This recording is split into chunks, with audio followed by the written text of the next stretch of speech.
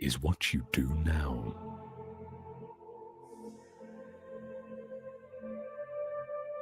Even as a solid rock is unshaken by the wind, so are the wise unshaken by praise or blame.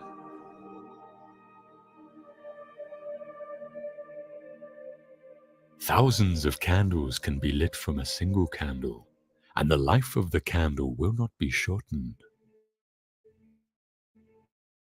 Happiness never decreases by being shared.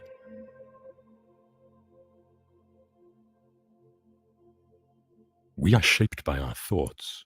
We become what we think. When the mind is pure, joy follows like a shadow that never leaves.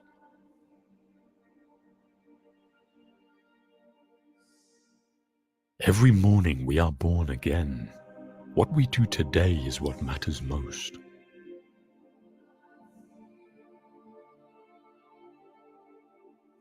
Do not look for sanctuary in anyone except yourself.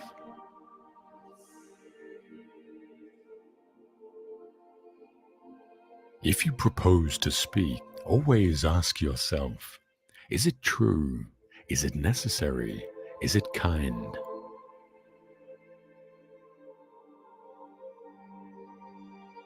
No one saves us but ourselves. No one can and no one may. We ourselves must walk the path.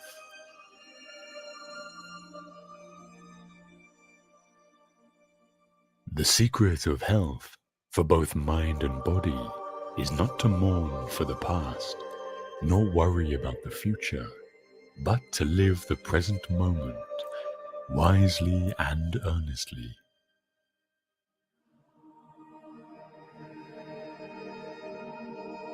Drop by drop is the water pot filled. Likewise, the wise man, gathering it little by little, fills himself with good.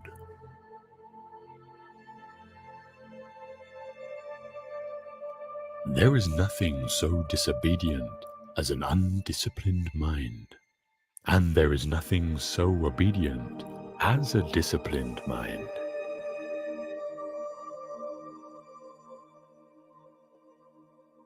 If you find no one to support you on your spiritual path, walk alone.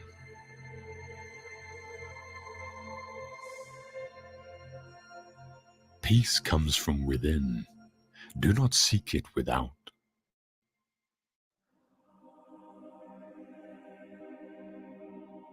Have compassion for all beings, rich and poor alike.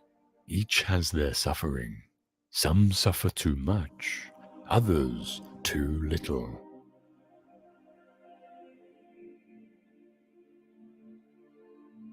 If your compassion does not include yourself, it is incomplete.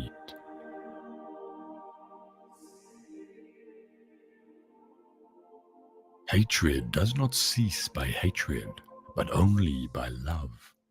This is the eternal rule.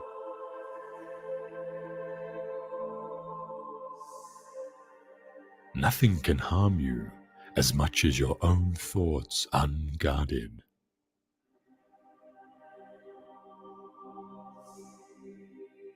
In the sky, there is no distinction of east and west. People create distinctions out of their own minds, and then believe them to be true.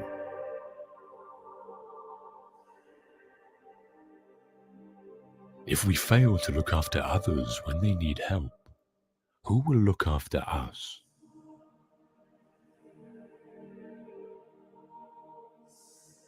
A generous heart, kind speech, and a life of service and compassion are the things which renew humanity.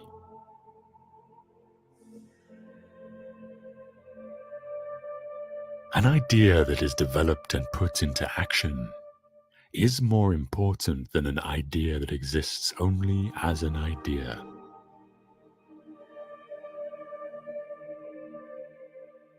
Endurance is one of the most difficult disciplines, but it is to the one who endures that the final victory comes.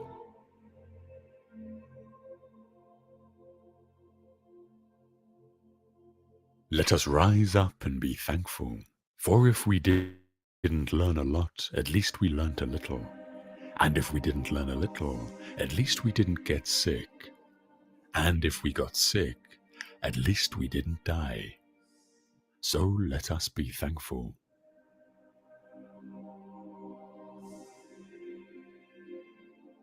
All that we are is the result of what we have thought.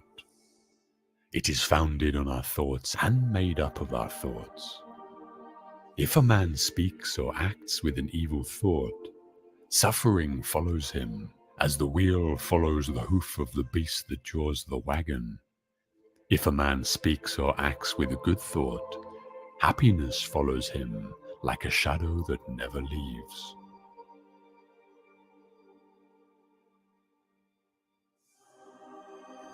Holding on to anger is like grasping a hot coal with the intent of throwing it at someone else. You are the one who gets burned.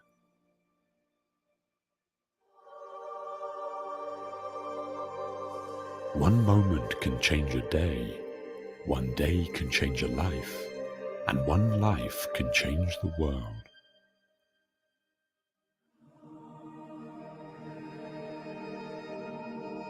Be where you are, otherwise you will miss your life.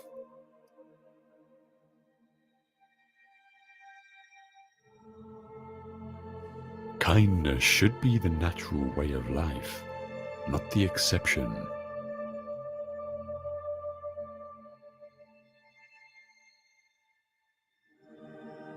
It is better to travel well than to arrive.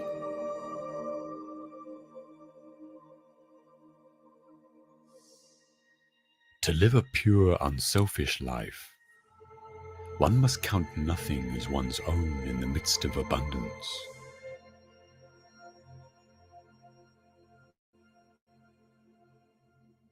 Whatever a monk keeps pursuing with his thinking and pondering, that becomes the inclination of his awareness.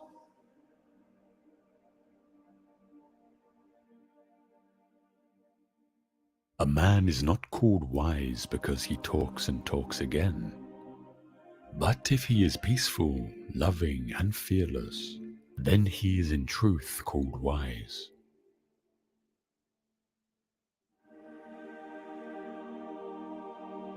You will not be punished for your anger. You will be punished by your anger.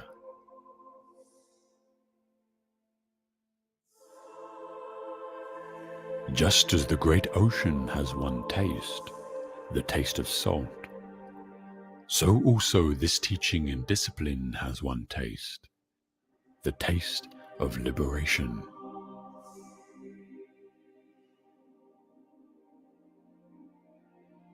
The root of suffering is attachment.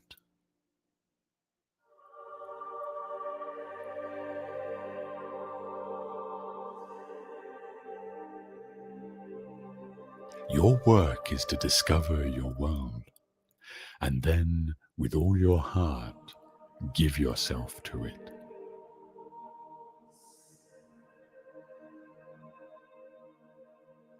There is no fire like passion. There is no shark like hatred. There is no snare like folly. There is no torrent like greed.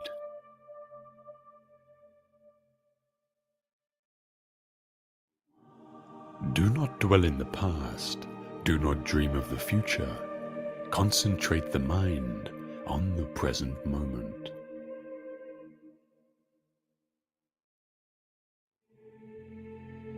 Happiness will never come to those who fail to appreciate what they already have.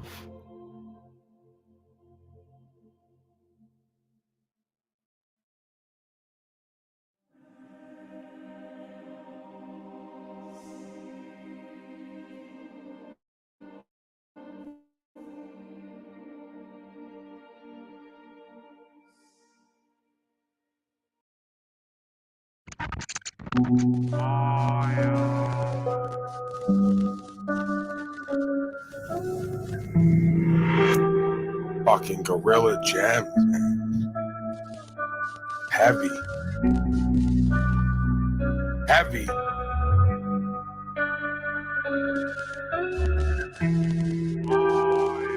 If you don't manage your inner space properly, right? If you don't have knowledge of self to manage yourself, you'll get caught up. That's the ego, the false self. The individual thinks there's going to be some mechanism in order to change the individual's life, and that's not how it works. Each being has to become the change in the eyes of whatever they see as the creator and the creative force by what we call God's law, right? There's legal and there's lawful. Legal is man's world, the laws of man's world, code, policy, and statute. Lawful is God's law. It's inherent in our beingness. It's in us, it's not on us. But we can't be taken up for people if they're not correct, just because there are people. Whatever that is, whatever that means, whether it's the family, the color, the gender, right? Right is right, wrong is wrong, where I come from. The law of this land is based in truth. Truth is a metaphysical concept. You can't hold it in your hand, therefore it's not physical. You're not going to pigeonhole me to your worldly, only physical reality where you can make the words and terms and attach conditions to it.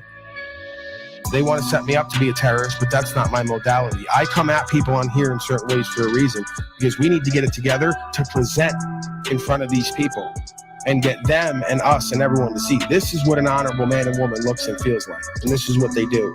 If we don't do that right now, I don't think that there's any real hope for this civilization going forward, because that's the only thing that made it great. A non-physical beingness that inhabits a body and looks out. It's safe to say that you were existing on some level before you took on an individualized incarnation.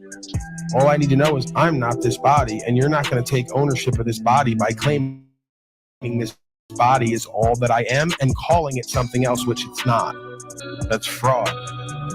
So it's a simple conceptualization to somebody who thinks with common sense in a simple way, separate from either the religious dogma or the worldly indoctrination. Again, this is thousands of years before the Christ of being. From the beginning of time, folks have been studying pure consciousness and awareness, how it relates to the bodily incarnation, and how to seat yourself where your power is, the non-physical, to generate a physical result. Doesn't mean we rebuke the physical by any means. We're just not seated there. My kingdom is not of the world. I'm in the world and not of it. I take on this body to work in the world, and then I leave. Greetings, folks. We're back at it. Indoor Command Center. We got some folks backstage. I'm not going to beat around the bush. Let's just get right to it. Brian O'Shea. Life is good. Donnie L. How are you, gentlemen? What's up? You Unslaved. Okay. Donnie L, you got anything to balance out the extreme, uncomfortable, cringy whiteness that has just crept its way in? True.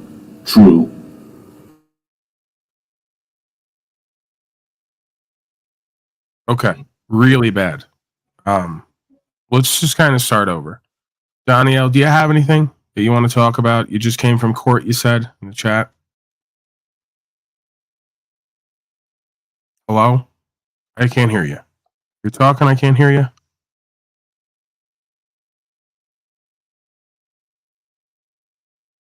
All right, we're off to a rousing start here. This is the kind of stuff you're not going to get.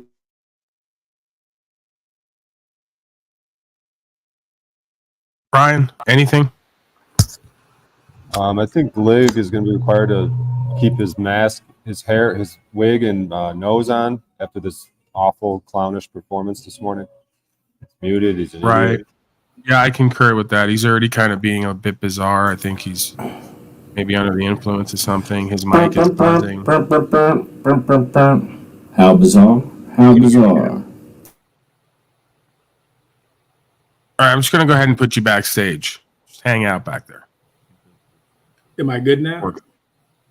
Yeah. So I won and lost my court case today. You won and lost it. Tell me how that works. So I won the trespass charge, but I lost the failure to appear. Yeah, make that sense. Repeat that again, please. I won the trespass charge, and I lost the failure to appear.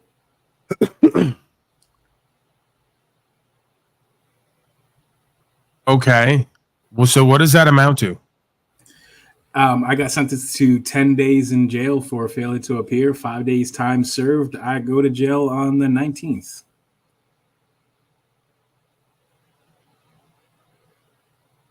Okay. So basically, they're going to put you in jail for 5 days? Yes. Their witness Damn. didn't show up. They tried to put it into a continuance. I appealed that. And I stated, like, well, last time I appeared before you, they weren't here and you asked for a continuance. I don't want another continuance. I need this matter settled today. Right. Again, it's kind of interesting because you're asking me to do something I can't do. I can't appear and disappear. I'd love to be able to help you out with that. But, if we're here, then I'm presenting. So I don't know, they're like going to teach you a lesson with 5 days in jail. Oh no. But I won the main charge, the trespassing. Right, but what's the failure to appear for? The trespass? So I'll start from the beginning. When I first got arrested for trespassing, I eventually went to the first court hearing. I challenged the court's jurisdiction. I was held in contempt of court. I was placed back in front of the judge. And I was told not to return to the administration, Social Security Administration again. And that was it. No court date, no nothing. Fast forward a year later, I get pulled over this past December, and I have a failure to appear. I went to court, and I lost that. I filed the appeal, and I won the appeal. The second failure to appear was for being 2 minutes late. Yeah, it just sounds like a setup because they can't actually get you on whatever the initial thing was. So they're trying to play games with the idea of appear and not appear while telling you not to be there. So, yeah, so I have an appeal in right now. That's June 4th. Now, why are you signed papers and agreed to go to jail? Nope. Nothing is on my signature. Or nothing is with my signature. That's how I won the appeal in the first failure to appear because they had. So then, why would you entertain presenting yourself to be voluntarily put in jail at this point? If the trespassing was, this is like the most bizarre thing. So the trespassing's not real, but the appearance for it is, and we're going to put you in jail without you agreeing voluntarily or signing the paper. So if you don't show up, then what do they do? They're going to probably come at you and bring you to jail, or how does that work? Yeah, they're going to come find me. Okay. And is there extra charges for that? That's a good question. Most likely, but I don't know. What, evading voluntary capture? I have to look into that one.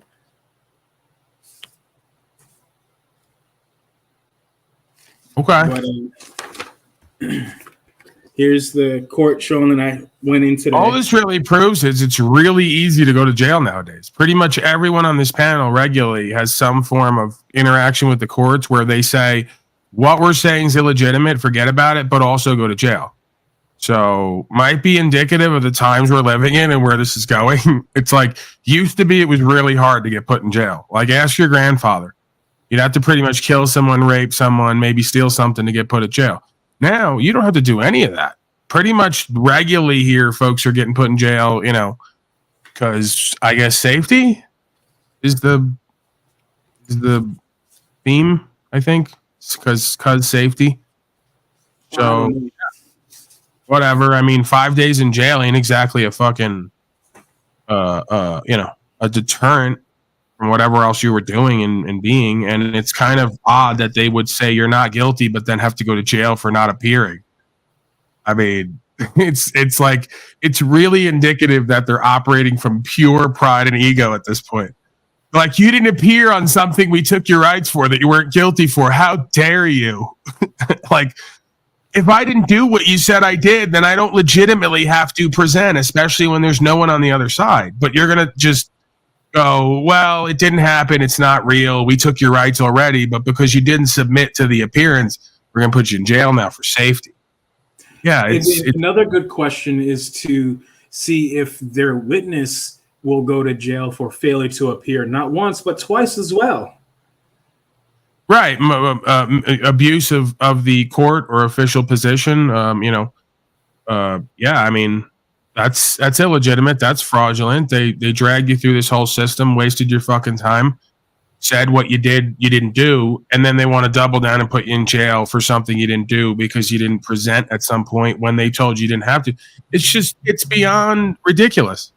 It's beyond kangaroo court at this point, because they know majority of the slaves are going to do whatever they're told, and then the other folks are onto them, got their number, so now they're really fucked, right? Because they know if they continue, the whole society's going down the drain, and they know if they observe what the folks on the common law side are bringing back to the table, that their life's going to go down the drain. So, like, it's a lose-lose, right? It's like either you lose your society and culture and what made it great, or you lose your career based off the fraud. So you got to kind of choose, I guess, at that point.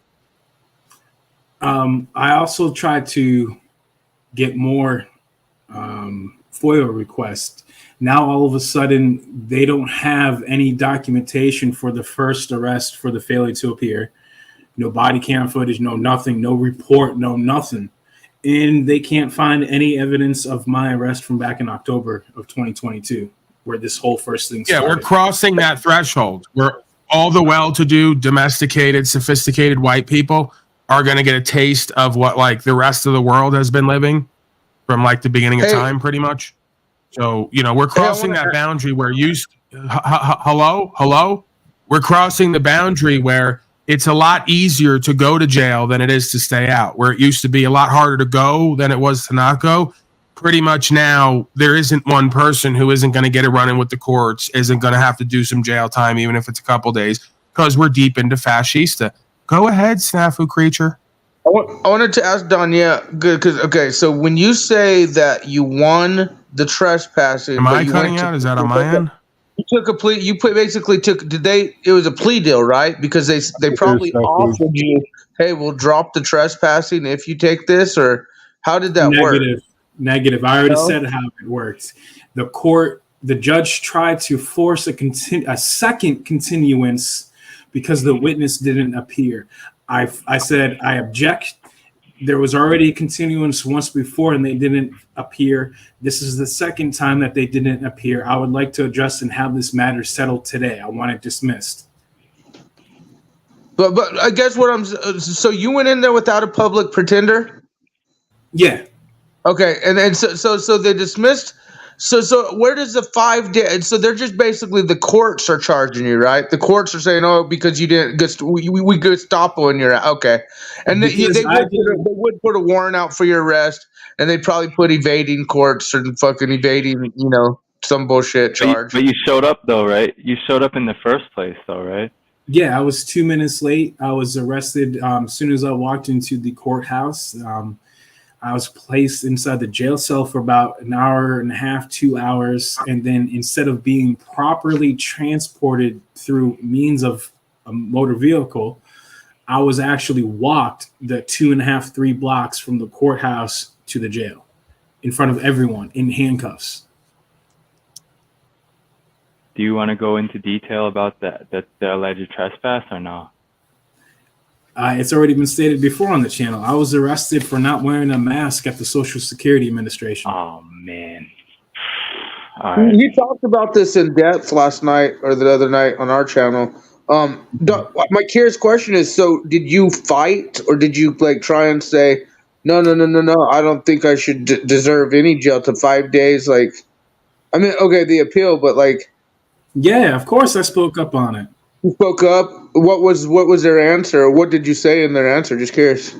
She said that it doesn't need my signature, that I was aware of the court date, and she has a document proving that I knew of the court date, and the signature that's on it is the bailiff's, not my signature. Did you record it, the session? All phones were ordered to be turned off. Well, I told you about the body cam footage the other night, and I recommend you still go request your. You said you got it already, so that's interesting. You said you had it and they can't find it, so you still have yours, right? From the first arrest, yes. Oh, you haven't requested it from the other one? No. Okay, I'd get on that, brother. Do that. They said that there was no from Officer Dickman. That was the second officer. Dickman. Yeah. Yes, we've been over this Officer before. Lawcock and Officer Dickman. Wow, it's a regular party, huh? We've been through this before, Paul. But well, we're going through it again. This is the level of simulation we're at. Fascism's ruling the day. Folks are going to keep voting and paying slave tax and showing up to these venues just to get hoed through paperwork. And that's become the common ethic and the common practice. They think it's law. So great stuff. We're going to slip a few more, points in the IQ department, a few more points in the morality and logic and ethic department. And the fascism is going to become a bit more pervasive for everyone's own good. Danielle, you could do the most amazing bit here. You could fucking call Enslavia from the jail and pull off a Castro fucking bit with Enslavia, dude. Like, you got to figure it out, but you could do like, I mean, Paul. They're making me, Paul. Give me his number. But you see how there might be a little bit of confusion from their side in the sense that when they say all phones must be ordered off and then you comply, did you speak up and reject that order? You're not, yes, but you're not allowed even past the security station with your phone. Were you brought there, you were brought there from the jail, you were already in handcuffs, or you voluntarily showed up and walked through the doors? This court date? Today? Yeah. Yes, I had to voluntarily show up because last time, again, they came in and dragged me to court. Okay, but the first time they dragged you, did you immediately object? Okay, so the first time they so you didn't show up, you the man, right? But then when they arrested you or unlawfully confined you and then brought you there and put you there, did you immediately object to everything? Yes. Also, so if I do manage to figure out how to sue, because I would like to sue, one of the things I would like to also sue would be all three magistrates.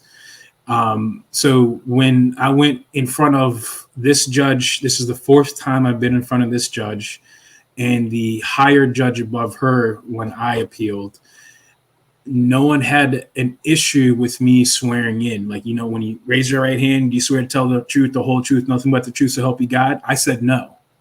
No one had an issue with that. But the magistrates did, and they said that if I do affirm, I won't go to jail. But if I don't, I'm going to jail. Well, I did 3 days the first time and 4 days the second time. We are in a Gestapo world. I mean, did you guys see that video? Did you see that video, Paul, where that cop fucking shot? I'm announcing here right now that we're going to need. No, I didn't. But what I did see is we're going to need at least 50,000 of contributions here today for Danielle's defense fund and other activists. So I'm starting a GoFundMe right now because the tyranny is really bad. The fascism is really bad, and I need to make a dent in it. So go ahead, just start piling on contributions and support to me. And I'm sure at some point, Danielle will get some of that for rights, freedom, principles, spiritual faith, and yada, yada, the rest. You got it. Right. Like Direct D, whoever that is, unless he just gave him a nickname. Danielle's new name is Direct D. Someone else needs tens of thousands of dollars because they just got arrested too. So, hey, it's fair game. You didn't see that new viral footage of that dude in his own house where his wife called the cops and he went in there, a cop went in there and the dude had a shotgun in his hand and the cop just started blasting and the gun wasn't even ready. It's like the new viral video going around. No. Oh, wow.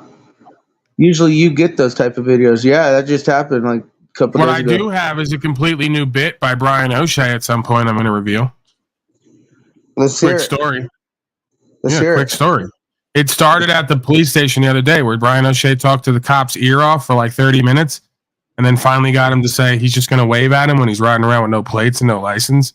So we continued that bit today. He called some Jamaican pastor on the phone tried to get some FaceTime with her. And then we developed a sphere of influence where Brian O'Shea has his area at Starbucks, and anyone comes into that area, they're in his sphere of influence. So he wound up talking to Doug. You're gonna meet Doug. Whoa, right? whoa! Can you hear this Jamaican pastor call? That shit sounds intriguing. Yeah, it's all there. But I maybe like second hour. Go to it in like the second hour. I'm thinking. Is that cool? You guys cool with that? I don't know. After you said You want that, it now? I'll give it to you now. I'm thinking about this Jamaican call you guys did. What the All right, fuck? I'll give it to you now. Whatever. To the candy. We're kind of riffing this morning. Brian was at Starbucks. We were riffing. Ashamed them with a sob story. I just hit my FD. Make a story. Tell them a story. Oh, I can't do 350. Make a story. Tell them a story. This is one of my tactics now. The longer you keep someone listening to your fucking story, the better it's going to be for you. Okay? That applies everywhere. You want something done? Tell a fucking story. You want your teacher to bump your grade up 5%? Tell them a fucking 20-minute story. Fuck them. And that's the way you got to think about it. As you're telling the story, I'm trying to tell someone a story. I'm trying to come up with a 20-minute story.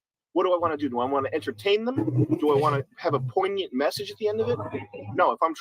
If someone is standing between me and money, all right, let's get to the damn call. Where's the call at? What do they call those things that hold up your pants? Fender. Just about your life, in general. Cool. And I do want to talk to the pastor. Remember me? We did? Yeah, well. Yeah. So, how can I help you? Sorry. Oh, this is you, because I remember your voice. You sound very wonderful. I have a quick story for you. Do you remember me? Buying product or setting up a schedule with Dr. Mark again.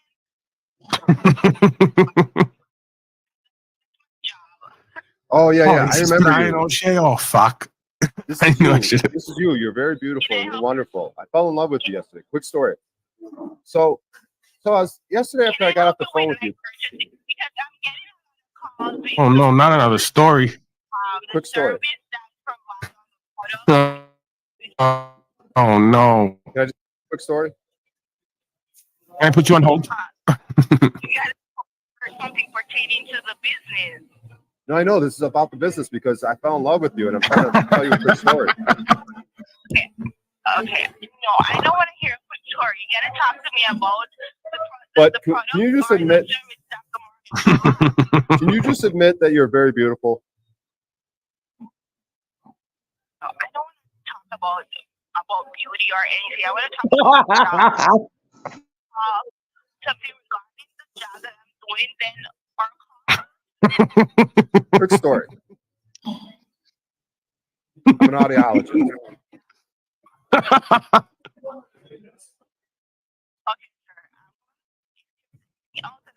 All right, here. All right, here. I know. All right. You know what? I know that you're beautiful, and I do want to talk to the pastor. I want my people to. I want to promote him to my audience. The pastor guy. He's cool. He's good people. I can tell. You guys are all right, man. Now, say that you're beautiful, and that's you.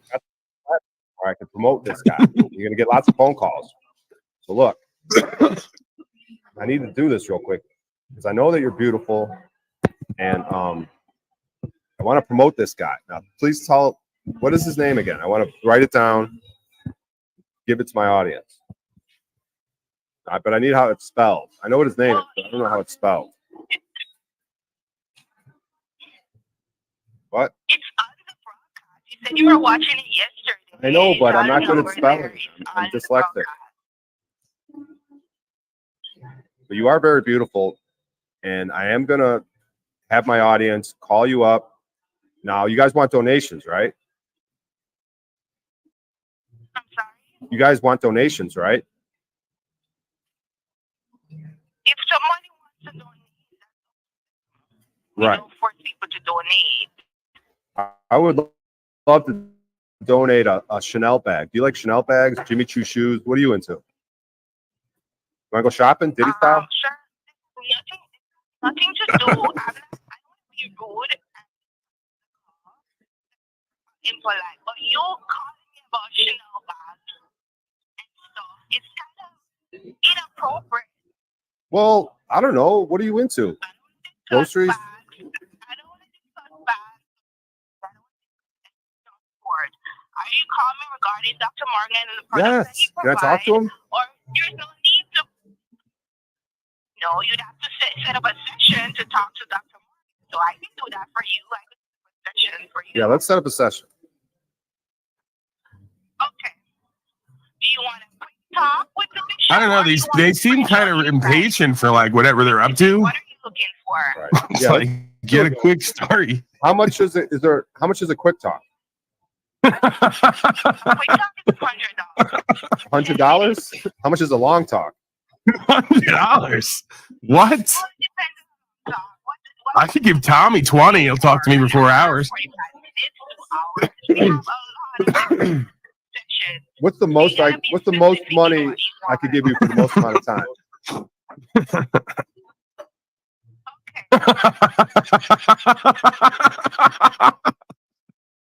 Yeah. for an hour. 5,000. You can talk to me all month.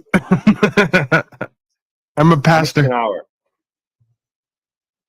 I do 3 Whoa. hours a day for free. This is some pastor. $100 for 20 minutes.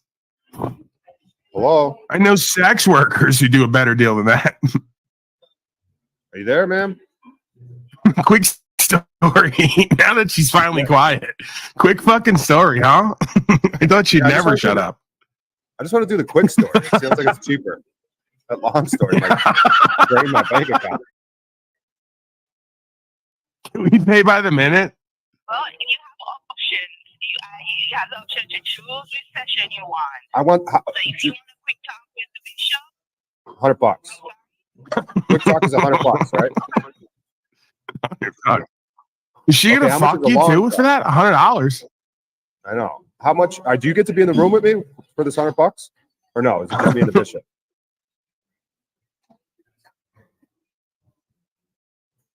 How much for around the world? Hello? I just want to. I know that the quick talk's 100, but I want to know what the long talk is. Like, what's the most I could give you guys? Wait a second. lot That of makes no sense. You've already been on the phone for 15, 20 minutes and it's free. Why would you pay now? Ask her why you would pay now when you just got 15, 20 minutes out of her for nothing. I mean, can I pay 100 to talk to you for an hour, ma'am? Talk in quotes. Hello. Forget the 100. Just if she gives you 20 more minutes, you're good. We're already 20 in. Fuck, she hung up on me. Damn it. I'll call her back. You must have got disconnected. Hey, what's going on? I think we got disconnected. Anyway, quick story. I got 20 left in me. And then we'll be done, right? I don't even need the 100. Right. I'm only going to need about 30 seconds talking to this lady. What do I need? How much for 3 minutes? I don't know why I find these so funny. Yeah, 3 minutes. My audience is like, why are you watching Brian O'Shea call You know what I could get done in 30 minutes with that lady? I know she's hot as hell. She's got the big Dude, can you imagine there's some religious scum charging people $100 just to talk to them, claiming they're doing the Lord's work? Then they'll like, that guy will have a big mansion, and Tommy and the rest of these people be chasing me down, trying to burn me alive when I do 3 hours a day, just off the strength of it, right? It's like I could actually put on a costume and get $100 an hour, and I'm not. No one would have a problem with that. Right. Craziness. Why are you not End doing that? story. I'm Bishop O'Shea, $100 an hour. We'll have a quick story, quick talk. Yeah, B.O. Bishop O'Shea. Okay, so you get this person on the phone, you go, dude, you use that voice. They hear that voice all day. They can't tell that you're making this up. Dude, I hurt my leg, bro. I lost my shoe. I was out on the street and I hurt my leg, dude. I was in the hospital for days with my leg. and they got me on these pills. I can't afford anything. I can't pay $350. The longer you tell this story, you don't really even have to tell a long story, but it's going to be, it will benefit you in the end. Then the debt collector, they're going to go, okay, sir, well, you can't pay $350 a month. Let me put this light back on. All right, stop it here and then try that out. Call that woman back and give her the leg bit. Give her the leg bit. Say, I just, ma'am, my leg. I'm out in the road and it's just really bad. And I lost my shoe. Try it out. See if it works. I couldn't justify the extra $70. Dude. Filmmaker package. But it comes with its Carl Zeiss lenses over the headlights. All right, call the woman back. I think you guys got disconnected. Okay. And make it painful. You're trying to waste this person's time deliberately. And at the end of it, they're gonna say, so I understand, sir. So you can't do $350 a month. What can you do? How much can you do? This is Nick's tactic. This changed my life. You go like this. You go, geez. I don't know. $3? They'll fucking let you pay $3 a month. I still owe thousands of dollars. When I first learned about Bitcoin, I know this is a sensitive area. Dealing with paying your debts. You know, I'm not promoting getting out of paying debts. And yes, Paul, I did hear you call her back, but I'm a little hesitant. Dude, why are you not calling her back? She's probably waiting right now because you guys got disconnected. She's probably waiting for you to call back right now, and you're not. You got to get on this while we have this information. While the time is right, you got to get on it. You might be able to get the bishop for an hour for like 20. If you tell him your leg got hurt, and you let her know like there's like extreme situations going on, you might be able to get that 100 down to 20. Yeah, why does she even stay on the phone with her? You guys got disconnected, man. The cell service has been really bad lately. I've been experiencing that. Multi-office line. For midday meditation, press 1. For Sir Morgan Accounting and Tax Office, press 2. For the Search of Life Church of God, press 3. For the operator, press 0.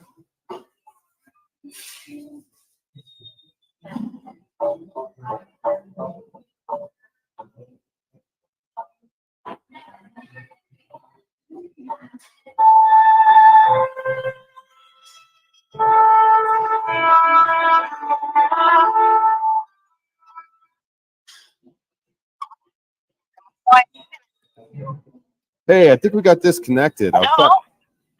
Yes, we did. You said you wanted to book a session, a 10-minute session with Dr. Morgan? The leg. Yeah, 10 minutes for $100, right? Hello? Yeah. What? Yeah, no, but the leg. Well, here's the thing. Okay, $100. But dude, I hurt my leg. I had my shoe. I hurt my leg, right? They got me on these pills. And you think you could do like $20 for 10 minutes? 20 bucks for what? 10 $20 minutes? for okay. You know what I'm gonna do? You said your name is Ocean Brian? Yeah. Okay, I'm gonna request prior for you, that's free. I'll request the prior for you, okay? Oh, a free session. No, say? I'm gonna do free request prior from the bishop for you, okay, sir? Oh, but I want to talk to him for 10 minutes. Well, the fee is $100. Oh, dude. So, the leg. Yeah, the leg. I got these pills. Trying to buy. You think you could do $40? Okay. I lost my shoe. Because we both have to move on with our day, okay? Can we hold I'm hands gonna when we pray with pray? you over the phone, I okay? lost my shoe. Lost my shoe. No, we're not gonna hold hands. So, Heavenly Father, We're not holding hands right now. Yeah, then it's gonna be 20 then. right now, because he has problems. Are you telling me a quick story right now? The leg. Go back to the leg. Yeah, the leg. Go back to the leg. Oh, my leg hurts so bad. Quick story about how I hurt my leg. You are so beautiful. No, stick to the leg thing. Get away from the beautiful, the leg. My leg, though. Find some wild animals and roll your leg off. Ouch, my leg. Ow. Ow. Don't hang up. Ow. Don't hang up. Don't hang. Oh, she hung up.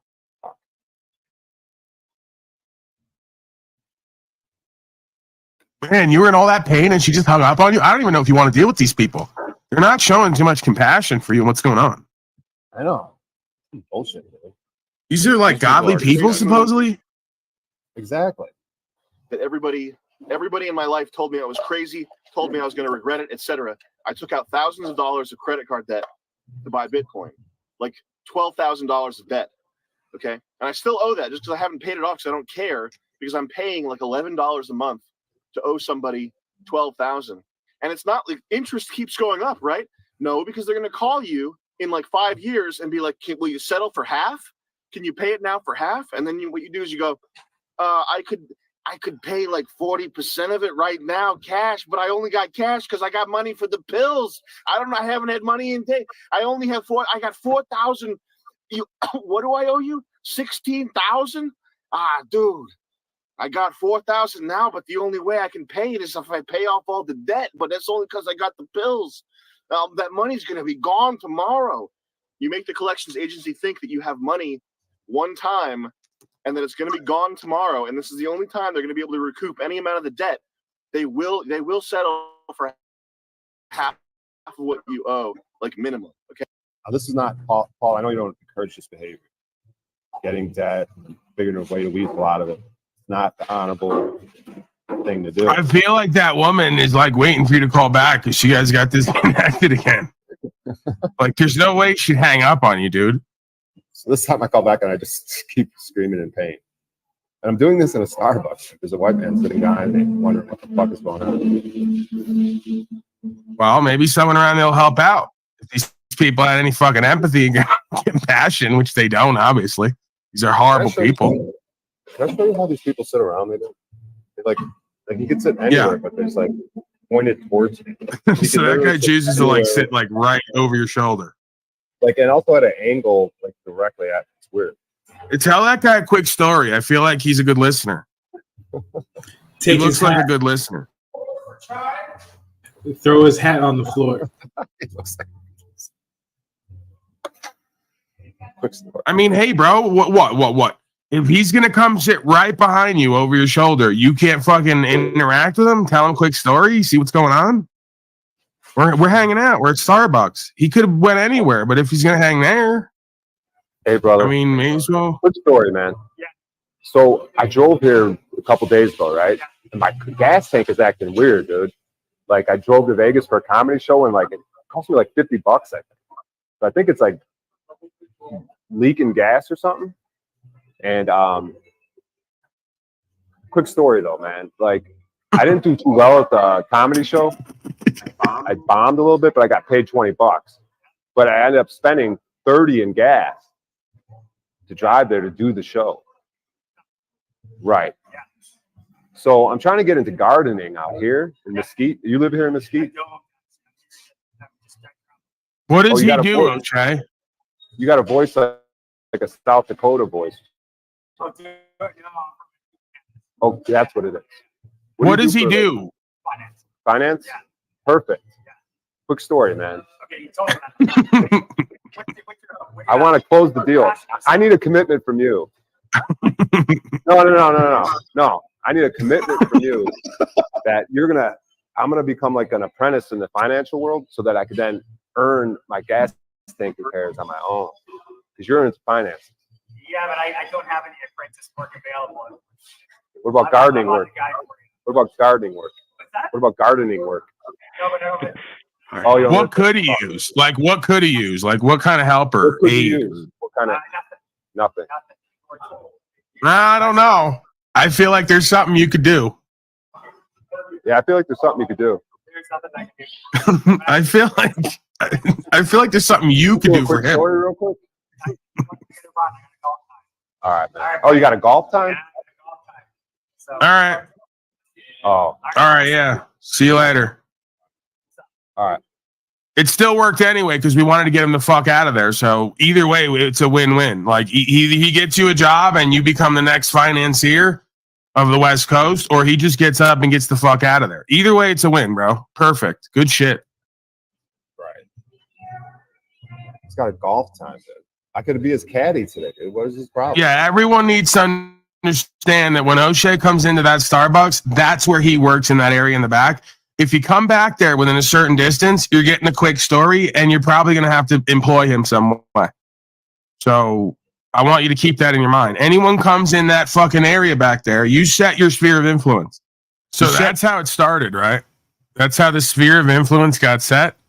And then about an hour and a half later, this guy Doug just wandered into O'Shea's sphere of influence. Timmy, do you want more of this? I need to read on this because I think O'Shea's hilarious. Like, I could just watch him all day, whatever he's doing back there and talking about nothing. It cracks me up. I can't get enough of it. But if you in the audience are not feeling it, let me know. I'll move on. Well, I mean, I'm not the audience, right? But I mean, I don't know. That wasn't my cup of tea, but I don't know. Maybe there's a poll. Okay, so you're really not into Brian O'Shea at all. Like, it seems there's nothing he can do or say that you're into, that you find funny, that it's like no, I like even entertaining or like.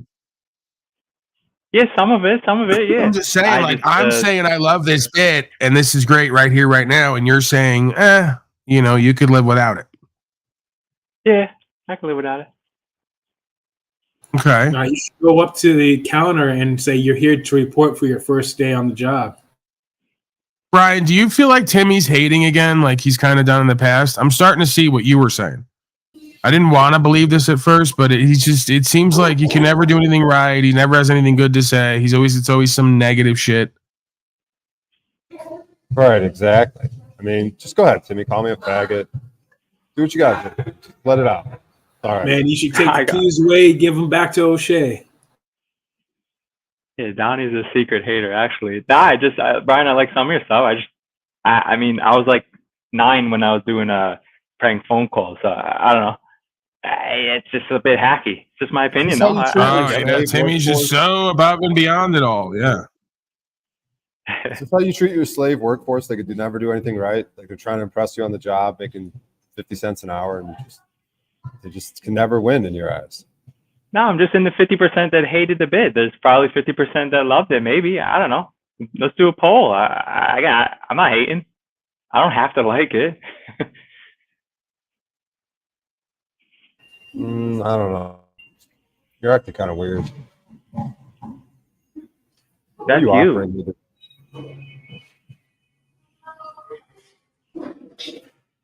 Is there anything I could do that you recommend? I don't have any recommendations at this time, sir. Just like that golfer. You got nothing. You offer me nothing. Now let's move on. Timmy sucked all the air out of the room. All right. Wow. So we're not even going to do the Doug thing. Like, Doug came into his sphere of influence, and we're not even going to do that. Well, I don't know. Let's see what Doug says. Maybe Doug was funny. Okay. I don't know, Timmy. Something about the way you're coming off today. It's kind of bitter and resentful. It's kind of hatery a little bit. And this is what O'Shea was pointing to a couple days ago. And I didn't want to see it. I didn't want to believe it, but I think you're doing it. I took an assessment of a life coach, and I failed my own life coach assessment, dude.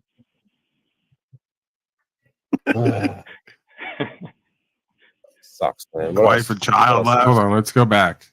Because Doug came in a while ago. Like, this went on for a bit. Right. Oh, dude, I hurt my leg the other day, man. My leg. I got these pills. I stubbed my toe at a Jiffy Lube the other day. Well, I wasn't going to get an oil change, but I just want to see what the price was because I do it myself, I'll show it to him, man. Maybe he can help you out. Like, take the shit out of my toe, dude. It's all healed up a little. But this scar, like, see how it's all yellow, kind of moldy. But yeah, I know it's fucked up. Take the shoe off. You got a shoe on? Right. No, yeah, my shoe. I don't have a shoe on, but yeah, it's painful when I wear shoes, you know. But when you injure yourself, that's when I hurt you go. right. This fucking guy Doug was so desperate to be seen and heard and get attention and try to get famous. It was like I had to tell him, bro, relax at some point. It's like he kept wanting to be on camera and kept wanting to talk about shit. He was really hamming it up, this fucking Doug guy. I mean, he's got BTE energy, big tail energy. So I guess it's BTE. There's no energy on the end of it. You can see he's like rocking the rat tail back there. He's doing it. Right. What would he do in that situation? Yeah, what would you do if you stubbed the shit out of your toe and couldn't wear shoes and don't wear it? If the shoe don't fit, don't wear it. Right now, expression. Well, especially when it causes pain. Exactly.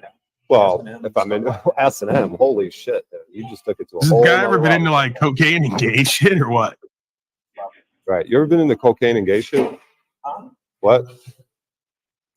I know. You ever been into cocaine and gay shit? Cocaine and gay shit? and gay shit? Yeah.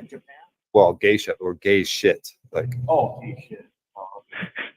Well, I am a comedian. I'm an audiologist as well. But I'm a failed audiologist, life coach. It's a whole long story. Back to my foot, dude. So I got these pills, right? Dude, come on. I'm the comedian over here. You're stepping all over me. Steam, dude. Plug my laptop in. It's running out of juice. But seriously, man, you seem like a lot of fun, dude. I don't know if you're trying to hang out later or what. But I got a car in the parking lot and everything, man. I got a car out in the parking lot and everything. Yeah, sure, dude. I'm just waiting for them to call me. So right. Yeah. Oh, right. You want to ride over there?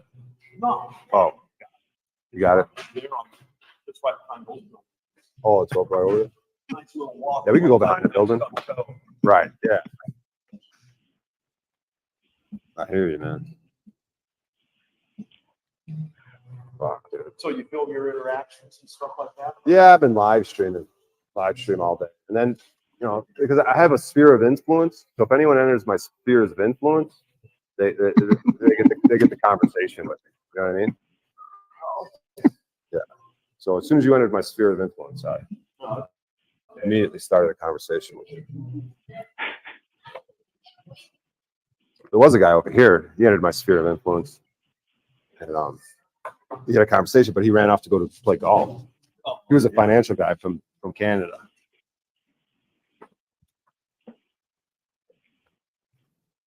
Oh man, yeah. My audiology career just completely tanked. Then I tried to be a life coach, didn't work out. Wanted to be a lawyer for a little bit. Nothing's working out, dude. Sooner or later, just keep on plugging. I keep on plugging, man. Butt plugging, as they say. You know what I mean? Trying to be a life coach. Didn't work out. I took an assessment of a life coach, and I failed my own life coach assessment, dude. Sucks, man. What wife and child left. Yeah, my wife and child thrown out left. of my career. Got thrown out of my career. Used to work at the post office. Oh, man, things just aren't looking up, dude. Stubbed the shit out of my toe the other day. Well, I don't know, man. I'm kind of running out of steam, dude. How are you? Yeah, my name's Brian. Brian, Doug. Nice to meet you, Doug. All right. Well, good luck at Big O, man. Yeah. It's Big O? Yeah. Yeah, Big O. That's what they call me, Big O. My last name begins with O. Well, you're tall, aren't you? Yeah. 6'4"? Yeah. I wear a size 14 shoe. Yeah. You know what they say about guys with big feet? They stub the shit out of them real easily. That's how I fucked up my toe the other day. Yeah. I wonder what happened with me. I always stubbed my toe when I was younger. Oh, really? Oh, you used to have big feet when you were younger? Yeah, but I'm not so. Yeah, you got the little shriveled up feet. I grew into it. Right, right. Well, I got that car in the parking lot if you're ever interested, dude. So. Oh, you're trying to sell it? Well, no, I'm just trying to, you know, hang out, whatever. Whatever you're into. I've only been here for a couple days. But I went Mesquite. But I went right to the police station immediately. Checked in, said, "Hey, man, I'm thinking about taking these plates off my car." Had a big long conversation for him. We filmed it and everything, dude. So they told you to keep them on, right? Well, here's what they said. You know, because I told them a quick story, and then after the story, they were like, "You know what? If we see you around, we're just gonna wave at you." That's kind of what I want. I just want them to wave at me, and we're good. But first, you got to check in and tell them a quick story. And everywhere in life, dude. Yeah. Do the quick story. Get anything you want, dude. And then see their reaction. He's like, yeah. Be a hot chick. Yep. Hey, Yeah. quick story. Got it. You know what I mean? Okay. You want your guy to fuck up on when he's trying to play golf? You know, you got some money on the line. You know, you're playing golf against them. You're gambling. Yeah. You say right before he goes to putt, you say, "Hey, quick story." He's gonna fuck that putt up, dude. Every 99 times out of 100, dude. He's gonna fuck that putt up, dude. Especially when they want you to be quiet when they're teeing off. Right. These guys at Big O, you think they're trying to overpay you? Quick story, dude. Just tell them a story, dude. Huh? They're treating me right over there. How much do they charge you? $500 to do what? Oh, front end work. Was it a truck? No, a car. Front end body damage? No, front end suspension.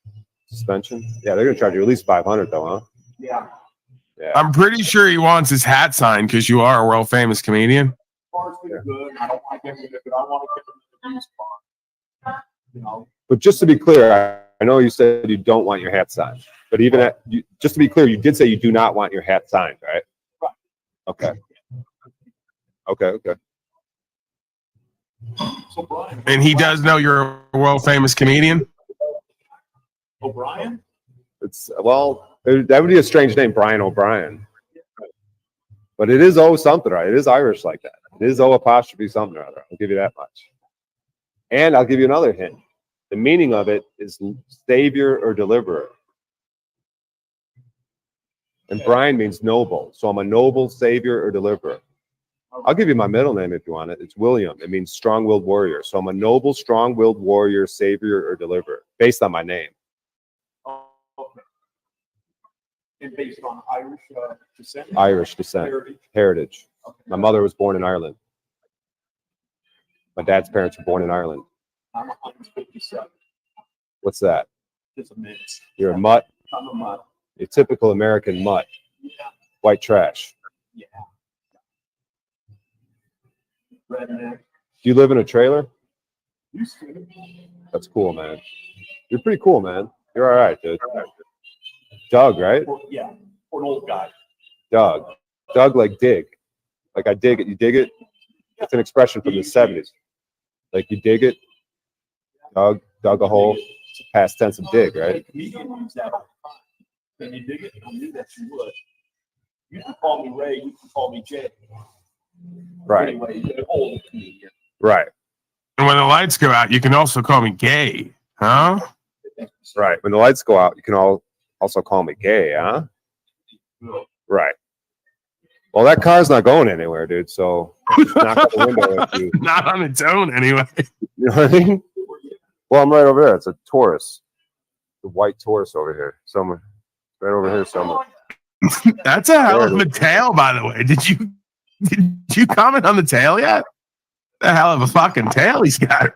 Yeah, you got a nice ponytail, bro. Oh, thanks. Yeah. Yeah. Dude, I've changed literally everything on that fucking car, huh? Yeah, but like just shorten it to tail, because then it's like cool then. Like ask him how long he's been working on the tail.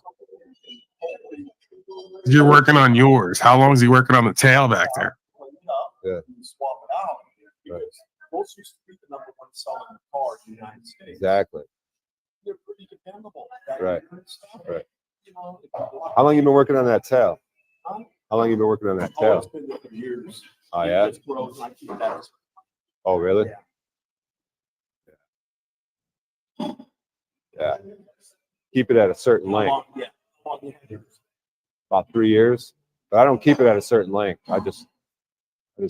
I've never had a haircut in 3 years. Well, it still grows, right? Still growing. Oh, okay. Yeah. So that's only Is he into like comparing tails or what? Like you want to compare them? slow. Yeah, you into comparing tails or Huh? are you into comparing tails? Only when I'm looking for back in the chair. Right, the chick. Yeah. Well, maybe we'll go out and chase some chicks around later. I'm a good wingman. We'll go to the casino. And I'll talk to them about we'll tag team them. Eiffel Tower. Try to hook up with casinos here on a little bit of work. I will. Let's go together, man. Just go there and get any kind of regular job, if you want to call that, and then work your way in and say, Right. Right. That way you'll get up. Right. You want to go together sometime? Oh, no thanks. Okay. Yeah. So there's 3 offers on the table. I'm going to leave you alone, but at any time you change your mind, if you want your hat signed, if you want to knock on my car and say hello, and if you want to go to a casino, those offers are never going to go away as far as I'm concerned. So knock on the casino and what else? So it's I could sign your hat if you like. If you ever change your mind, I could sign your hat for you. Okay. You could knock on my car window and we'll hang out. You can come inside the car and we'll listen to music and hang out and stuff. And then I'd have to clear the clutter away though a little bit. But then the casino, we can go to the casino and hang out and chase chicks around. Yeah. You drink? No. Neither do I. No. Smoke weed? Huh? Smoke weed? Once in a while. Once in a while I do too. We don't have to. Yeah, we don't have to. But yeah, we'll chase the chicks around and we'll double team them. Yeah. And they should be fairly easy to catch because most of them are in wheelchairs. Oh, well. It's a senior community. Oh, that's cool, man.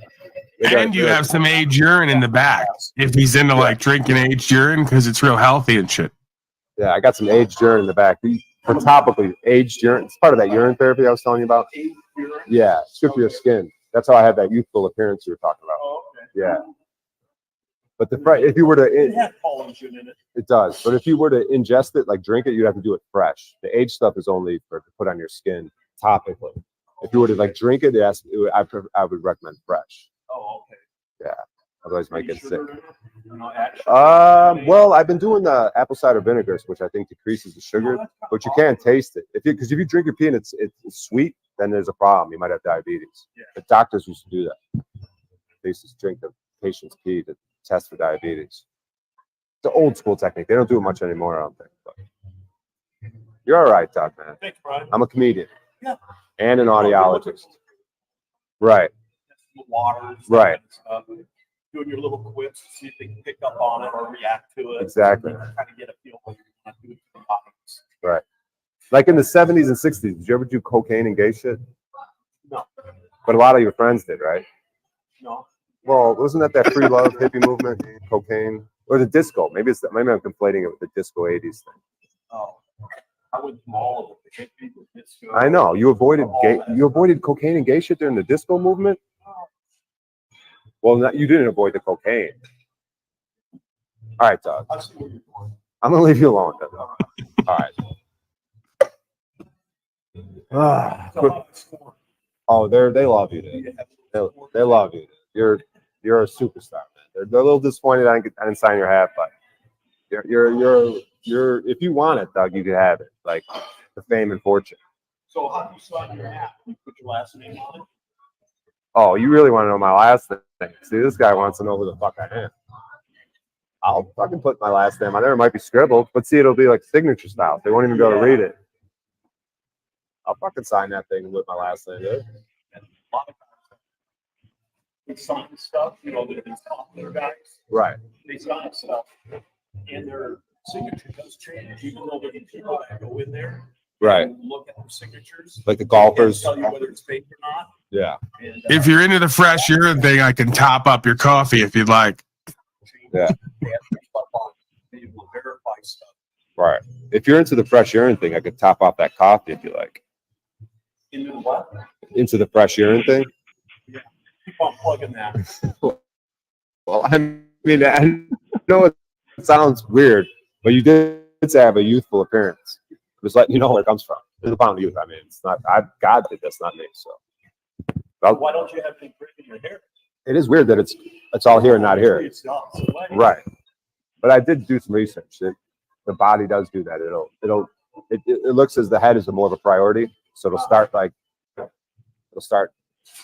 stop wanting to make, putting effort into making your face. I don't know. I don't know what I'm talking about. I do know what I'm talking about. It is true. Well, you don't think it's worth the effort to do that? Well, The diet? No, I don't diet. Yeah. Oh man. Anyways, dog. Go look over there at Big O. Tell him you had a conversation with Big O. When you get back to Big O. Tell him you were talking to Big O, the comedian. No, don't know you, right? Well, if not, I'm gonna go over there later. Tell him I gotta work on my gas tank, and hopefully can I just use the tools and garage, try to figure this shit out, Yeah, for free. do that, but trying to find gas. Yeah, I don't know if I want to replace the gas tank. I just want to get this fucker mobile, dude. This thing's like rusted out, fucked up. I just want to get back on the road, dude. without spending- You think it's easiest? But the rest is gonna fall apart. It's all rusty, dude. It's all rusty, bro. Thing's a death trap. It's got holes all over it, dude. It's Fred Flintstone style. It's literally got holes in it. When I drive down the road, you can see the street below my feet. I have to keep my feet elevated. You think I'm lying? You said it's from back east, right? It's from the Midwest. Midwest. Well, then you have snow and salt back Exactly. Snow and salt will do it, dude. But whatever, man. You don't seem like you're really offering them much. Right. Exactly. Yeah, like what is he offering? Because what do you just offer? offered him like 3 to 5 things. I offered you like 3 to 5 things. What do you offer? because of that. Yeah, like I offered you three things, right? Uh-huh. And what do you offer? Responses. Okay. That car work is expensive, dude. Everything is now. That's why you got to work on your own, dude. That's why you're a grown man, dude. You shouldn't be paying other people to work on your vehicle. That's what females do. I don't like to get my fingernails hurt. All right, man. Make sure you knock on my window later. We're gonna have a good time. Me and you, dude. All right. All right. All right. I'll see you later. Fuck. Doug's all right, man. Doug's a good guy. Why are you acting like he's not still right there? Talking about, dude. I don't know. I feel like I go back to my world. I do forget that other people are around. Like this sphere of influence. When I turn the camera. Yeah. No, go ahead. Yeah, I'm talking to myself. Are you an influencer where you post things on YouTube? And Yeah. Fucking guy well, Doug's really hamming it up, donate. Timmy. I Well, told especially you. with that cop Because he's like interaction. They- desperate to be Julian famous Barbary. like the rest of us. Julian Barbary, thank you, dude. He said good interaction with police. He sent me out some money, Julian. Yeah, because he liked it. Because it was like, because they call it putting him on notice. I put the police on notice. Like, this is who I am. This is what I'm doing. Yeah. I might go over there and check in because I told him I'd come and check in voluntarily every day and just let him know that I'm not like, Shay, that's the next bit tomorrow. Is you break to them like 40 minutes in that you're a bishop and they owe you $100 for this conversation. Like that Jamaican woman who you first called who said, "Oh, you want to talk to the bishop? It's $100 for 20 minutes." So you just do this, the quick story routine, and then you just take it wherever it goes. And then like 30 minutes in, you just break it to him. Hey, how do you plan on paying? And they're like, what do you mean? Well, I'm a bishop and I charge $100. I charge $100 for 20 to 30 minutes of conversation. Yeah, I like that. You into that? Timmy, are you into this? You into any of this? The Doug conversation? Or am I like really over the, like, am I missing the mark here? Nah, I'm getting into it now. It's funny because like this guy is like, he's getting into it a bit and he thinks he can like get something out of it. And it's way more funny. I think when the like the golf guy, he's just like, oh, I want to get out of here as soon as possible. So it's like, there's nothing there. But this guy's like kind of buying in. He like may sell you like a new car or something. Like he thinks he can get something out of you. I think that's when the funny parts come, in my opinion. Oh man, it's so great. And then why he sits there and continues to entertain this is beyond me. Like he seems like just some regular white man from like the hippie days, and he's like doing like clerical work, like working from home. He decided to take his laptop to Starbucks, and he just does an hour with O'Shea, and he can't let the screen go. Like every time O'Shea tries to turn the screen back, like Doug's back into it. He's like he can't let it go, which is really just proof that the average person really wants some kind of interaction in their life. They act like they don't. Yeah. You know, they act like, oh, here comes O'Shea and Paul. They're being a dick. They got no class. And then you just sit there. Like, he could have went anywhere in the store right now. He continues to sit there and entertain this. You can't tell me he doesn't like this. He doesn't need to. You know, we're doing the good Lord's work in a sense. Doug might have been suicidal that morning and, like, been really down and out, but afraid to ask for help or reach out. And because Brian O'Shea doing the quick story bit, right, it actually goes somewhere. You know, and then he even he goes, wow, this guy's so nice. He offered me a place in his car, said he can come knock on the window. We can hang out, you know, cocaine and gay shit. You guys can keep saying that this is horrible and bad. Everything's horrible and bad. Everything's classless. Turns out Doug needed a friend. Turns out Doug was probably down and out. Turns out Brian O'Shea saved Doug's life. See? Daddy's Black Princess down there saw what just happened here. Another mini miracle, people. And you're going to just glaze right over that. Tell me, why are we watching this, Paulie boy? Why are you playing this? What even is this? This is so bad and wrong. And we're out here saving lives. I'm sick of them. That's why I don't even want an audience. I want to do a broadcast now like Tommy and the rest of them with no audience. Just me, you, and Doug, Brian O'Shea. Maybe Timmy. Maybe Danielle. That's it. No one else. They're always trying to trample our good deeds and good ways. No, do it on my own. No, I do it on my own. I volunteered. As soon as I got into town, the first thing I did, immediately go to the police station, let them know who I am, what I'm doing, what I'm about, and how I roll. You know what I mean, so to speak. To use the colloquial urban. How does he roll? You know what I mean? How do you roll, Doug? Fairly straight. Fairly straight? Well, you said fairly. So you're not straight as an arrow. That's good for me. I mean, you're not straight as an arrow, which is good for me. What I got going on, you know? Whatever, dude. But anyways, Doug, yeah, man. If you ever want to tag team these YouTube streets and make a bunch of money, dude, I'm down with it. You know, you're working with a rising star right here, dude. You want to get in on the train early and, you know, do some co-host type shit, dude? Yeah. I'm down with it. I don't really have much to work with it. My sphere of influence is just you right now, dude. You know? It's up to you, though, dude. You know what I mean? You got to take risks in life, dude. Maybe God sent me into your life to you know, they send the meek. I feel like this sphere of influence thing is really working for you. Ever since, like, I told you incorporate that sphere of influence idea, you really lean on that. And that's, like, makes you more powerful and inspiring. I think you just what? Who's that? Is that? Yeah. That's looking like they're in your sphere of influence right now, right as we speak. He seems to be enjoying that game. Let's go. Let's see what they're into. What are you guys into? Quick story. Hurt my leg yesterday. Whole deal. Right into. I got a car in the back. Hey, brother. Yeah, move. Can I tell you a quick story? All right. I got my car in the parking lot, right? And it's leaking gas for some reason. Like a tow truck hit it and started squirting. And I put JB Weld on it, but the JB Weld on my gas tank, yeah. The JB Weld is wearing off. And I stubbed my toe the other day. And I'm on these pills, right? And oh, dude. And anyways, I was talking to Doug earlier, right? He's got one of those ponytail. He's a cool guy. This other guy, he went to play golf, right? Golfer, finance guy, but he didn't offer me anything. I'm an audiologist. Are you following this pretty good or what? I mean, I know it's a little disjointed. I was trying to be a life coach. You need a life coach, dude? Yeah, life coaches are cool, right? So I can do that. He needs life coaching for. But I do charge by the minute. So right now we're up to like. All right. His first lesson is when someone's talking to you, pay full attention. Don't be looking at your devices. Yeah, when someone. So my first thing for you as a life coach is that you need to pay 100% attention. I don't need, so don't look at your phone and stuff when people are talking to you. At the moment, I'm not interested. Oh, you're not interested? No. But I do charge by Oh, yeah. Well, he's not interested in success.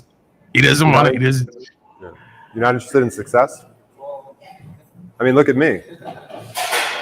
I mean, do I have to say any more? Am I or am I not successful? Right. So put the phone down. Put the phone down and let's have a conversation. Quick story. Let's have a conversation. I got a quick story for you. Actually, I'm with my parents right now. Oh, you're with your parents? Is this your mom? Oh, she seems lovely. She doesn't want to be on. How are you, ma'am? She doesn't like Is she into quick stories and stuff or what? Is she into quick stories? No. Oh, she's right there. She's getting older. Yeah, both of my parents are. That's good for me. I'm trying to find That's an older great. woman. Does she have money? 48, live in a car. Let him know that. Yeah, I'm 48 and I live in a car. Oh. So you want to hang out in the car later, or? Oh, right now you're with her. If you weren't with her, you might go in the car with me. It's all right, man. That's not a no. Okay. You gonna come back later? Probably not. Oh, well, we only got one chance, man. Let him know that this is your sphere of influence. Let him know that back area is your sphere of influence. Yeah, this is my sphere of anyone comes in there, influence, that, if anyone comes into this area, it's me and them. It's me and you, dude. So. Maybe another time. No, there's no other time. You don't live here, dude. You're gonna be here next week? Are you gonna come? Yeah, we need a commitment from him right now, because this is life coaching. Yeah, this is life coaching. Are you gonna do the life coaching in a week? No, like I said, I don't care about it. You don't care about it?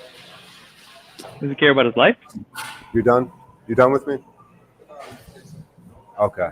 All right, man. I can appreciate that. All right, just take his number. So I'm going to take your number, get your info, and I'm going to fax you over that life coach stuff. Yeah, let me get your number so I could give you the life coaching information. Yeah, I got it. Here. Well, of course, he's got a pen and paper. He's successful. Every successful man has pen and paper. I got paper. Here, just type it in my phone, dude. He's trying to get And then, like, does he want the life coaching stuff to his email or like text it directly or fax? Do you want it through email, text, fax? Should he deliver it to your house? I could mail it to your house. You want it hand delivered? Your name is what? You tell him put your address in there. Yeah, put your address in there. Hand deliver your credit card information as well. Yeah, put your phone number, your home address, PIN number. Password. Pretty much all pedigree information. Family name. Yeah, all pedigree. Mother's maiden name. Family name. Mother's maiden name. What school did you attend as a child? What street were you born on? I just need all your password questions. Because as a life coach, I need to really know what you're up to. Okay. Oh, your name and number is good enough. All right, $100 an hour. Is that good? Yeah, we can start there. We can start there. That's a good start. Yeah, you said that's good. You said $100 an hour. He just agreed. That was an agreement. All right, we got a first contract there. You just upped your market value. $100 an hour. You were only getting 50 to do comedy. You're now a life coach. He just agreed. Because again, we just proved the average slave is too afraid to just assert themselves and say what they want and don't want. That's why we're enslaved. So, like, just quick story led into a commitment for life coaching and $100 an hour. How do you feel right now? You're immensely successful. I'm giving you a window into what the real world of success and corporate business looks like. Remember I told you the average person, how dumb and cowardly they are, and half of them are even dumb and more cowardly than that? That's the secret to power and wealth. You've arrived, sir. Quick story, dude. Who would have known? The quick story works every time. I told you, we found out the quick story works at the police station. We then saw Sam Hyde. We found the quick story bit with Sam Hyde. And then we've been running it ever since, and it hasn't failed yet. And you're getting better and better at talking to people. You're not scared anymore. Anyone who comes in your sphere of influence gets a fucking speech. They get it. They get a chance to change their fucking lives overnight. All right. This is progress, Brian O'Shea. I can feel it. I can see it. The people can feel it and see it. Yeah. What do you got to say now, Timmy, Danielle, the rest of you? How do you like us now? Huh?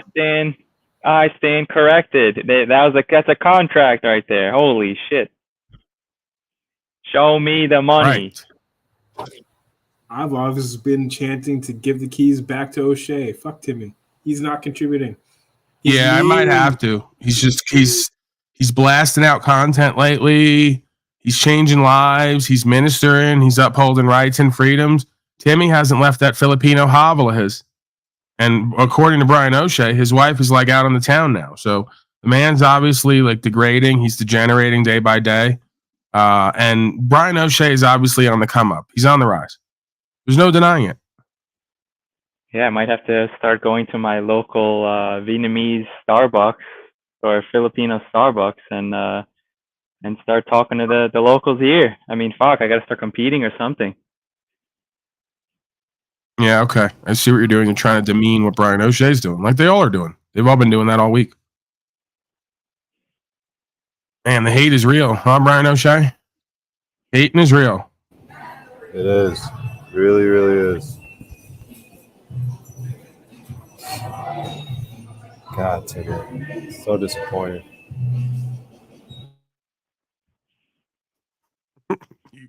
You forgot to give that guy a bill behind you. Every interaction now you have to bill for, like the Castro and the rest of these guys. So, like, that's part of the new quick story bit that leads into life coaching. It's like you got to have an authentic, inauthentic, like, lead in. So it's like quick story, foot hurts. How about some life coaching? Bam, contract filled. Close the deal. And then you got to, like, make sure that you bill them for something there that day so you can get a commitment. So you know they're on the hook, right? So that's going to be part of the new rap is at the end of however long you talk, just add up, just say, hey, I'm going to add up some figures real quick. Let me do some quick calculations. Okay, you only owe me. And just make sure you say only. You only owe me, and then you give them the total, right? And then you just write up a bill right there, present it to them. This is life coaching shit. You know, everyone knows this. This is like constitutional law stuff, scholaring. This is like high impact, flixing. You know what's up. We got to start moving and shaking. Now that we're dealing with Rainwater, I don't care if Snafu says we're go out, whatever. He's broken, poor, and a failure anyway. Now that we're moving and shaking and we've been injected into the corporate world, we got to learn how to do business, Brian O'Shea, and I think we're like 3/4 of the way there. You get me? Yeah, we're so fucking close that I can taste it.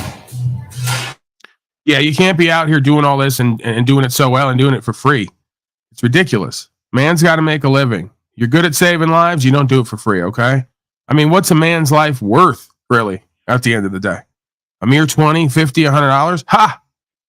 It's invaluable what you're giving these people. Savior and deliverer. Making sense now. All right, let's do some testing. Because we got San Joaquin here testing free speech on cops. And apparently the cop failed miserably. So let's check that out because we're testing all over. Different forms of testing, stimulation. Over the crest of the hill, you were doing 81 miles an hour. So let me tell you that deal. We're finding out some things. Please let me see your driver's license. Let me tell you the deal. I can only provide my light. No, you're not going to open my door. That's why I locked it. You're not free to leave. That's why I locked it. You're not gonna violate my Fourth Amendment right. You know what you just did right there? Trooper pulls over man for giving him the good old American middle finger. This right here is a retaliatory stop. Welcome back to San Joaquin Valley Transparency. State troopers are hired patrol officers that have jurisdiction on roads throughout the state.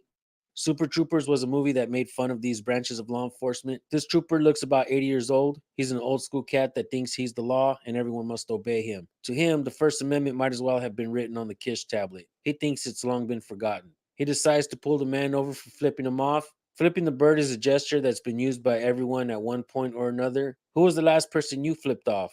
Let us know in the comments. This should be interesting. This trooper won't let it go. In fact, he's conjured up a lie in order to pull this man over. He said the man was speeding, but the man has dash cams that record his speed. When the trooper realizes the man could be telling the truth, he decides the man will get nothing more than a warning. In my humble opinion, this traffic stop was retaliatory. The First Amendment is protected speech, and so are gestures. There was no threat. It takes less than a second for the cop to do a threat assessment and look at a middle finger and realize it's a First Amendment protected activity. The trooper chose to use the people's tax dollars to initiate an unlawful traffic stop. Let's check out this video. The original channel link will be provided as always. Let's get right to it, folks. Highway Patrol, sir, you were stopped for speeding. Please let me see your driver's license. Speeding.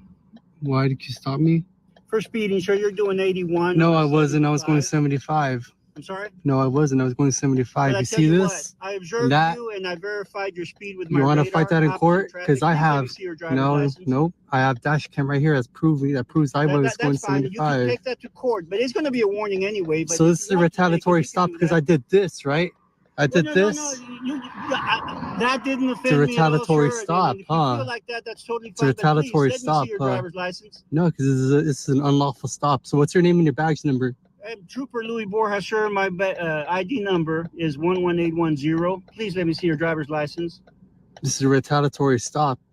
I was going Sir, I need 75. to see your driver's license. What's gonna happen if I don't Record me all provide you it? want, but here's What's gonna happen if I don't okay? provide it? Today I'm going to find out who you are. You're going to get a warning. No, and you're then not gonna I'll let you find go. out anything But I because need this is to a see your driver's retaliatory license. stop. This is a retaliatory stop right here.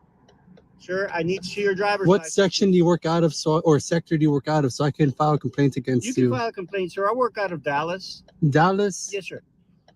All right, I'll find out who you are. Okay, I'll find well, out you will, because in the warning that I'm going to give you, my name and ID information will be there. I'm gonna Please find let me out a see your lot driver's more. I'm license. gonna find out your salary and every single That's complaint fine. you've You ever can do had, that. all Yes, your sir. disciplinary actions you've ever had. Yes, sir. You can do that, but please let me see your driver's license. No, I was going 75.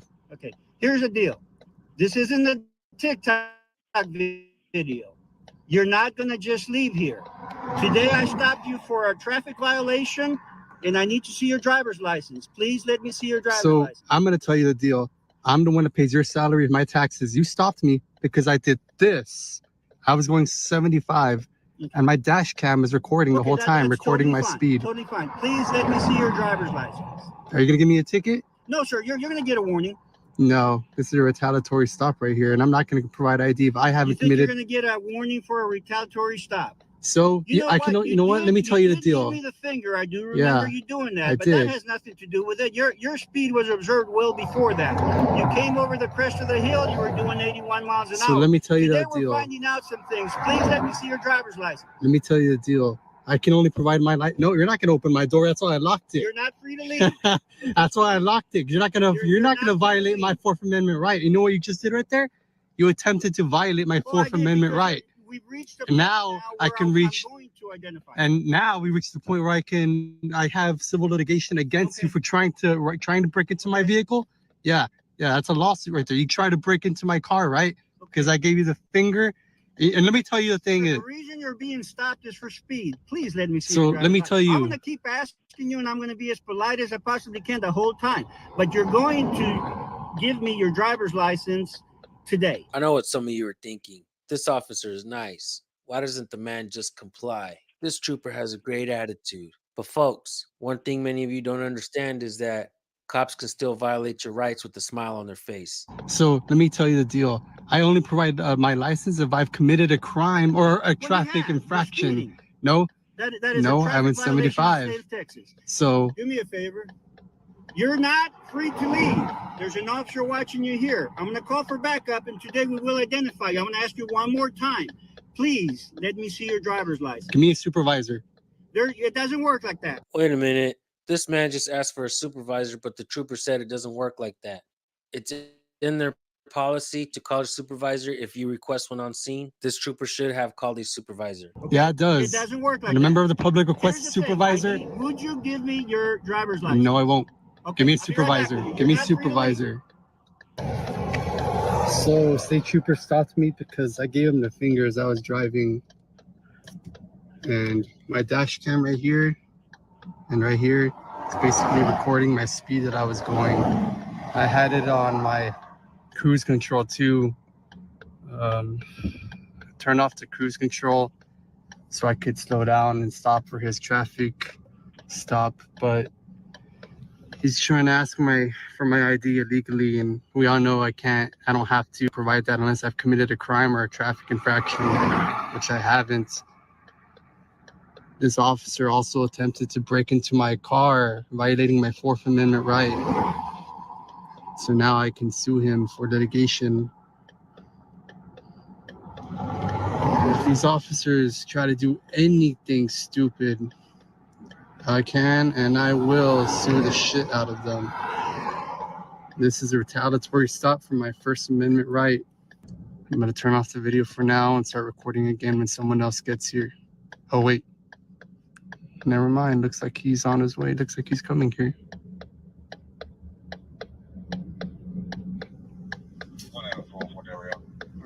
Now, sir, let me tell you something. I noticed that you've got DV tags on your car. Yeah. I did 20 years in the Air Force myself. Good for you. Now listen. I am shocked that a veteran would react this way.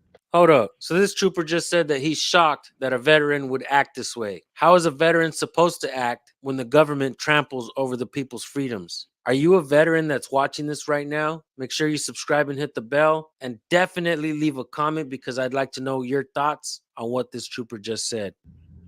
At a simple traffic stop, especially to one that you're going to get a warning on. Let me tell you something. Go ahead, sir. Go ahead. So you're shocked because you drank the Kool-Aid when you were in? I'm sorry? You're shocked because you drank the Kool-Aid when you were in. I did my time. Okay. I got out, and I let it go. Okay.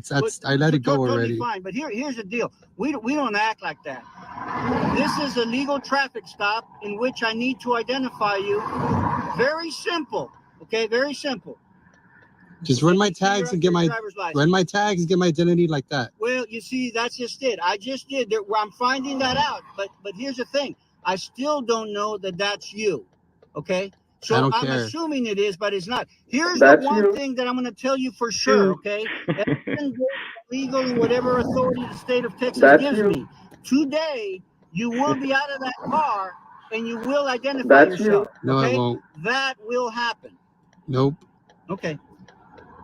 Give me supervisor. I've got some cover coming up. Give me supervisor. I will tell you this right now.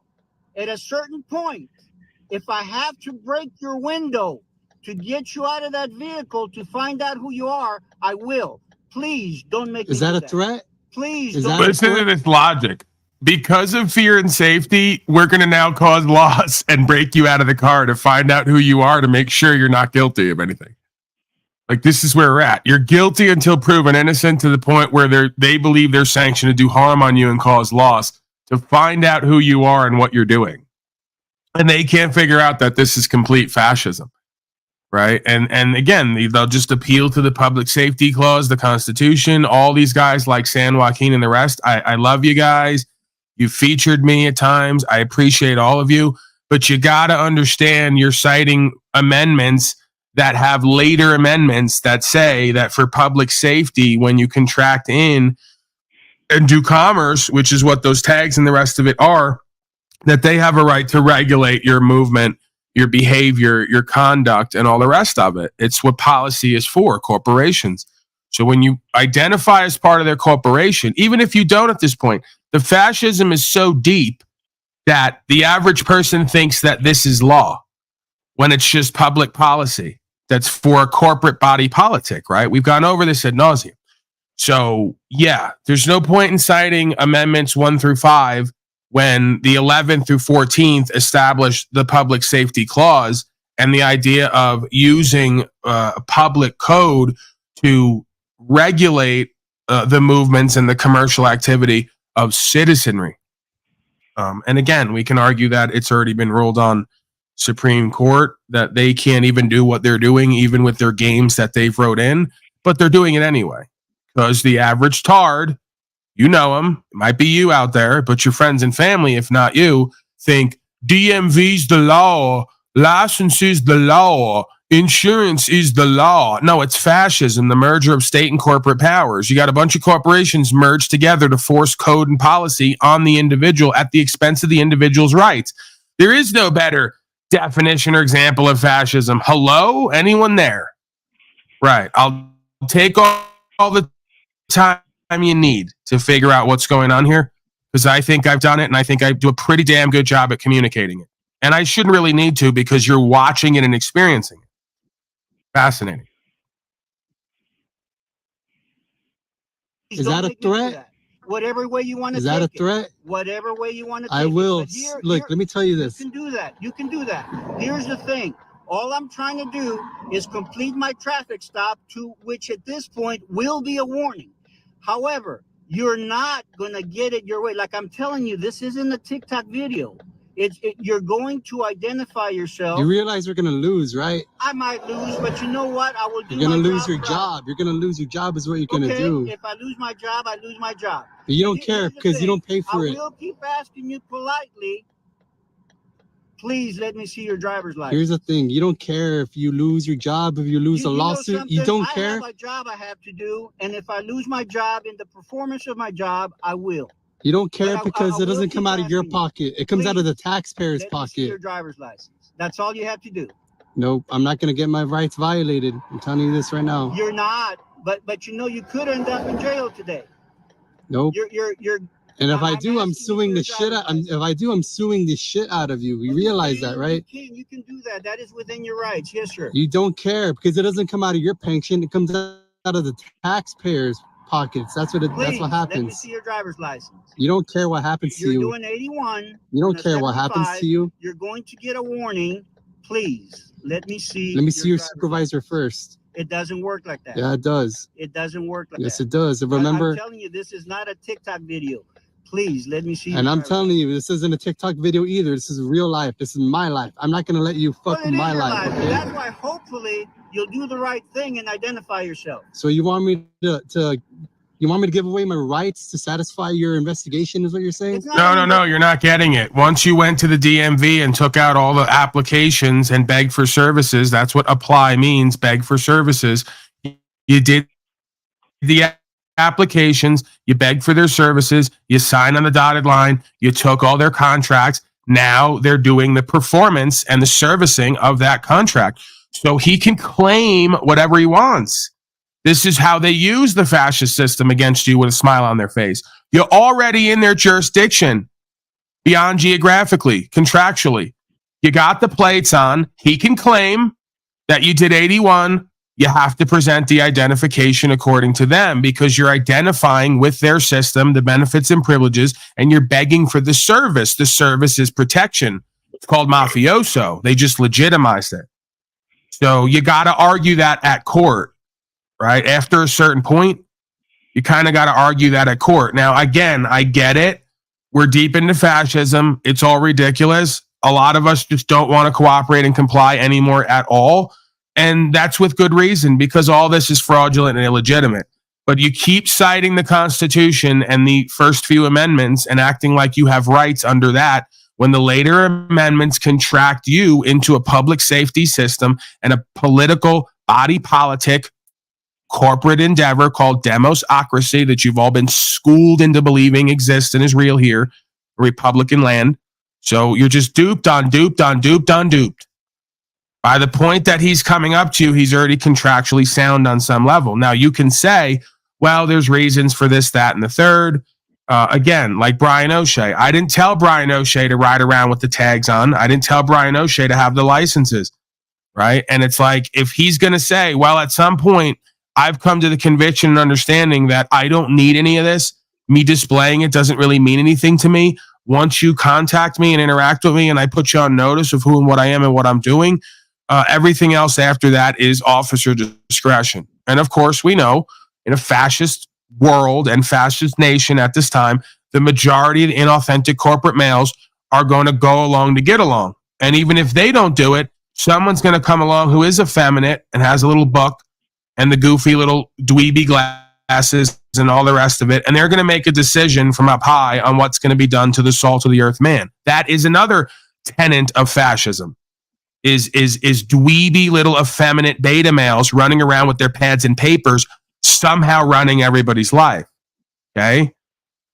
So again, it's like there's levels to this, there's aspects to this, there's different perspectives, and then you got to put it all together and make an understanding of it and have a conviction and then communicate it in some way that makes sense or reveals how little sense it makes from their side and then stand on that. Your thoughts on any of that, Timmy, Mr. O'Shea, Danielle? Because it's like we're constantly conflating, crossing jurisdictions, displaying one thing, claiming another. And then, of course, the beings on the other side, rather than do what's true and what's right and adhere to the spirit of the law, they're going to go to the letter of the code in order to enforce their will out of pride and ego. Because we're the authorities. We tell you what to do, or we enforce what others tell us what to do. And like they always say, why should Brian O'Shea or Paulie Boy or anyone else be able to travel freely when we're the gods and we got the uniforms and even we got to register and license? They don't even understand register and licensing and all the rest of it was only for them. It was never meant to be for man and woman of the people on the land. It was always supposed to be only applied to service providers and service vehicles. But now we've got the script flipped. So now the people are all governed by code and policy, and the damn agents and service providers won't adhere to their own motherfucking policy they're governing the people with. It's called inversion land. It's called fascista. Any thoughts, gentlemen, before we continue? I mean, again, he's showing the plates, and there's an added layer because he's been as a military man, which is an even deeper contract, right? And then, but most importantly, again, like I can sign a paper that says that's just complete nonsense, and it's just at the end of the day, it gives the other party like just broad-reaching powers. I grant that. I can lawfully grant that at any time. That's what folks are doing, in my opinion, interacting with these state contracts. We looked at the code yesterday, right? It's not clear what the fuck a person is, right? So if I say, yeah, I follow U.S. code, how many more years am I going to have to rant up here, Timmy? How many more years am I going to have to rant up here and show the obvious flipping of the script and the powers down to the prosecutor calling themselves the people and then calling the people persons? They don't think there's any merit to that. There's no gravitas with that. There's not many examples of how we've had the whole game flipped against what the system was created to be, and they just say that's the law. Like Laguna Creature had the balls to look me in the face and go, right, no, that's bad law. This is good law. And she can't even objectively determine right from wrong, let alone figure out what law is. Well, folks are realizing that, like, when we say these things, folks with ears that aren't completely slaved up realize that there's a gap, that they have to step out of the whore of Babylon. Like, they have to pull their dick out of the whore of Babylon before they can, like, be free.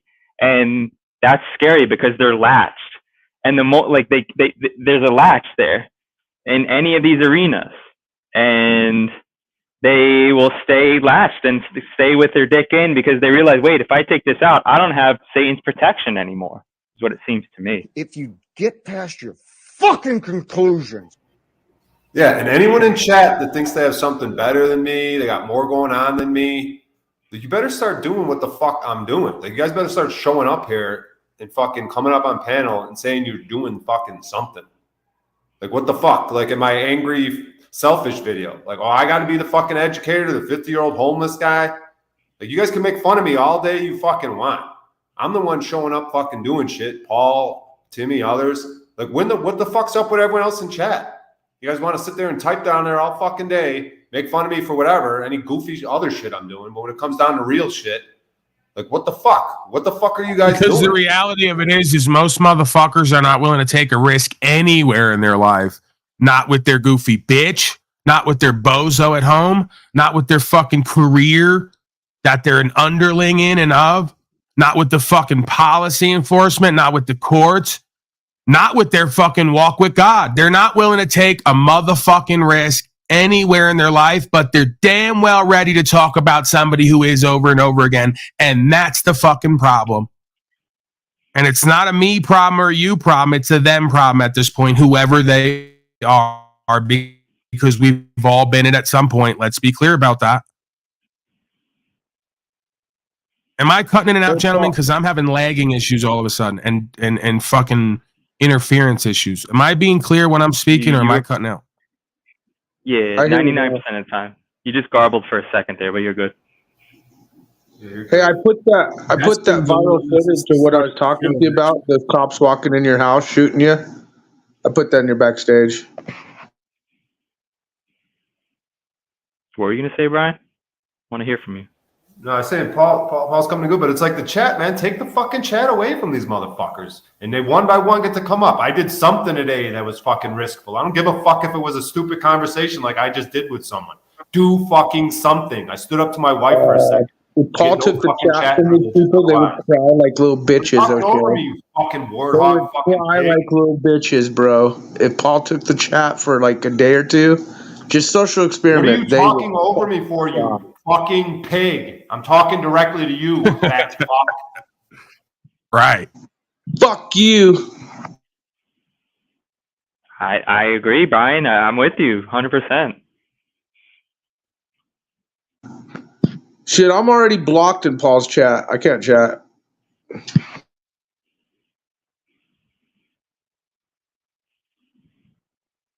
Anyways, that footage I sent you is pretty crazy, man. It just shows how they can walk up in your house and blast you. And who's arguing? My friends just keep on arguing and keeping me up all night, and I just keep on You sound really muffled. So enjoying yourself.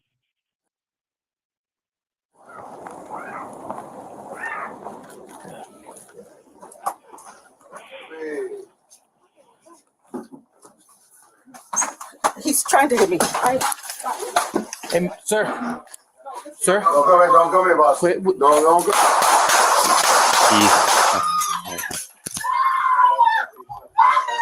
You got an AR. Why you whining now, you goofy bitch? We all heard you fucking rat him out on the way out. Like you didn't know what potentially could happen. This is what I mean. You keep goofy bitches in your house. You let them fucking be tied to the state. And then when the state shows up, they want to make little comments on the way out. He's doing X, Y, Z, giving them essentially more domestic authority to come in there and do what they feel in their discretion they need to do. This is what I'm saying, man. A house divided cannot stand. All you inauthentic corporate males and females who all find yourselves together, this is what you always wind up doing. Ratting each other out, turning on each other. Then when the worst happens, you want to whine and cry about it when it's no fucking surprise to the rest of us. This is amazing. I mean, And it's what's funny, crazy right? Like They were- if the folks that don't like when folks are saying harsh words to these men who aren't acting strong, like how many of these situations have been prevented, right? Like what we just saw, how many of those have been prevented by men growing the fuck up and getting being a man earlier on? You guys like think that because I say something about potentially about your wife or your situation, wake the fuck up. You got a woman in here that's gonna call the policy, and you guys can't manage your own affairs. Like, do you not see that? And might I add that footage right there, he had the shotgun in hand, okay, blah, blah. The call was there, but he said, back up, man, get out of my house. And of course the cops claiming, oh, he pointed it at me. But if you really slow the footage down, he had that shit held on the side. He wasn't pointing it. It just cop open fired, straight up, pop, pop, pop, Right, and then we're Not going to even catch the fucking- story that the woman was so scared and intimidated. That's why she won't ever leave because she's a victim of narcissistic abuse, blah, blah, blah. Instead of everyone just going their own fucking way and leveling up, everyone's got excuses and justification. They'll keep themselves around these bozos. They'll whine, bitch, and complain, disrespect a man, demean him. Not that he's probably worthy of respect completely is what I usually find. But it's a whole different discussion. If you don't respect the man you're fucking or living with, don't fuck him and don't live with him. Get the fuck out. And then when this happens, don't sit there and whine and cry and act like, well, he was abusive and I just loved him. And, I was so abused that I just couldn't leave. And no, you're a poor, broke bitch who wants to live off a man working like a slave all day, every day, and then want to live and fuck somebody you don't respect for the benefits and privileges. You're just like every other corporate whore. You're just doing it at home. Just like every other man going out living that way with their job and their career and the rest of their life. You're all the same. You're all fit for each other. Oh, but we can't imagine it's going to go bad and wrong like this. This is the fucking typical household after a certain point. When men and women can't meet from logic and emotion on a middle ground, this is the way it always goes. Disrespect, degradation, right? Disempowerment, disintegration, and then eventually we're going to bring the state in to settle the affairs domestically because motherfuckers can't just take care of themselves and each other. It's beyond pathetic and embarrassing, and it's the testimony of the modern day male and female and the average household. On some level, may not, of course, always end with guns and with prison, but this is the modern day dynamic. House divided cannot stand.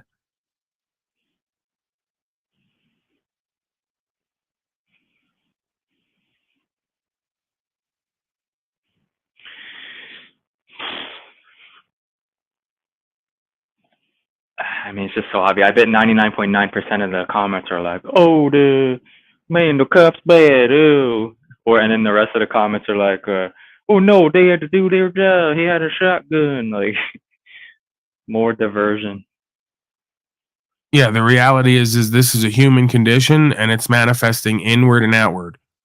And part of how it manifests is these dynamics in the homes with these inauthentic corporate males and female whores, and how it manifests with the inauthentic corporate male and female whore that's showing up in a costume to do justice based on a skewed perspective, ego, and pride, and bizarre society culting. Just one for one. You know, it's a direct inverse mirror of one for one. And you know, to the average slave who doesn't understand inherent hierarchical power and value systems, or societal and cultural hierarchical and power value systems, or psychology and sociology, it just looks like one big chaotic mess when it's nothing but cause and effect.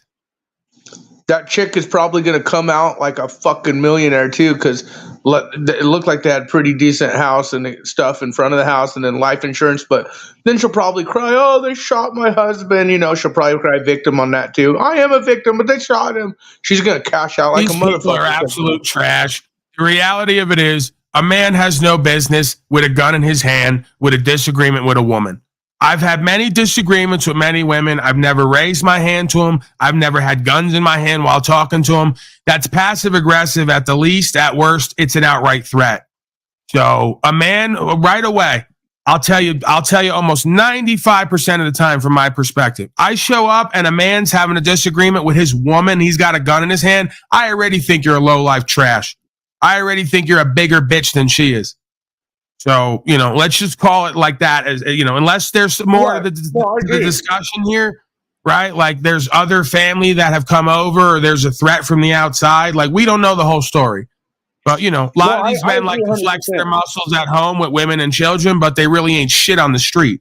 So if you ain't going to do it out there and you ain't going to do it with policy enforcement and everyone else, you definitely shouldn't be doing it at home. Furthermore, even if you do it out in the street and with policy enforcement and others, you don't have no business doing it at home because there's no place for that women and children. You're not there to be a tyrannical piece of shit and to be threatening. I know that comes as a shock to a lot of the males too, that think that that's where their control system comes from in the house, by being a fucking threat and a tyrant. No, it's not, as far as I'm concerned. But I don't have children, so who am I? Trust me, if that dude knew there was a trigger happy cop, because again, that dude was just holding his gun. He's a piece of shit. You're absolutely right. But that cop came in that house. He didn't even give a chance for the dude to talk. No gun was pointed, but blast, blast, blast, blast. And either way, like that just shows you. It's two sides of the same coin. The average household is either filled with The average modern household is either filled with cowardly trash or tyrannical trash. And usually they go hand in hand, because when you have slave master, slave think, usually couples come in slave master, slave thinker, just like government, citizenry. So oftentimes these males who are punk bitches out in the street, like I said, are tyrannical at home. And they got a devouring mama who's disempowered and weak and plays the victim. So usually the victims find the tyrants, and then they breed, and then you wonder why we're in slavery.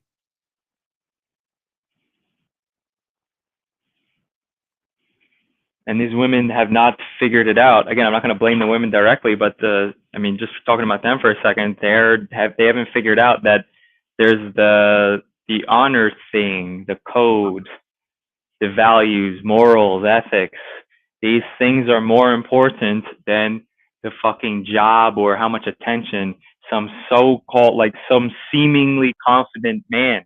That's not confidence, that's arrogance. And then the man side, I mean, everybody knows the rap, the same Let's rap. just do, And then gotta let's wake just the do fuck this, up. though. You said it yourself, Timmy. In private, handle your shit. Dude, you've seen them bitches that are ride or dies, dude. They ain't gonna call cops. You ain't gonna call cops. You guys are fucking gonna handle shit privately. Then you get them bitches that will call the cops anytime they get, like if they're in that emotional state. And that's what it comes down to. If a real man's gonna keep a bitch around, he's gonna know that bitch is riding. She ain't gonna fucking sell you out to no enforcement policy agency that's gonna shoot the fuck out of you. And them bitches are out there. But then again, then you got people that they think they're stuck in with a family situation, right? And they probably have kids, right? And so she feels like she's stuck. And then he stays around and he's tyrannical. And then they're like, well, what do we do? And then they feel like they got to be stuck. And you know, they never have their own support systems, right? They never have their own family, brothers, and they can never figure shit on their own. And nobody ever figures shit out privately, like with some kind of honor. It's supposed to be like family court is a joke, right? The public family court. It's supposed to be the two heads of the families come together and discuss, and there actually have to be some like repercussions, some honor. Like that's how it's supposed to work. Like there does make some sense with these older systems, and like, but no, nobody follows anybody. Everybody's their own thing, right? So everybody has their own system. And there's no morality or ethics to follow, no honor. What's that, right? Everybody's independent. Yeah, well, there you go. You got a little slave child who, soon as their parents are arguing, because he's got in the public fool system, or because he watches TV, or because he's been bred by a couple slaves, soon as the parents are arguing and having disagreements, he's on the phone to the state. I mean, I don't really know what to tell anybody. I mean, I've been through hell and back over and over again, it would seem at times, especially growing up. It's never occurred to me to do that garbage. Never occurred to me to bring the state of or the agents into my familial private affairs. Quite frankly, it occurred to my mother to do it to me when I was a child. So that might be where my trust issues came in. I was taught early on, you don't bring these people into familial and private affairs. For what reason? They're only going to make everything worse. So, yeah, I mean, I've never had that inclination, and I've been with at least 4 women who've never had the inclination to call the state or use the state against me. And I always haven't been, the nicest guy. Not even about nice. I haven't been the most productive guy and handled all of my obligations as I should. And still, they've never done that. I've never really threatened them. I've never abused them. I've never really, like I said, I've never raised hands to them. I'm trying to go over in my mind if it's ever happened in heated discussion or argument or whatever it is. And I can't think of one time, So, again, I don't know everyone else's experience, but I do know slavery, it would seem. I mean, I am Paul enslaved, and it would seem most folks are mind and heart controlled, and at the drop of a hat, when there's no resolution or remedy, or you just have to take a loss in life, folks are real quick to get on and use that system. Yep. Yeah, I suggest that shit is taught, man, because M. Davis is saying the son got on there. That shit is learned and that shit is taught. In a household where that shit is not viewed and not taught and not learned through the public fool system, I remember growing up. It was almost like I knew what they were doing at times, so I stayed away from it when they would question me. But when they put me in special class for behavioral issues because I wouldn't cooperate and wouldn't listen and crack jokes in class, they had counselors come in every day, and they would try to screen you, right, as a child. Say, oh, your mom and dad ever argue? Do they ever do this? What do they got around the house? They're doing SS activities, right? They're doing fascism 101. So they got their agents inserted in the schools, and they're taking kids with behavioral problems and screening them to find out what mommy and daddy are up to, so they can build cases on them. So I would just kind of almost intuitively from the youngest age stay away from that shit because I knew they weren't there to help me. I just knew. I knew those people were not there to help me and didn't really care about me. I knew if I answered just the wrong way, my life's going to be even worse. Not only is my mother going to have a stroke and whatever else, my father's going to be fucking taken away out of the house and whatever else. You know, and despite my overtime not doing any of that and us kind of moving on with our lives, it was only a matter of time before the system showed up again to take my father's guns. And he gave them right away based on their sentiments. And they blamed me for it, right? Because at the time I was doing drugs and running around the neighborhood, and word got around and they said, we think you got a crazy person living in this house. And he's running his mouth and online and doing a whole bunch of shit. So we're going to take your rights. And he said, okay, here's my guns, and then blame me. And still to this day, he hasn't figured out how this all works and that he's been born into fascism from day one. And he would turn on his own self and his own blood for statute, policy, and code because they're in and of the world, man. There's no other way to look at it scripturally, religiously, if you want to call it that. They're children of the devil, children of the lie. They'd rebuke their own self, their own body, their own children, their own family and progeny for this system and its policy and codes against God and its law and their rights. I don't know, like, if there's anything more reprehensible and sort of, emblematic of the tragedy that is the modern day. I can't see anything that is essentially, a worse character trait. And it's amazing, right? Today you have all the Trump slaves, like who would they even blame in the situation? They wouldn't blame the kid for calling. They wouldn't blame the woman. I guess they're not going to blame the cops. Because they want to promote more police, more security, right? It's just like this is exactly what those folks want. That kind of system. They can't even see what it is. Well, ultimately, yeah. You know where I sit. Maybe it's because I'm a man, but either way, I'll take it all on. It's the man's fault, right? We as men allow the state and everything into our business and our homes way too much with the contracts, and we allow goofy bitches to be up under us. Want to be fucking on them or playing house with them. And at the end of the day, if they're not women of true principles and value and character, they got no business there. And yeah, everybody's redeemable on some level, but you got to play from what you have, where you're at, not from what could be, right? So, yeah, man, I see it all day, every day. When folks talk to me privately, or they used to come up here, till the word got out that I'm over here destroying relationships, when the real narrative is I'm putting the light on your relationship and exposing your weakness and where you've been weak in yourself and in that relationship and where it's bound to go wrong long term. So once I put the light on it and then your relationship sucks even more or gets worse, you think I did that. No, the truth does that. The truth's going to grind everybody down to their essential components, who and what they are, show them who and what they are and what they could be yet. That's the whole point of this simulation. That's the whole point of this broadcast on some level. So, this is just interpersonal, psychological, sociological, spiritual, and relationship dynamics, interpersonal dynamics. And again, all relationships extend off the relationship you have with yourself. So only a man who really didn't care about himself, really didn't care about his country and his land, his life and the truth and rights, would let a goofy bitch stay around him so long that he would have kids with her, who would then call the state in, who the mama would go running out and say, yeah, he's in there, he's got a gun. And then when he gets blown away, whine and cry and scream when you all should have never been there to begin with. Or once you came to an age of reason, you're up and out. Since daddy's so bad, go get another one. There's plenty of men out there, right? So it starts with the man. And I guess, at the end of the day, on the ground, if the women have the discernment, they have the power, because nobody tells you women to get around these men and keep fucking them if they're not honorable, presentable, if they're not peaceful, if they're not caring and truthful. So, again, like most things, it's kind of a feedback loop. But ultimately, as a man, I'm going to take it on to the man, because you know how men are.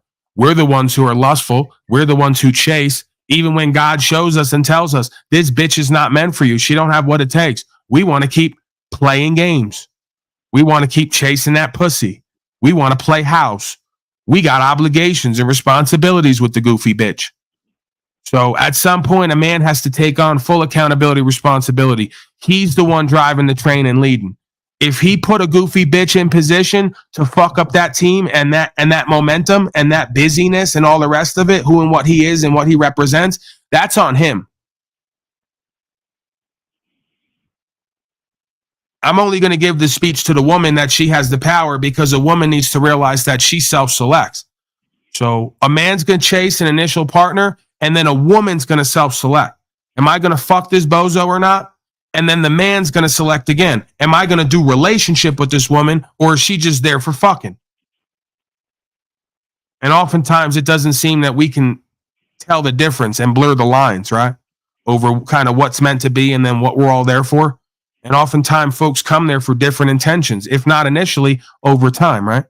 Because what was cool yesterday is fucked up today. We see that dynamic oftentimes. So, yeah, I mean, this is why I claim monogamy does not work ultimately. Because, especially in modern day society, it probably wouldn't work without monogamy either way. Because you kind of got to get right in yourself first and foremost. The relationship extends off the relationship you have with yourself and the spirit. But yeah, it seems to me when folks don't have options and they're pigeonholed to one other person, and there isn't a very strong communication dynamic and an understanding of what we're all doing there, purpose and meaning, value system and principles, it's only a matter of time before someone or something is coming in to fuck up that situation. Because it's happening from within before it happens from without. Folks are not honoring their nature. They're not honoring true values and principles. They're trying to honor some other person on their individual walk and journey to a completion perspective, which to me is foolishness. That starts with self and ends with self. If you can share that with another self who's on that path, all the better. But odds are in life, that's few and far between is what I found. And correct me if I'm wrong.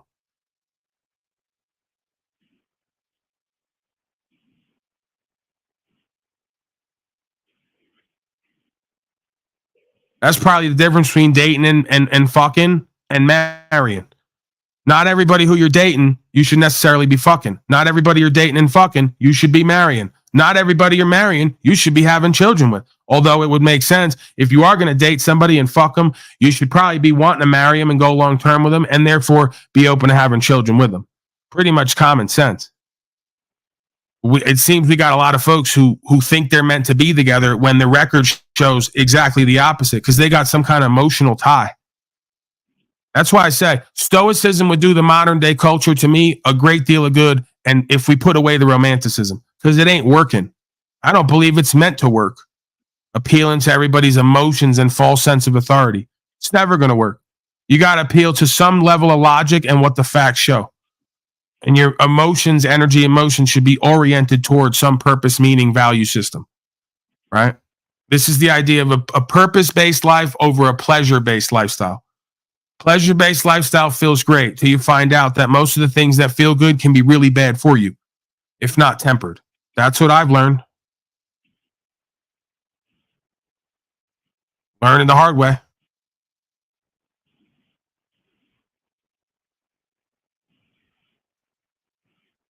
I guess I'm still learning that as well. I don't want to do the Talcott and act like I've come to completion in my life. Oh, that was yesterday, brothers and sisters. Apparently, we're all still learning. Take the chat away, Paul. Take it away? Fuck them. I'm taking the chat away. Go fuck yourself. You offer me little to nothing anyway. You come here every day. You pretend that I'm a fucking life coach. You pretend I'm an audiologist as if I'm a good listener. I'm not. Ask Rose, she'll tell you.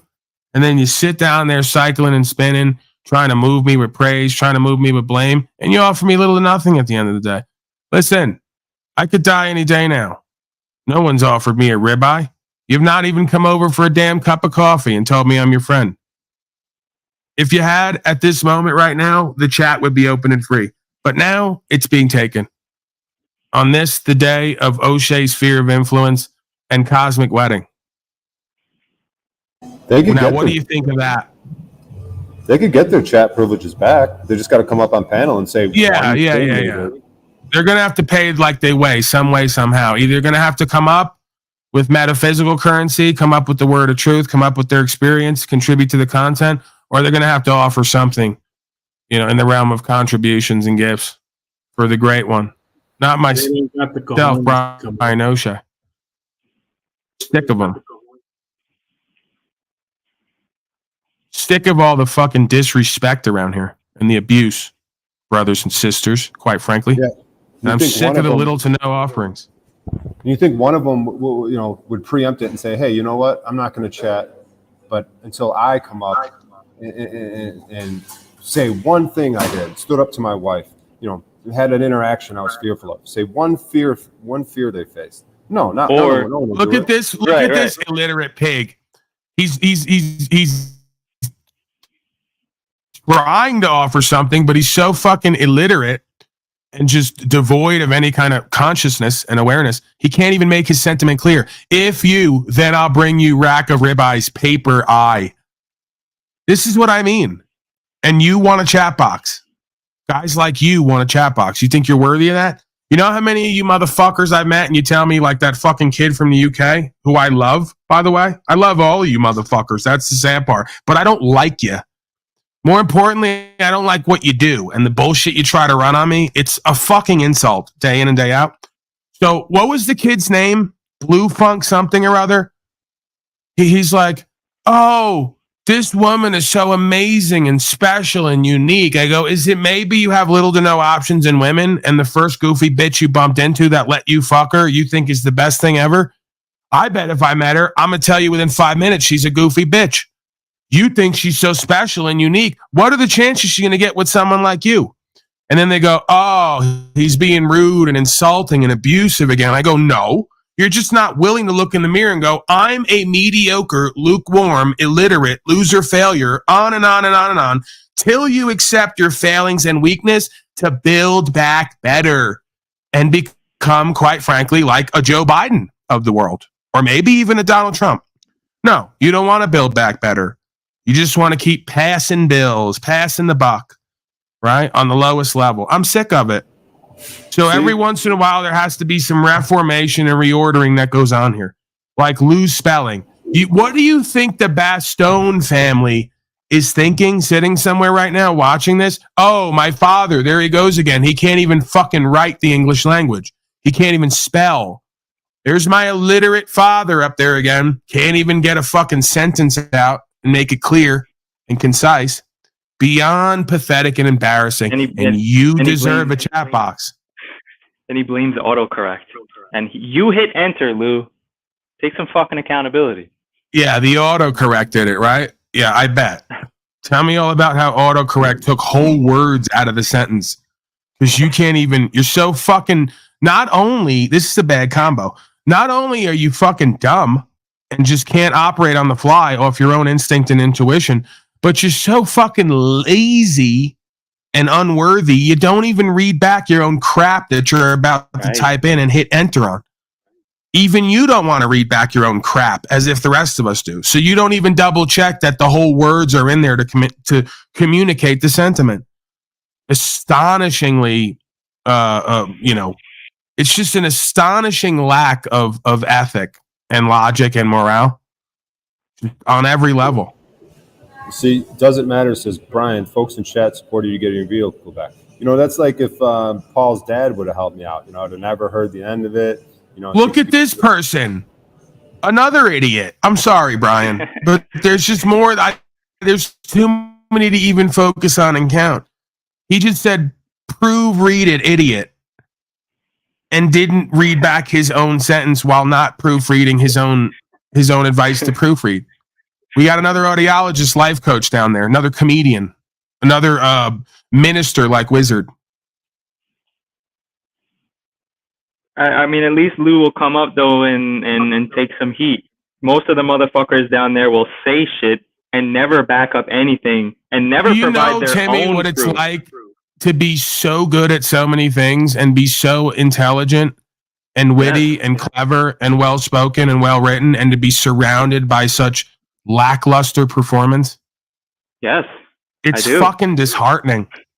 Can we have our own moment here right now, just you and I may need to let it out, like even more. I may need to just kind of cry on your shoulder because it's just so disappointing and disheartening.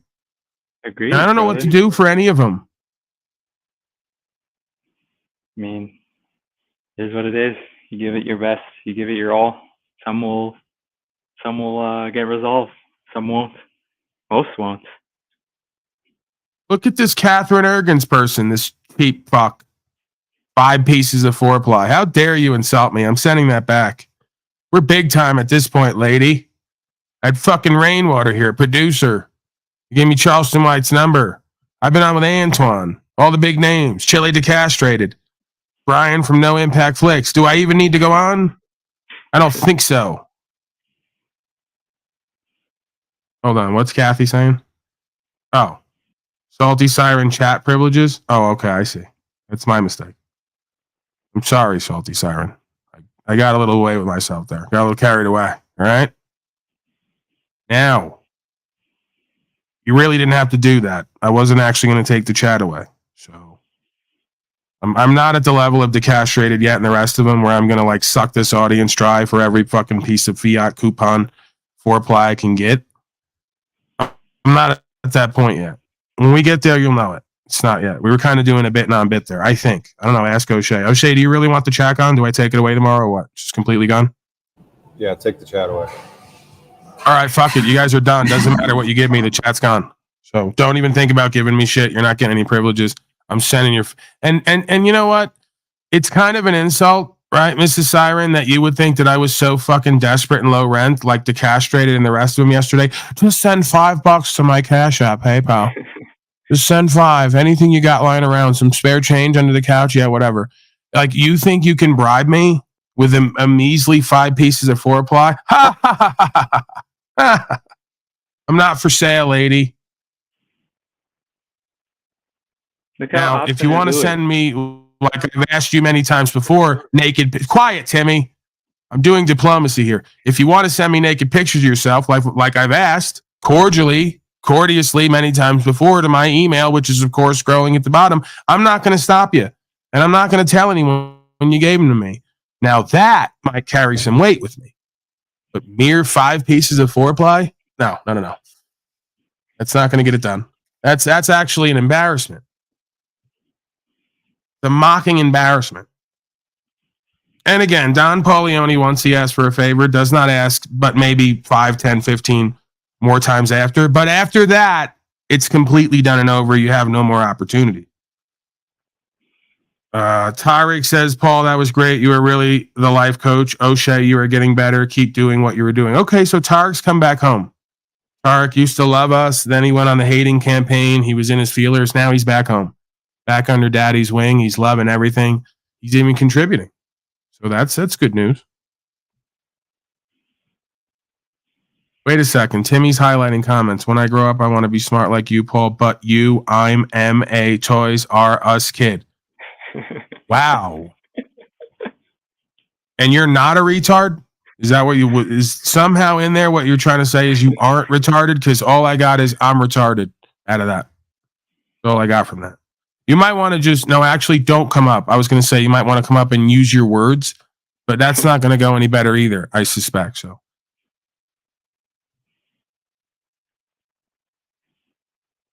Yeah, Lou's hand gout got to him. He can't type because of the hand gout. It's the hand gout and the autocorrect because he's sucking down blood and meat and various animal fats. So, like, you know, every once in a while between the autocorrect and the hand gout, he can't maneuver the keyboard.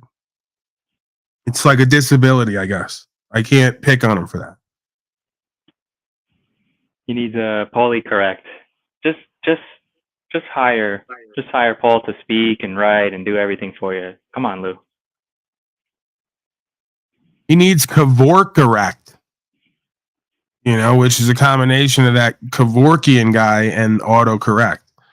He needs that service where he's just kind of given the sweet release of death. Then he can no longer just kind of lumber around this world, just spewing incompetence and incapability on everyone he meets. Kevorkorrect. Like the sound of that. It's a bit ethnic. That appeals to the Israeli crowd. Might be able to sell that.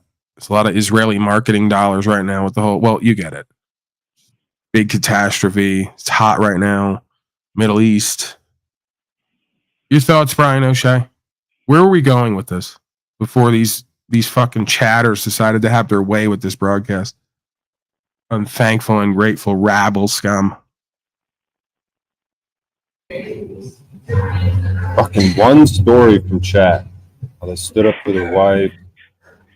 Fucking stepped out of their comfort zone to have a weird conversation. Like I did. Anything, dude. They fix something on their car.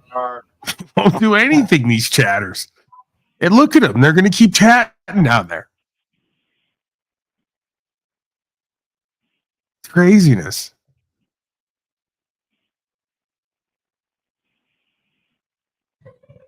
Yeah, this is like that show, My 800-Pound Life. Go ahead and abuse the And- chat, O'Shea. Yeah, let me go first. What? And then the family keeps feeding them. This is like the chat. It's like we keep letting them chat and say nonsense and then never grow.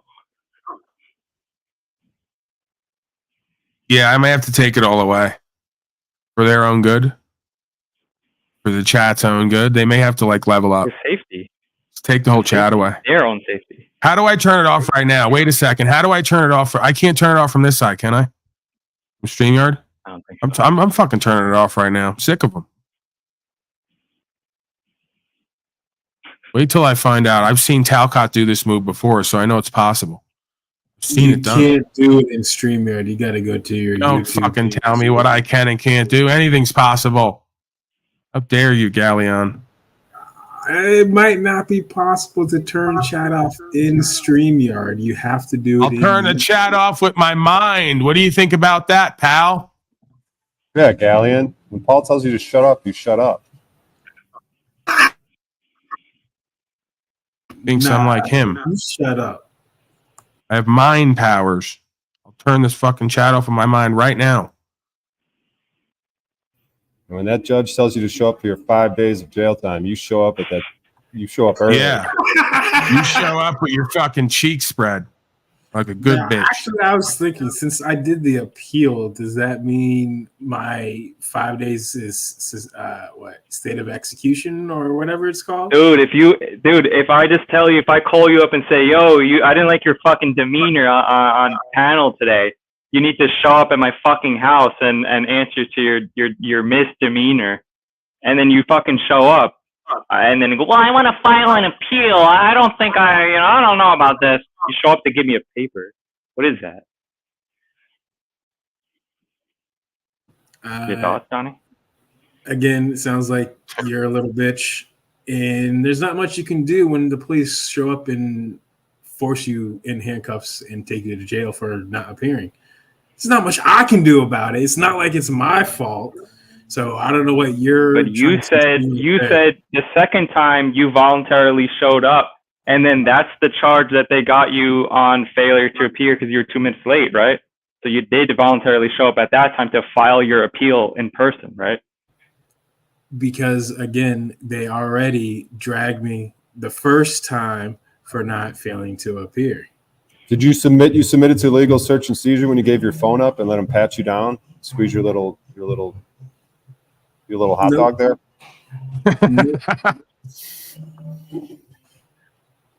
Your little wiener sausage. No, if that happened, I would have blacked out from PTSD and probably been. No, you gave them your phone, right? Which is why you couldn't record. You couldn't figure out another way to record. No, I didn't give him my phone. When did I say that? You said that all phones and recording devices were supposed to be handed over before entering the courtroom. Yeah, doesn't mean I'm going to hand it over to them. Okay, there's missing details though. Yo, there's missing details. How did you get out of custody the first time, sir? Go back and watch your awesome live stream because it's been talked about before, little bitch boy. Dude, I don't know why you're going at me. I'm just asking for details. I'm not going to watch past streams. Like, can you just tell me? I don't watch everything. It's the tone of your voice is coming off as aggressive. I'm being direct. I'm being direct. I'm just. There's a difference of being direct and being an asshole. You could have. Okay, you know what, Daniel? Here we go. Let's begin. How about you? Let's begin, sir. You came at me first. I heard you. Let me finish. Let me finish. Go ahead, sir. Okay, thank you. So, like I said, there's a difference from being indirect or direct and being an asshole about it. You could have gone about like, okay, well, can you go into more detail about the first time you got arrested instead of being an asshole about the way you worded it? You came at me first. No, we were doing bit on bits, but then you came. Oh, right. So before, when you're like, oh, Timmy's a piece of shit, take his keys away, you've said that like 10 times now, right? So, you are saying shit about me. I never said a motherfucking thing about you. I never said nothing negative about you. You started it. That's not being negative. That's going into the bit non bit that's been going on. That's what that was about. It's not my fault. You're okay. All right. So now I'm being direct with you, and I ask you for details, and then you tell me, oh, I don't like your tone. Well, I don't have to modulate my tone for you, dude. Because it's the way you came across. If you wanted more information, you didn't have to be an asshole about it and use the words. No, if you're gonna start making jokes and play a bit on bit, and then when I come at you with a tone, like, you can't just say, oh, you need to be nice to me when you're asking questions. Personal information and real life experiences about what trauma a person's gone through is not used for a bit on bit. That's more a serious tone. I'm trying to get down to the truth of what happened so we can all learn something. If you don't want to do that, then no problem, man. I just thought we'd get down to the truth of what happened. With the judge, Donnell. I bet you were a little bitch in front of the judge. No. And then also you could take into consideration that as your supposed job as having the keys, don't you think it would be more prudent to push the audience towards his past content so he can get more views on previous live streams and so forth? Don't you think that also helps that? But no, you had to shoot that down. You had to be aggressive. Now you're like taking major L's right now. You're deflecting, bro. No. You could apologize and then ask properly. I'm not apologizing to you. What are you, my grandmother? Why do I have to? Then I don't have to explain. That's true. That's simple. So you're going to deprive. Then this discussion is over. Let's go back and this passive aggressive, guilty. Like you can't tell me how I'm going to talk to you. You got to modulate my tone. What is that? You're going to deprive the audience of the interaction? Just have the interaction. You're like Tribe. All these guys are the same. They can't handle a fucking direct conversation. It's incredible. You don't like my tone. I don't have to talk to you in a specific tone. It's called respect. That's all. Why do I have to blindly respect you when you talk shit and you make jokes about me? Why do I have to just go, oh, he's gonna talk shit about me and make jokes? That's fine. Hey, Donnie, do you mind? You're just like, Lou, do you mind telling us about that event? I'm sorry. I'm so sorrowful that I didn't attend some other previous live stream. Oh my God. Can you please grace us with your information? Why? Why do I have to do that? Why do you have to be a straight up asshole towards everyone? There's no wonder why people have hatred towards you. Maybe you should look inwardly and heal what's inside first. No, man. You're gaslighting now. Now you're gaslighting. I want the truth, and you're just like, nah.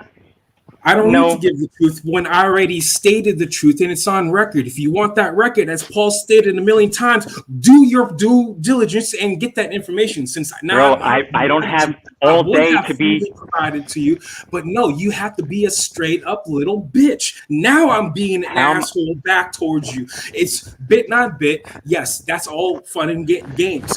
Emotional damage. You got butthurt like a little bitch over when. Over not bit. Bro, you're Shut up, Danielle. Shut up, Danielle. Don't be joking about Timmy, okay? Who the fuck you think you are, bro? This is Timmy, right? Okay? So you can make jokes. You can make bit on bits. Timmy, I hope you can make bit on bits and joke and make. I hope. Can I go now? You just keep talking like your grandmama. You pig.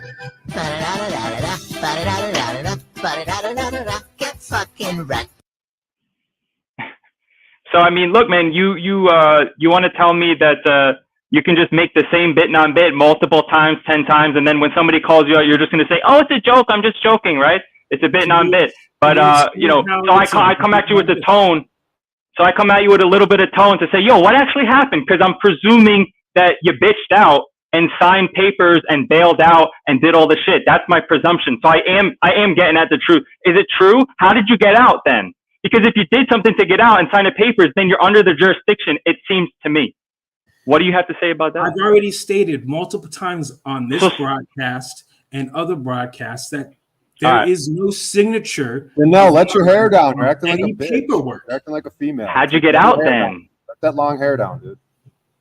Again, I was found not guilty for the trespass. I was found not guilty for the first failure to appear. And I was found guilty for the second failure to appear. And I have to go to court. Now, let me finish. And then I have to go to the court on the 19th to turn myself in and serve a total of 10 days with 5 days time served. You're saying you have to, but you're saying you might not. Yeah, exactly. So why are you saying you have to? What was that? Why are you saying you have to? I'm using their terminology. I'm not saying that I'm actually going to go do with it. I still haven't decided what I'm going to do. Like I said, I already filed an appeal, and I'm looking into other things that I can do to fight that. Because like I said, I wanted to sue. They arrested me. So if you look up the Virginia code, it says that in order to be trespassed, there has to be nefarious reasons. There was no nefarious reasons. They can't prove that. It's also on body camera that the security guard went behind his boss, his employer, and a body camera, office manager. No, don't arrest him. I'm fine with him not wearing a mask. Janelle, don't you know it's not good to have your hair tied up like that? Let it down, dude. Just let it flow, dude. Let it flow, dude. Just let it flow. Nah, that's all right. Let it flow, man. Just let it flow. You're all tied up, bro. Just let it go. Let it go, man. Just let it go, dude. You don't have to do this anymore. Nah, I like my hair up. It's all tensed up when you do that. Put stress on it. It's all tensed up and stressed. You gotta let it go, dude. Like when you do those 5 days, just let it go, man. Just let it happen. So what do you got? What else do you want to know now, Timmy? So what I'm hearing is, correct me if I'm wrong, there was some incident where they may have trespassed against you, right? You went in there, didn't sign nothing, acted like a man, and they found you not guilty of anything, or they just discharged it and let you go, and you didn't sign anything. And sounds like a win, right? And then, but at some point, they gave you a paper that had a charge on it with a complaint or a criminal complaint that said, "Hey, you failed to do X, Y, Z," and then you got to show up. And then you did show up to give them your appeal. Is that right? No, the appeal doesn't happen right away. So let me recap. In October, September, around that time of 2022, I got arrested for trespassing. I went to court. I didn't go to court. God, I'd rather just look up the video and watch it, dude. Take forever. Why do you always got to complain, O'Shea? Just saying, dude. There's something off with you, dude. You're being a little bitch right now, dude. What's off? Can you elaborate? Yeah, you're like, apologize before you do. Like, what are you doing, dude? Now you're going into like details. Like, no one cares about all these details. He asked about the details. So obviously that means someone around else off camera then, dude. Like, it's taking forever. Well, that's not my problem. All right, go ahead. You're doing great. Thank you. Thank you. I appreciate your input. So again, I get arrested for trespassing. I go to the first court. I challenge the court's jurisdiction. I was found guilty or held in contempt. I spent an hour and a half in the little jail cell, but then placed back in front of the judge. And I was told not to return to the Social Security Administration building and let go. A year passes, a year and some change. December of 2023 now. I get pulled over, and I just go serve your 5 days and not have to listen to this? Jesus Christ. Sorry. Go ahead. I fucked up again. Sorry. Please continue. I get pulled over. He says, I ran your plates and you have a warrant for your arrest for failure to appear. So I got arrested right then and there, went in front of the magistrate, got released on my own recognizance, went to the next court date. Their witness didn't appear. Wait, stop. So you did go and show up voluntarily to the next court date. I'm not trying to like do a gotcha. I'm just saying it seems like maybe that's the point when you gave them jurisdiction and why they continue to like do shit with you. What do you think? It's either that or continue to go to jail. I have a child I got to take care of. I'm a single father. I have custody of my soon to be 17-year-old son. I can't just be, keep going back and forth. I hear you, man. I know. I think about the same things as you. I get it, man. So again, the whole purpose was to clear the air, to establish that there was no crime committed because there was no loss, injury, or harm except done to me. I was given a public defender for the failure to appear. The judge ordered the public defender, even though I didn't want him, ordered him to only interact with the aspect of the case that pertains to the failure to appear and cannot do anything on the trespass. You can't do anything on the trespass.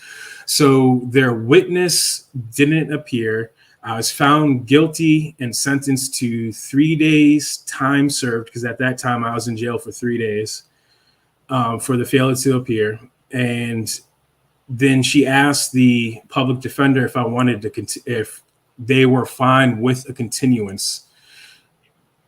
I tried to object, and I was told if I talk, I'm going to be held in contempt and more charges will be placed. So the public defender agreed to the continuance, which is, in my opinion, a violation of my rights, which I'm going to be bringing up in the next appeal that's coming up. So then that was back in January of this year. So then fast forward to February 7th, I think, was the appeal. And I actually won. The court admitted that they had no documentation with my signature agreeing that I would appear at court. So it was dismissed. Everything was dropped. Fast forward to today, the second failure to appear. I even pointed out that, again, there's no signature, and a higher court already won in my favor that you need a signature. She didn't care and sentenced me to 10 days for failure to appear and 5 days time served, because I did 2 more days for the second arrest when they arrested me the second time for the failure to appear. Then she tried to go on for a continuance because their witness did not appear again. And I objected, and I stated, well, there was already continuance before. He didn't appear last time. He didn't appear this time. I want this matter taken care of today. So I won that. She dismissed it. Okay, so, but in my opinion, you can tell me I'm wrong, but like, you're doing the same kind of passive, and that's just my opinion, you can disagree, the same kind of passive aggression you're doing here, it seems to me that you're doing that there as well, because you're still like double-minded in the sense that you're kind of there, but you don't want to be there, but you're like going where they tell you to go and not speaking when they tell you to not speak. So it is confusing in my mind.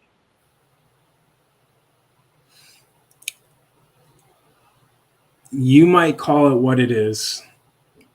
There's a time, as perfectly presented with Chili DeCrasto, there's a time to not talk and there's a time to talk. Really? I don't want to, yeah. But if somebody's saying that they have jurisdiction over your mind, your property, your soul, your body, and you're just going to not talk when they say that to you? They already held. So this is my viewpoint on. So again, I already did that. I went through that process and I was held in contempt. When I get done with this appeal, I'm about 80% confident I'm going to win. I have grounds to sue. This is just more fuel to add to that fire for them to sue me, or for when I sue them, because this is, in my opinion, retaliation because she didn't get her way.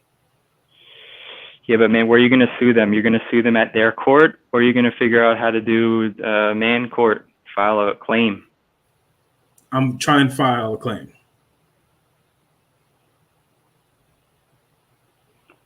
I mean, it's just like, to me, if I'm just wondering, like, why not send them a notice with all this written and say, look, you guys can do what you want. I already have. Here's my position.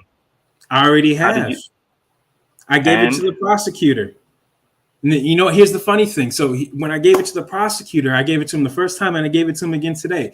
This time he flat out told me, there was no prosecutor involved in your case at all. Then why am I even here if you're if you're not prosecuting me? Then who's prosecuting me? It can't be the police officer. That's not his job. So he flat out told me that they're not there for my case. But did you send it the notice via mail, or you didn't send anything beforehand? I didn't send it to them by mail. I sent it to them by hand. I went to their office. Yeah. Went to their office the first time, and today I gave it to them in hand in court. Because if you have a lawyer or an attorney, you cannot speak to the prosecutor. If you represent yourself, they have to talk to you. Why continue to fight when you could try to come to a resolution instead of doing that? That's what I was trying to do before, but I beat the case, but I didn't beat the failure to appear. And I have to, and again, I won the first time through proving that there's no signature, stating up on that like Paul said before, that a person just can't appear. I guess all I'm trying to get out is I'm not trying to call you an asshole. I'm not trying to be mean to you, or I don't have any problem with you, man. I'm just trying to understand this better for myself and for my family. And if anybody gets value from it, they do. If not, leave it. But I just feel like in that situation, like if you state your side, like your side of the court, there's a man. I'm not the piece of paper. I'm not this. And if they reject that and they say, hey, what would contempt. you do when she flat out says, shut up, you're not, and I'm going to hold you in contempt? And what would you do? Well, first, what do they mean by that? Instead, like at best, to try to stay non-emotional and then try to find out what they mean. So I would ask them, is it civil or criminal contempt? And I did. And then what did they say? When she hit with the hammer and held me in contempt, and I was locked, and I was slapped in handcuffs and put in a little cell behind the judge's stand for about 2 hours. Seems like unlawful confinement, right? What would you do next? So I'm doing everything you said that you would do. I'm just saying. Okay, so it sounds like unlawful confinement, right? The what? I'm sitting in the cell. Like, what else can I do? I'm handcuffed, right? They got to let me out at some point, right? Yeah, and they do, and they tell you not to go back to the Social Security Administration, and you're free to go. Then a year later, so look, didn't you win though? Like, look. How do you know that wasn't a complete win? How is that not a complete win? Right. Because again, a year later, I get pulled over. Oh, we ran your tags and you have a warrant for your arrest because you did not appear on a court date. I mean, it's like the same games though. But so what would you do next? So I'm doing everything you would do so far to this point. So where would you deviate? I don't know, man. I'm not going to tell you. I don't know what I would have done or not done. But I mean, it seems like you're standing as a man, right?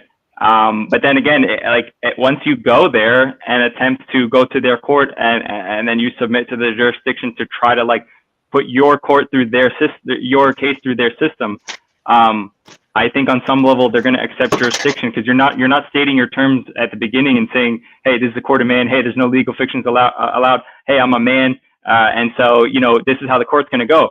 And I feel like if you just show up like kind of without attempting to do that before the court date, or even if you do, I mean, like they can. I mean, look, dude, they held you in contempt and then let you go. That's weird, right? Why didn't she give you 90 days or 30 days right away if that actually meant anything? Why did It's she weird, give me right? Why did she give me 3 days the first time she found me guilty, and now all of a sudden it's 10 days for the failure to appear? I don't know, man. I don't know. Hey, Donnie, did you take your belt off and put your phone in a little bucket when you walked in that building? No, I left it in my car. Did you have a belt on? Yes, I had to take my belt off because it set off the Yes. alarm. Boom. There it is. What does that mean? Because I had to take my belt He's off. saying that you gave jurisdiction by taking your Pull your belt off, pants down as perhaps? well? The what? Did your pants fall down or did you pull them down? I held them up. Yeah. What'd you held them up for? Let them fall to the ground. Because I don't want to get slapped with indecent exposure. What are you exposing? Man, I'm not white, man. I'm telling you, I'm not 100% white. So yeah, I'll be exposing a lot. I mean, if I was in the jury and this was the conversation, I'm saying if there was, and then you're saying this, I mean, it's a bit confusing. Like, if you don't think there's jurisdiction to the court, then like you shouldn't go there. So that's like if I said, come to my house and we got to settle this ourselves. And then I say at the door, you got to like, take your belt off. You got to put all your guns in this little box. And then they'll if you point do guns that, at you and shoot you and kill you. I don't want to die. I got a lot to live for. I want to see. Dude, my when you're son standing there prosper. holding your pants up, you're losing, dude. You're not a man at that point. You're standing there holding your pants up and you handed them your belt. I disagree. When they already showed 3 separate times that they're going to forcibly handcuff me and put me in a jail cell to appear at this court forcefully. You can't appear. Donnie, they're willing to kill you. You know that, right? Yeah, I know. That's why I'm. If we're not willing to accept that fact, at some point, I mean, we're going to be out of this place at some point anyway, all of us. And at some point, we have to say this far, no further, because they are willing to kill you. They're willing to kill you for a fucking taillight. So if they're, they'll for anything, right? So if it's just a question of being put in a cage for a day, a week, a month, a year, whatever, then who's going to take care of my son? And you don't. I get it. I get it. It's not easy, bro. I get it. I'm still paying property tax. I'm not righteous by any means. I'm a fucking slave too. Well, I'm not paying property tax. I'm not paying state income tax. I'm not paying federal income tax.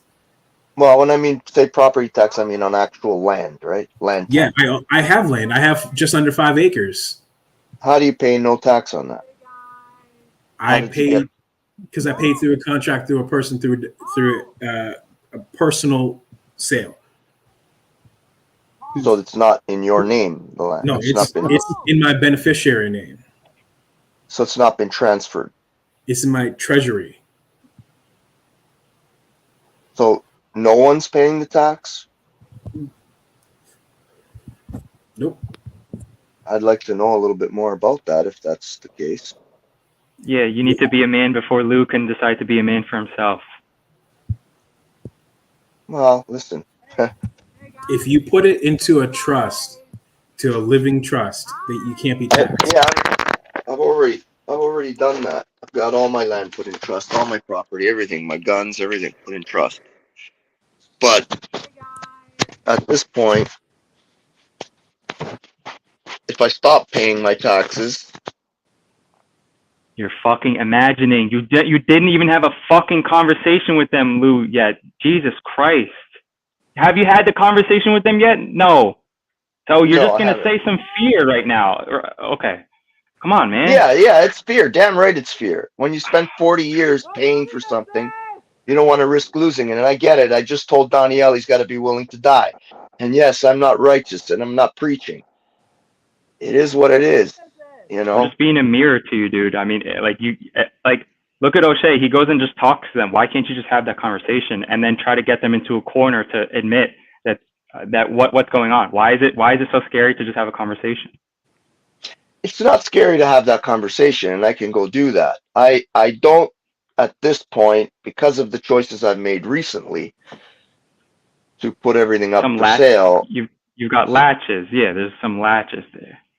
Yeah, Right. because of the decisions I've made recently, that hopefully soon will be, moving to a different situation and a different county altogether. Yeah, that's on hold right now. But I get what you're saying.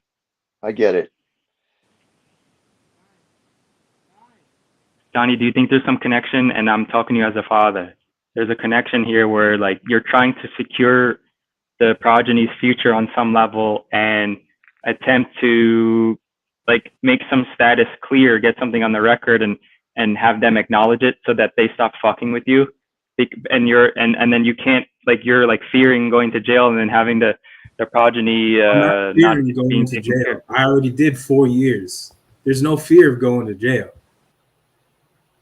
I'm just saying you being in jail while you can't supply or provide for your progeny is what I meant. Exactly. Exactly. Who else is going to take care? My son has been part of my life his entire life. I've been raising him on my own since he was 3. With How no old is he help now? from other family. It's like He's 21. turning- How old is he? He's turning 17. Oh my God, dude. Take my dick and put it right in your mouth and shut the fuck up. That is not an excuse, dude. Says the person who has no, I'm not going to even get into it. That's your own personal opinion. Thank you for sharing it. But I would disagree.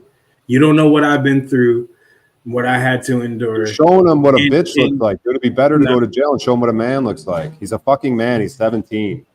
He's ready for war. He's ready for anything. That's your opinion, not mine. And again, I disagree. It's called ending the cycle. It's called ending the cycle. You want to make a change. You talk about making change. Well, start making a change. Start setting an example for your son. I went through a lot. I went through a lot that a person should not be going through, period. And I don't want that for my son.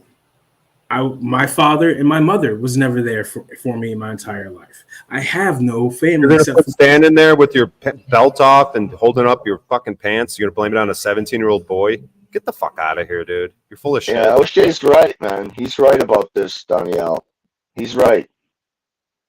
And I know where you're coming from because I felt the same way, right?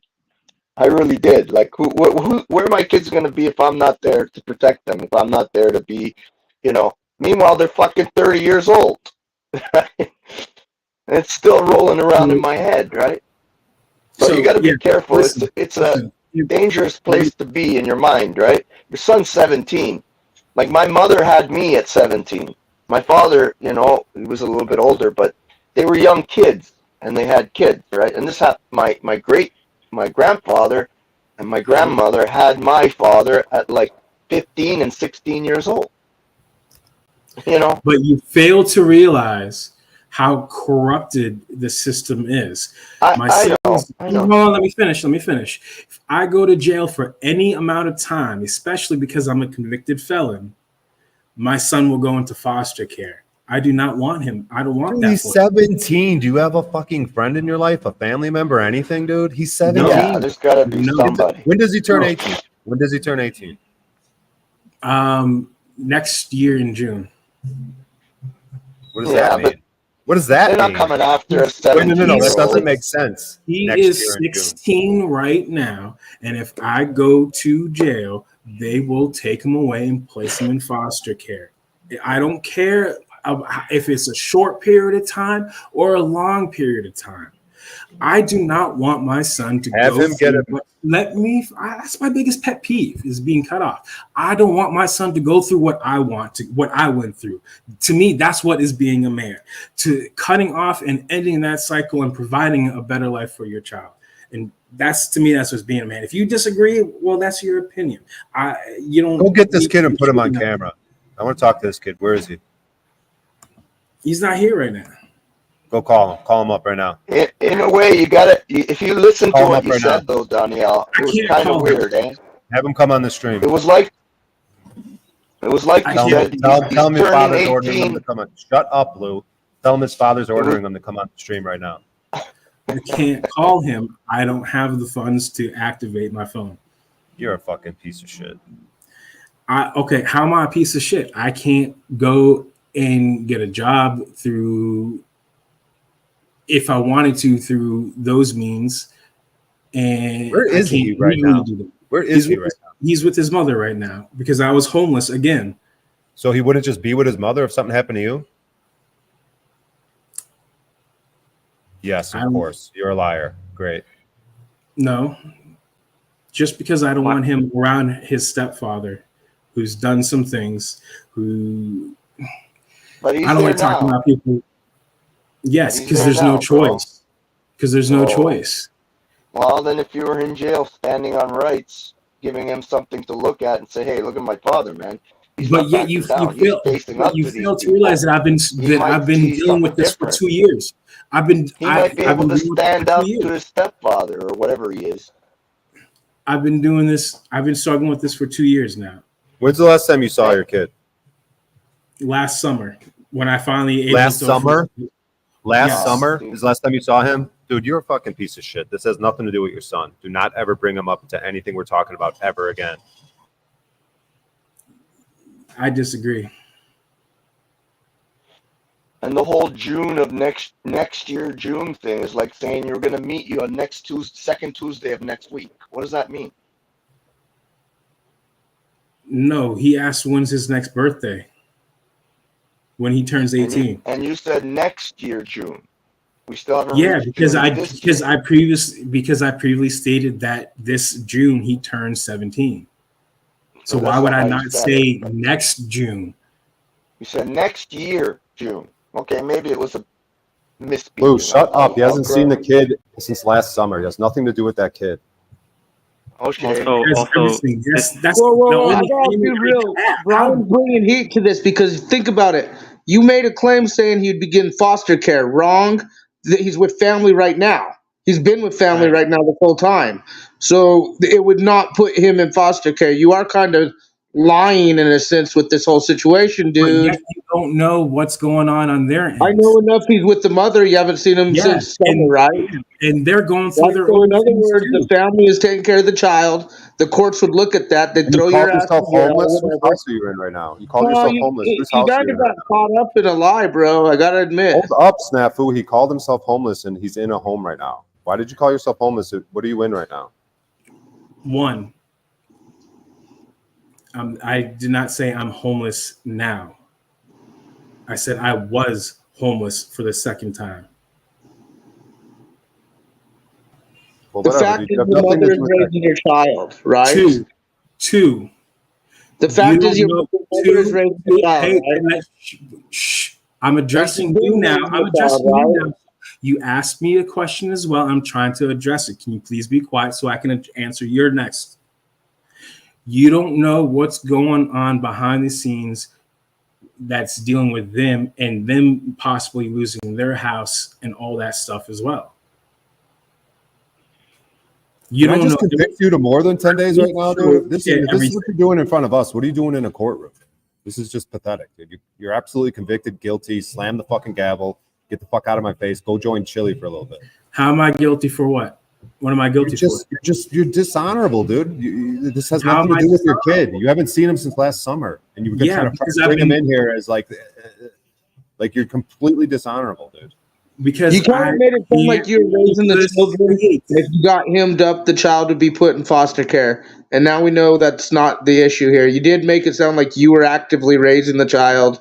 You were actively, and then when Brian called it out, hey, where's he at? Get him up. It came down to what we talked about, telling on ourselves. You got caught, bro. Simple, man. You did. No. So again, just because he's with his mother at this current point in time, one, I can't leave the state. Well, now I can because the case was dismissed. I can leave the state now. But while dealing with all that, I couldn't leave the state. I was ordered not to leave the state. Two, you don't know what's going on with their financial situations and what they're going through and what they're struggling with. Their financial situations ain't your worry, right? Three. It's a kid, right? That's your worry. Yes. You have the house. You have everything secure, right? Why wouldn't you have everything someone to watch them while you did your time and bring them there? My whole thing is you did make it sound like you were actively raising a kid. And then when Brian said, "Hey, bring him in," you got caught, dude. Because I even thought you were raising a kid from everything you said, everything you were doing. And then when he's pointed out, "Oh, well, you haven't seen him since summer," and the mom's right, dude. Your kid's not going to foster care. Obviously, the mom probably does have family and friends who would help take care of your kid, even if they lose. Probably a Talcott situation. He's probably not even allowed around the kid, dude. He probably has nothing to do with the kid. That's what I'm sensing. Then he's gonna bring up the stepdad. Oh, he's not. He's in danger with the stepdad. Like you're not even in the kid's life, dude. That's true. How am I not? So just because when I lost my house, You can't even afford to talk to the kid daily on the phone. You can't. You I can't do. even, like, That was a big red flag. I do. When's the last time you talked to him on the phone? When's the last time you talked to him on the phone? It's called. When's the last time you talked to him on the phone? Discord the other day when we played Minecraft. How long ago? It's been Playing on video games with him. the other That day was when quality I time playing video stated games? the other day when Paul was making fun of Minecraft, I threw myself underneath the bus and said I still play Minecraft with my son. What is the reason you have to talk to him on Discord and not a phone call? Because the amount of money that I do make at my Give phones away. They try to give Obama phones away I everywhere. was gonna say Obama phone. Fuck Obama. Be like Big Mike. Take that big dick and swing it. Use their technology. We're already fucked. Free phones. Google Voice, any Wi-Fi, I'll get you a phone call, dude.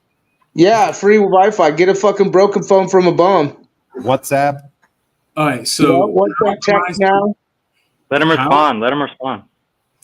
So how am I supposed to get an Obama phone, as you call it, or any aid? What are you using to talk to us right now? Can you just shut the fuck up and let me talk and explain? Damn, motherfucker. How do you expect the person to get any help from any kind of program if they don't have the proper documentation, aka You use phones and fucking jabbing fucking heroin up their booties. Have proper documentation, damn Danielle. Oh my god, you literally could go get a bonus phone for free with nothing. Hang on. I mean, you have a computer, right? Hang on. Like you can call him every day on Discord, right? I did say that I do talk to him on Discord. But then why bring up funds and being able to call on the phone? You can call him on Discord right now. Because Brian O'Shea stated, call him on your phone right now. I said I can't call him on my phone because I don't have funds. And then I don't have room to keep talking because I keep getting cut off. Okay, but you can call him on Discord. He could be right here on the panel every day with you because you invited him and said, "Hey, come and be with me on the panel before too, and I might learn too." Right? He's been on the panel before. He's been on the panel before. It's on Paul's record on his channels. Look it up. Okay, He's been on here before. I didn't know. I didn't know. My son has been on this show before. Okay, you could ask him to come every day and say, "Hey, let's be together here every day for a couple hours." We saw that worked out with you and fucking your children, Lou. It actually worked out amazing. You don't have no clue how good it worked. Oh, I do have a clue. They got rid of your dumbass. They're doing much better now. You have no clue. I know they're doing much better now. Since they're like, our dad's a dumbass. Fuck this fuck. Warthog, just fucking. You've seen my kids say that. I want the proof of that. Oh, they said it absolutely. I want to see the proof. You don't remember when they were shitting on you and you'd freak the fuck out and be all stupid and you'd say the dumbest shit? No one wants to hear it, you hateful fucking bitch. All documented, Lou. You dumb fuck. Bro, what happened here with my children, because I invited them here, was the best fucking thing that could have happened to us in that moment. I agree. That's all I'm gonna say. They realized how much of a dumbass you were and independent. Exactly what we needed, and the daughter's spirit making gives you what you excuses like need this when you guy need to it. stay in the house with you. Lou, don't she engage needed to with learn him. that she Do not needed to engage with him, Lou. be independent, Let him break away fizzle from out. your dumb ass and be better. She was stuck to your nipple. I just spoke to my daughter last Lou, night. shut the fuck up, dude. He's a piece of shit warthog. Just let Donnell and fucking Timmy talk. Okay. Once in a while, you got to play with the warthogs too. But yeah, seriously, when I say that, I'm dead serious. You could invite him up and say, "Hey, son, listen, I'm on this panel. I go up pretty much, once in a while, Yeah, but every you know day, every what? I second gotta day. admit, Shut up for a damn minute." And say, "Look, why don't you come up? We can get to see each other on the panel at least, talk to each other, and maybe you could learn something. There's some good guys up here, might help you. I mean, sometimes there's got warthogs and fucking zebras running around, but they drop some shit and run away, and then we can get onto some good stuff, right?" yeah, but the real topic here is the presentation you made, Daniel. I really thought you were raising your kid. They were with you. You I get him am. up. So you're Then wrong. they But go to the again, fucking foster listen, care, and now I know that's not at all the situation. no, you're wrong. And You're wrong. so Listen, you're I wrong. don't Again, know. It kind of presented. listen, can Shut you up, mute him, please? Snafu. Snafu, listen very clearly. Again, he's been in my life since he was born. When he turned three, I won custody in court. I raised him on my own in a different state, 10 hours away from his mother on my own until I was homeless when it's again on Paul's show before, when I was living on my land and I was in the 14 by 69 barn that I bought from the Amish. I was on the live stream plenty of times on that, without electricity and running water for 2 years while dealing with all this, building all that stuff out, dealing with court cases with that, getting advice from Paul before on that as well. That's on record. The whole plan was, so the way with court goes, he's supposed to go to his mother's during summer break. During that summer break, when I lost my house due to COVID, I bought the land and I bought the house, and it was only supposed to take me a few months during that time while he's in Pennsylvania to get what I needed to get done on the land for him to come back in time.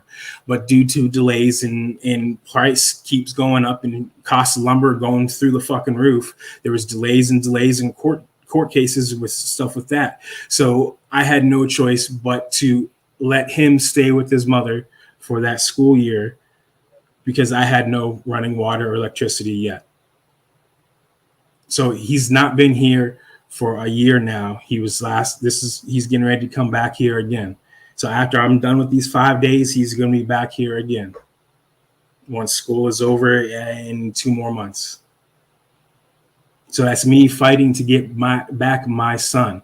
They're going through some things where they might lose their houses and whatnot. I might have to help out with his half brother. He's not my son, not through my blood, but he's got a half brother and 2 other sisters now.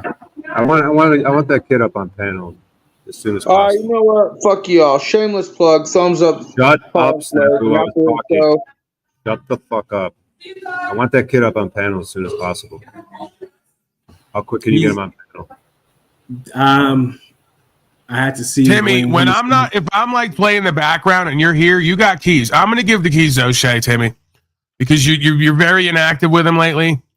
I was supporting you when you were active with them. I thought I loved you enough.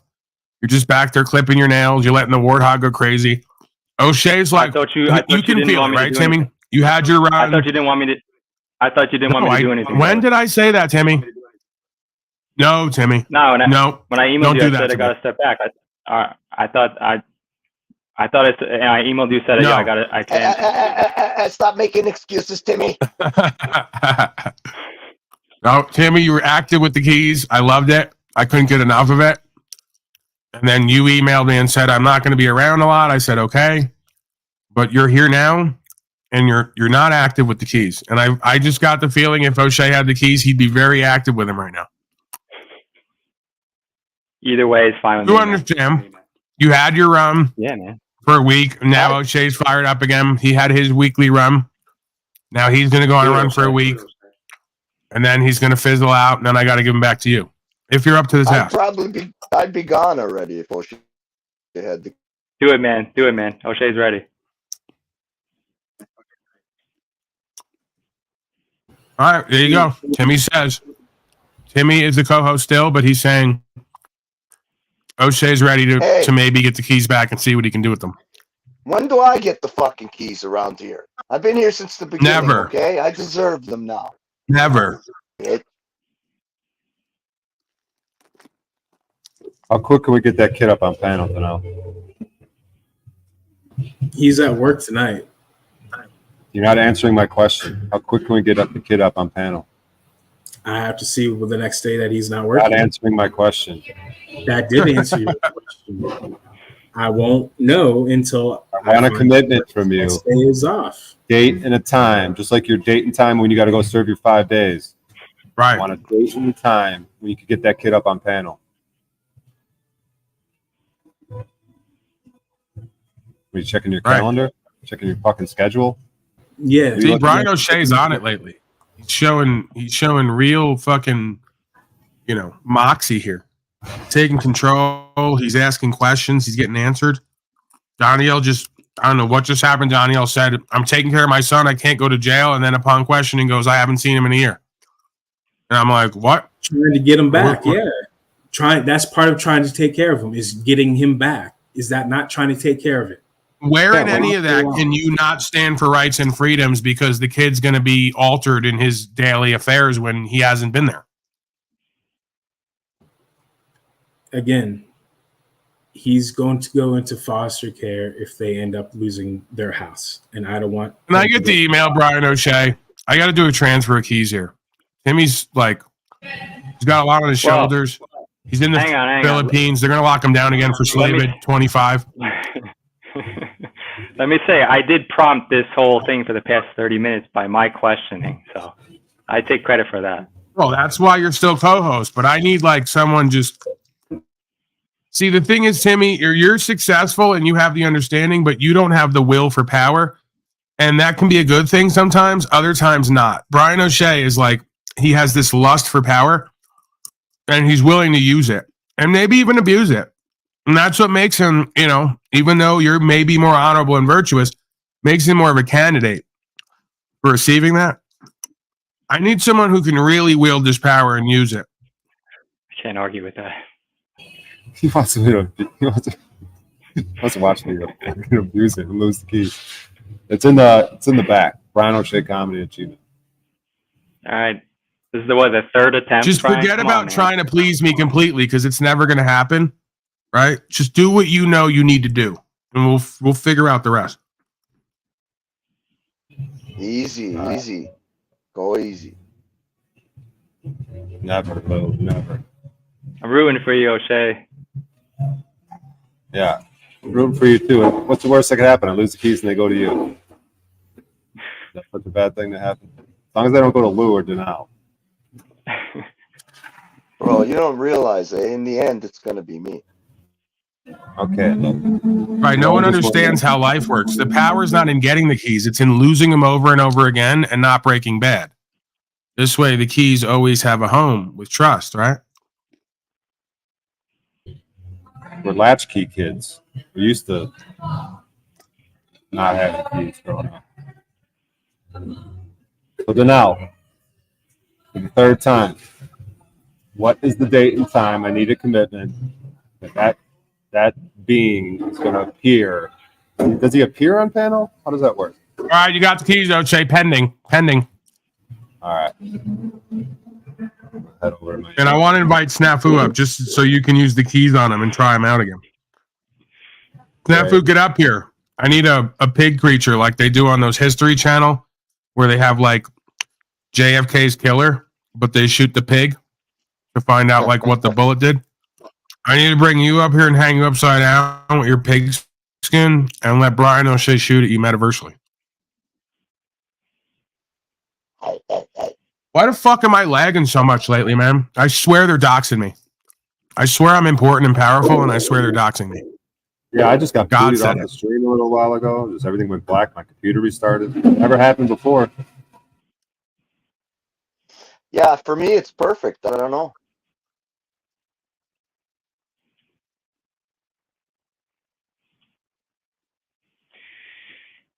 Yeah, Donnie. I wasn't trying to be an asshole to you this whole time, man. I have a son as well. He's about 1. And, I think about it every day. Every day I think about it. What I'm doing here, how that may affect him negatively, positively. So I deal with the same, I think, you can correct me if I'm wrong, but I deal with the same thing every day. And it is a lot easier to just go, maybe I'll just slink away, disappear, and then let all these motherfuckers figure it out themselves. Why put myself into the front? But, and then there goes, the other guy on the shoulder, right? The two sides. So, I mean, dude, I can't control ultimately what's going to happen in the future to myself or anybody that depends on me. And so all I can fucking do is every day show up and bring an understanding to those around me as best I can, and make them see the man inside of themselves, if it's my son or another guy that's working with me. And the girls, I have to just get them to see that they have their strength and they have their potential roles in life. But I can't control everything in the future, dude. And as much as I want to be there and be there for him as he's growing up, I understand what the future holds, and I gotta make sure I get shit done now, I guess, but that's just fear talking. I don't know what's gonna happen tomorrow, man. I may not make it tomorrow, so I can only be the best man I can be every day. And it is scary at times, but what the fuck? There's no other fucking option. I can't sacrifice my values and morality for fucking anything at the end of the day. And I'm not trying to say it as I'm not trying to say that as bravado. Well, again, that's your opinion. I fought for, I have, again, no family. All I know is my son, and I miss him. I don't see what's wrong with fighting for over a year to get him back. And I won. I was facing over a year in jail time, and I won. I'm not worried about 5 days. People's making it appear that I'm worried about 5 days. It's not the 5 days I was worried about. It was the year. Send me his Discord I was facing. I'm gonna call this kid. And I won.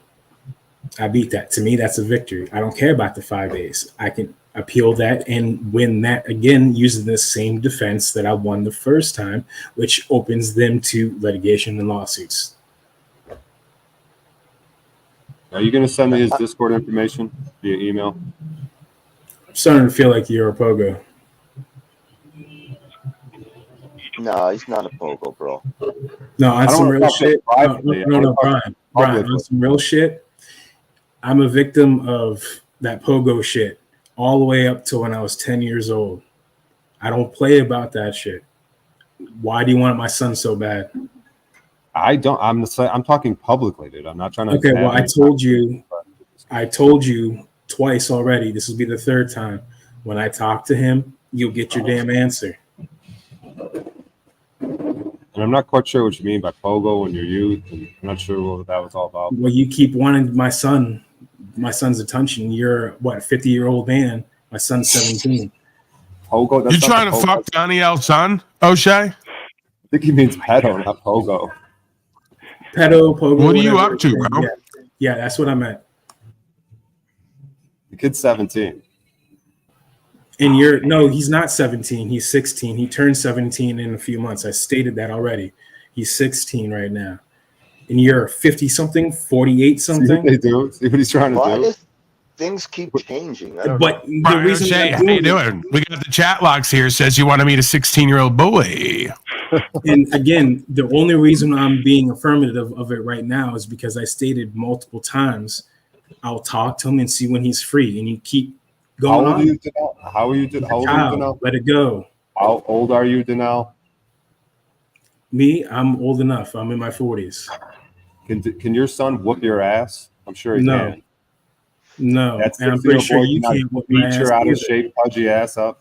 I'm pretty sure you can't whoop my ass. As a matter of How fact, tall are you? money that you can't whoop my ass. How tall are I'm you? gonna give you my address and you How can come tall are down you? and bet money How on tall me. are you? How tall are you? That doesn't matter. Yeah, okay. That Is your doesn't son taller matter. than you? Is your son taller than you? No, he's not taller than me. You got about 4 foot on me. You're what, 4'4", 6'4", I mean? I'm 6'2". 6'2". Okay, you got 2 inches on me. What now? So is there at any point that is there anything that you can do, Donnie, that would convince yourself that you're not a victim anymore? Like, is it possible to get out of that, or are you destined to just like accept the destiny that has happened to you? So you're trying to twist all that stuff around. I gave the reason why I'm being defensive and going on about it, and you're trying to twist that around. I don't. It doesn't affect me like that. I've come a long way. I'll admit I have charges on me for guys trying to flirt with me, and I black out and beat the shit out of them. There's charges on me on for that. Like I said, I did 4 years already. And none of that happened. That shit didn't happen in jail. That was between the ages of 4 years old and 10 years old. Dude, not just jail that. at 10 years old? No, being raped. Oh, okay. And it wasn't just that weird, sick shit. It was actually demonic, satanic rituals that was done as well. So no, you just don't easily get over stuff like that. But it has taken time for me to open up. And one of the biggest things that a person can do, people want to complain about how there's change. Well, you need to change not only yourself to be able to change the world. I've been working on myself a long time. I've come a long way. I'm able to openly talk about it. Yeah, but you know what I got to say to that, Donnie? I got to say something to that. I really do, because sometimes people use those kind of things to block any sort of accountability or pushback. And I'm not saying you're doing that. I'm just saying be careful of that, because I was in that situation too, right? Where as a kid, and you know, there were times where I almost felt like using that as a way of blocking from taking my own responsibility. And sometimes, you know, people can do that. No, I'll give you an example of how far I've come. So this is hard to talk about. So my stepfather now is my 4th stepfather. He's the same person who kicked me out when I was 17 years old, and I ended up living on a park bench for a year in Baltimore when I was 17. Anyway, was always on my ass about Reese. Okay, so it might not make sense, and I'll explain it if you really want me to go into more detail. It's not me being in a Mesa. There's just a whole bunch of information you don't know. Up until about 2 years ago, at the when all the craziness was going on a couple years ago. Long story short, my mother, when I lost my house, my mother allowed me to move in while I was waiting for the barn to be delivered to the land, which was supposed to take a month. But that was delayed. But anyway, I worked 7 p.m. to 7 a.m. She would work 7 a.m. So I never saw her. One day I got a phone call. Hey, Donnie, I don't feel good. Can you tell Frank to come and get me? Sure. Not a problem. I go with them thinking I can drive a car home so they don't have to worry about it when they're leaving the hospital. On our way there, hey, have you taken? No. Why haven't you, Donnie? Well, it goes against my faith. Well, then in that case, then he goes on about how selfish I am, that I'm not being considerate and wanting to protect myself and everyone else around them, especially family, so on, that whole meal. But since you're not, you're going to have to leave. I bought a tent and I lived on the land for about 7 months before that barn was finally delivered, without running water, without electricity, in a tent on that land. So that's just one show that I am a man, that I do live everything that Paul says to do, that's evidence of that I've been doing. So he goes, that time while he was in my life for the second time, he was always on my case about not being a man. But yet in the back of my mind, I wanted to say things. So so if I should be a man, that means I should beat your ass because you cheated on my mother multiple times. Not just that, you cheated on my mother with a man.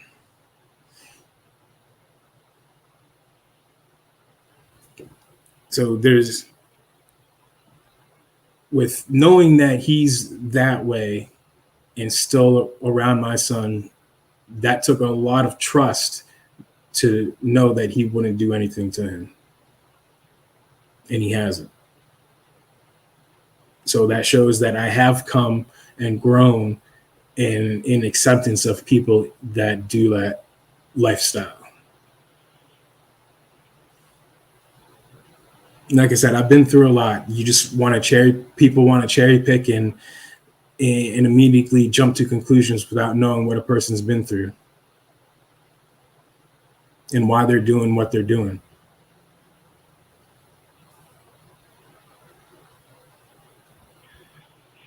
I mean, at the end of the day, man, like I can't know everybody's exact situation, but we all go through shit, and I'm not saying. And I agree with that, but yet you guys jumped on a person's case, nitpicking, not knowing the whole situation, trying to make him out as a bad person.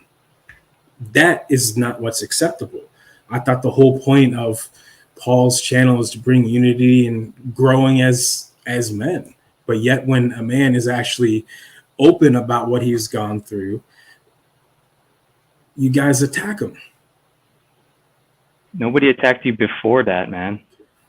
You said, you didn't like my tone. That's just men being men, dude. Okay. I mean, so again, you're thinking of yourself only. There's Mr. O'Shea who attacked me. There was Mr.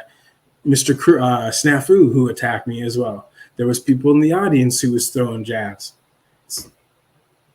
So okay, but I mean, you can't say the point is that happened, and that goes against what Paul was trying to have his whole right. But we have to be careful that to view accountability as attacking because we may not like the answers that are forced to come out of our mouth in truth. And I agree, and that's why I've been open and talking more and opening up more about what I have been through, so that you. Yeah, we have no benefit. No one, I don't think. I'll speak for everyone, and correct me if you think I'm wrong.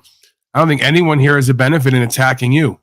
If anything, we like you. We see you here often, but we're not going to play favorites as you've seen many times in the past.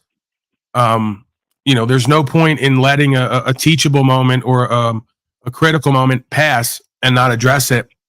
And foster a element of non-accountability, right? So, yeah, we just have to But I'm not saying you because you didn't do it, Paul. You were quiet. It was the other guest on the panel that, in my view, lashed out. Well, yeah, I mean, Brian with the whole "you're a piece of shit" thing maybe wasn't necessary, but I think what he was trying to get down to is you're using that son as a shield, in a sense, to hide behind and not accepting that we're all on some level subject to this fascism.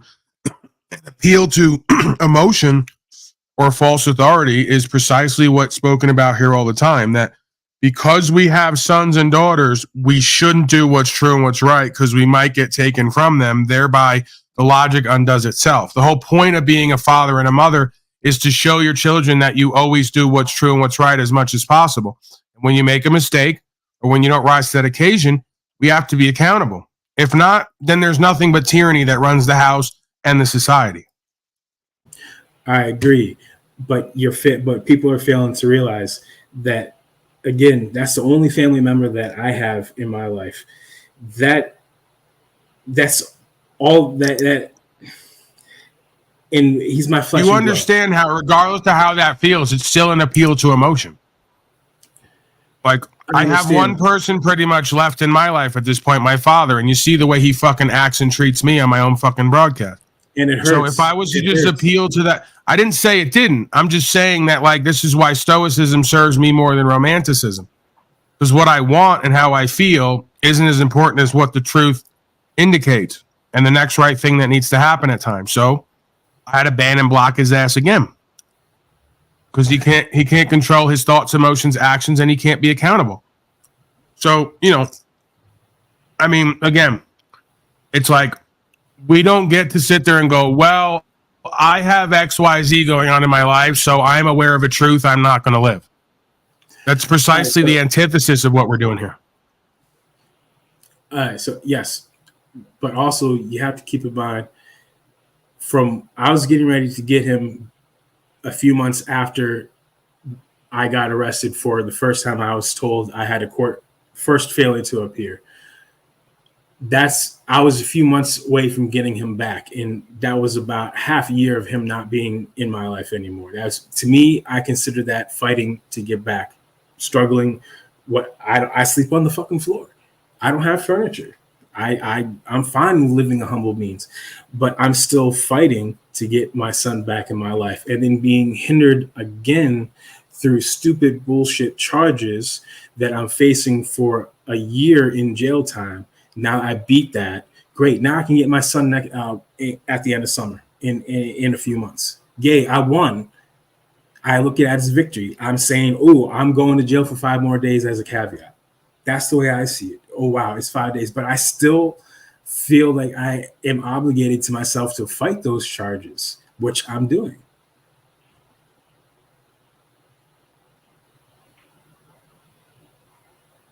The end of that battle has arrived. That's the way I see it. And I've been fighting. All right, O'Shea, Timmy, others who were outspoken before. What does this kid get into? What does this kid get into?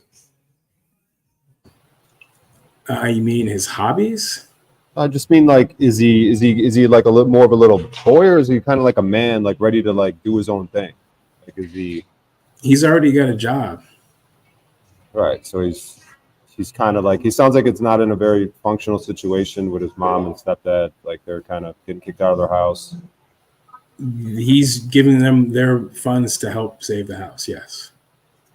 I mean, seems like he should be more concerned with like getting away from you guys and all your dysfunction. Just kind of being his own person. So how is it a dysfunction of my fault when I was arrested? I'm not putting fault or blame. I'm just saying we all come from like. I was arrested for not wearing a mask, Mr. O'Shea. How's that a dysfunction of my fault? I'm not bringing that up. I'm saying no. Elaborate on that. How is it my fault? I would hope that this child would get away from you and his mother and that stepfather who are losing their home and go off with his job. And don't give them any money because they sound like they don't know. They're not very good financially. Like just have him hold his own money. They should be helping him save. He shouldn't be like giving these idiots money who are losing their home. He should be like making plans to like get away from you people. And that's why the Mexicans thrive so much, because family means everything to them. You rather shit on your own family. I'm not sure what that means. If I would have lost my court case, I could have gone anywhere from 6 months minimum to a year. Now there's way more than enough time for me to fix my car, get what I need to get done, and get my son back at the end of school year. You don't have to save them. The whole purpose of being a parent is to teach them to be self-sufficient at some point. Yeah, but yet the laws will come after me, accusing me of child endangerment and all that stuff. I already had CPC already called on me once. The child's not even in your life right now. That doesn't mean the people that he is living with are getting their house taken away Talcott style. The what? His mother and stepfather are getting their house taken away from them Talcott style. I have no idea the second half of what you're saying. Getting their house taken away from them, correct? Yes. Which is like Jack Talcott. I did not know that. I thought he was just living in family member's house or something. Yeah, you have no clue what's going on anywhere, dude. Jack Because Talcott. I don't pay attention to Jack Talcott. So why do I need to pay attention to Jack Talcott? Well, I'll inform you. Jack Talcott is on like day 12 of squatting in a home he doesn't own. He's like illegally there, a squatter. How does that pertain towards me? I'm making a comparison to your wife and the boy's mother and stepfather, who are getting their home taken away from them. And how does that make me a bad man by not wanting to help my son? It sounds like, based on this conversation, if I were to determine that you were more honorable, I'd be like, yeah, but I would, if I was a court, like a person or, whatever what do they call it, I would make the determination that this kid is probably old enough, he has a job, like maybe he has a girlfriend or something, just like start living his own life, start being self-sufficient, and like get away from you dysfunctional people who just can't seem to like have a phone they could pay for, can't seem to have a home they could live in. Like, he doesn't need to give you guys money. Like, he needs to just save his own money and do his own thing, in my opinion, with the limited information I have. See you guys later. I gotta go see my son. He's here, back from Florida. Take No care, need guys. to announce departure. Go eat something. That's how you would raise your children. That's not how I raise my son.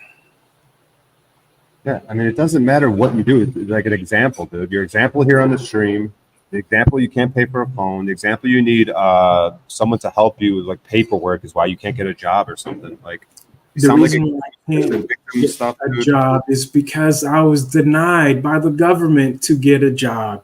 That's what it boiled down to. Bro. Wait, O'Shea, please. Yo, come on, man. Like, you got to get the positive side out of what's happening here, man. We talk all the time about what's happening in the private.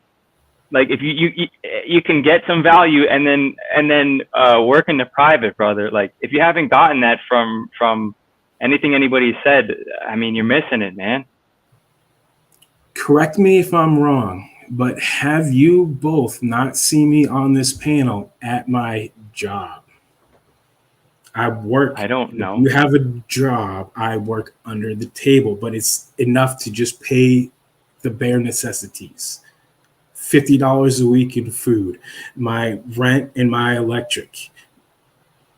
So what's your value? Do you have a big value that you bring to other people? What is that? Do you have a value that you bring to other people?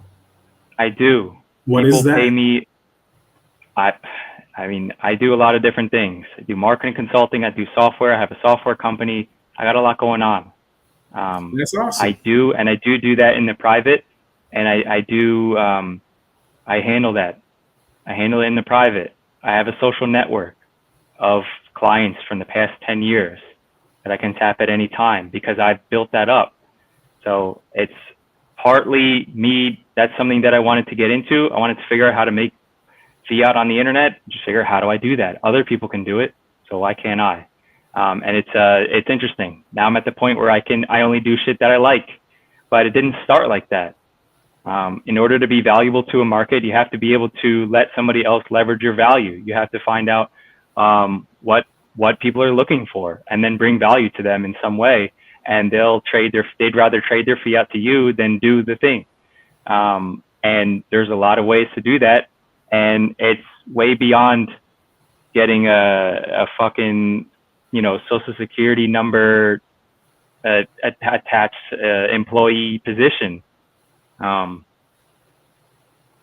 it's just man-to-man trust. You can go around the nearest 50 businesses around you and find a way to bring the owner value on some level.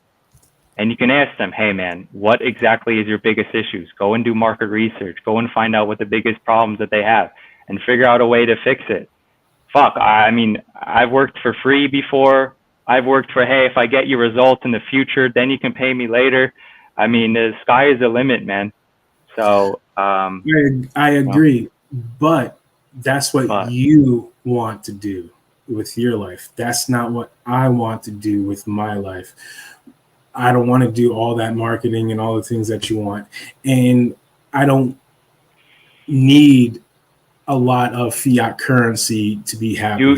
You have none right now. You need some in order to be able to. You just, bro, don't pull out a few $100s, please, man. Please, don't do that. You said you couldn't afford a phone. Okay, so I'm going to hold you in contempt because you lied. No. I'm holding you in contempt of court. Would you like me to go live stream and go out to my vehicle and show you that I don't have brakes?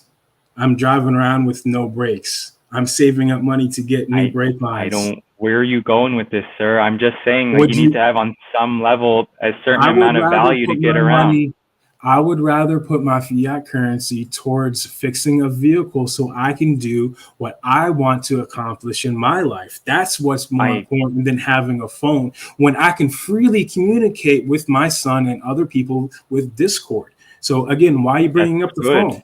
So why are you bringing up the phone again? Because you said you couldn't afford a phone and the phone because service. I'm saving up to get my vehicle That's smart. fixed. You brought that up before, not I. The point Brian was making was to call him. You can call him over the internet. So you brought that up, not us, sir. No, you're saying that you don't want to. He said sell. You know what he meant? He meant calling. It's not about a phone. So again, the way my brain processes and the way it's the doctors. Dude, is this how you would treat like the women and children in your life? Bro, it's fucking exhausting, Donnell. Yeah, good for them. So the way my brain thinks is literal. The doctors say autism. I hear you, man. But would you agree that you have to earn, or forget the word earn, URN? Do you agree that on some level you have to? Let's just hold ourselves completely, like reasonably, just truthfully. Do you agree that on some level you have to raise your value as a man in order to do private, whatever you want to call it, business, transfer of property with other men in trust around you in order to further secure your position and also be able to stand on your rights and freedoms? So again, that's presuming you know what I want to do with my life and where I want to go in my life. That's with you presuming that. You have yet to ask what I want to do with my life, because if you did, it would not line up with getting largest amount of fiat currency, because that's not what I want. So you're making no sense. Your logic is not computing with the way my brain works. So no, quick story, dude. All right, one time I was fucking at the fuck was I, dude? Dude, Donnell, you listening? It's a quick story, dude. Hello? All right, dude. Last year, I was driving around the United States, right? Looking at all these buildings and shit. I'm like, wow, man. All these old buildings, I really don't know what to make of it. You know what I mean? Tripping out. These buildings are perfect. They're made of brick. I started getting into these bricks, dude. And it started this whole thing with me, man. Brick by brick, dude. No, that's what you got to do. You got to put down this little false facade here. Brick by brick, a little bit of mortar. We're going to build back the foundation of Donnie Elk becoming a man, not someone who like tries to have an excuse for every fucking thing. You know, however it was learned, whatever happened in your past. You got to get a solid foundation under you, brick by brick. Cool story, bro. I'll make sure to write it down in the book that I leave my grandchildren for their stories. But anyway, what I want in life doesn't involve largest amount of fiat currency. But it's not about fiat, brother. Like it's the about question doing that I what asked, you want to do as a man. Correct? I agree. Correct I or incorrect? Answer the question. Incorrect or correct? It's about Correct. what you want to do. Okay, thank you. Sure. So what I want to do as a man is not what you want to do as a man. You don't know what I want. You already stated what you want by presenting your accolades of what you accomplished and what you're doing continue to grow. I know I did. And I'm stating the point that you still are trying to compare your accolades and what you want to do and what you want to achieve and apply it to me and saying that I'm not standing up and being a man. I simply asked, would you agree that you have to raise your value as a man as you currently are? And you're saying no? That's not the way you worded it. You always want to raise your value as a person, as a proper person, as a man. You always want to. Okay, so what are you doing to do that? Have you been doing that? I already achieved what I wanted to do in doing that. I have land. It's in a trust. It's being left to my son. As Mr. O'Shea says, oh, you need to start letting him go on his own. Da, da, da, da, da. I already plan on doing that when he's 18. Why am I doing that? Well, I'm leaving him the land and all that stuff because what I want to do and what I like fascinating and what I like to spend my time is learning about ancient cultures and civilizations. So I'm planning on fixing up my car, getting a camper put on, getting a truck, selling it, getting a truck, getting a camper, and making my way down to South America, visiting ancient structures. That's what I want to do. That's my passion. And I can't do that until he turns 18. Sorry for wanting me to spend his last year of being till he's an adult with him to teach him properly in my view of what's proper.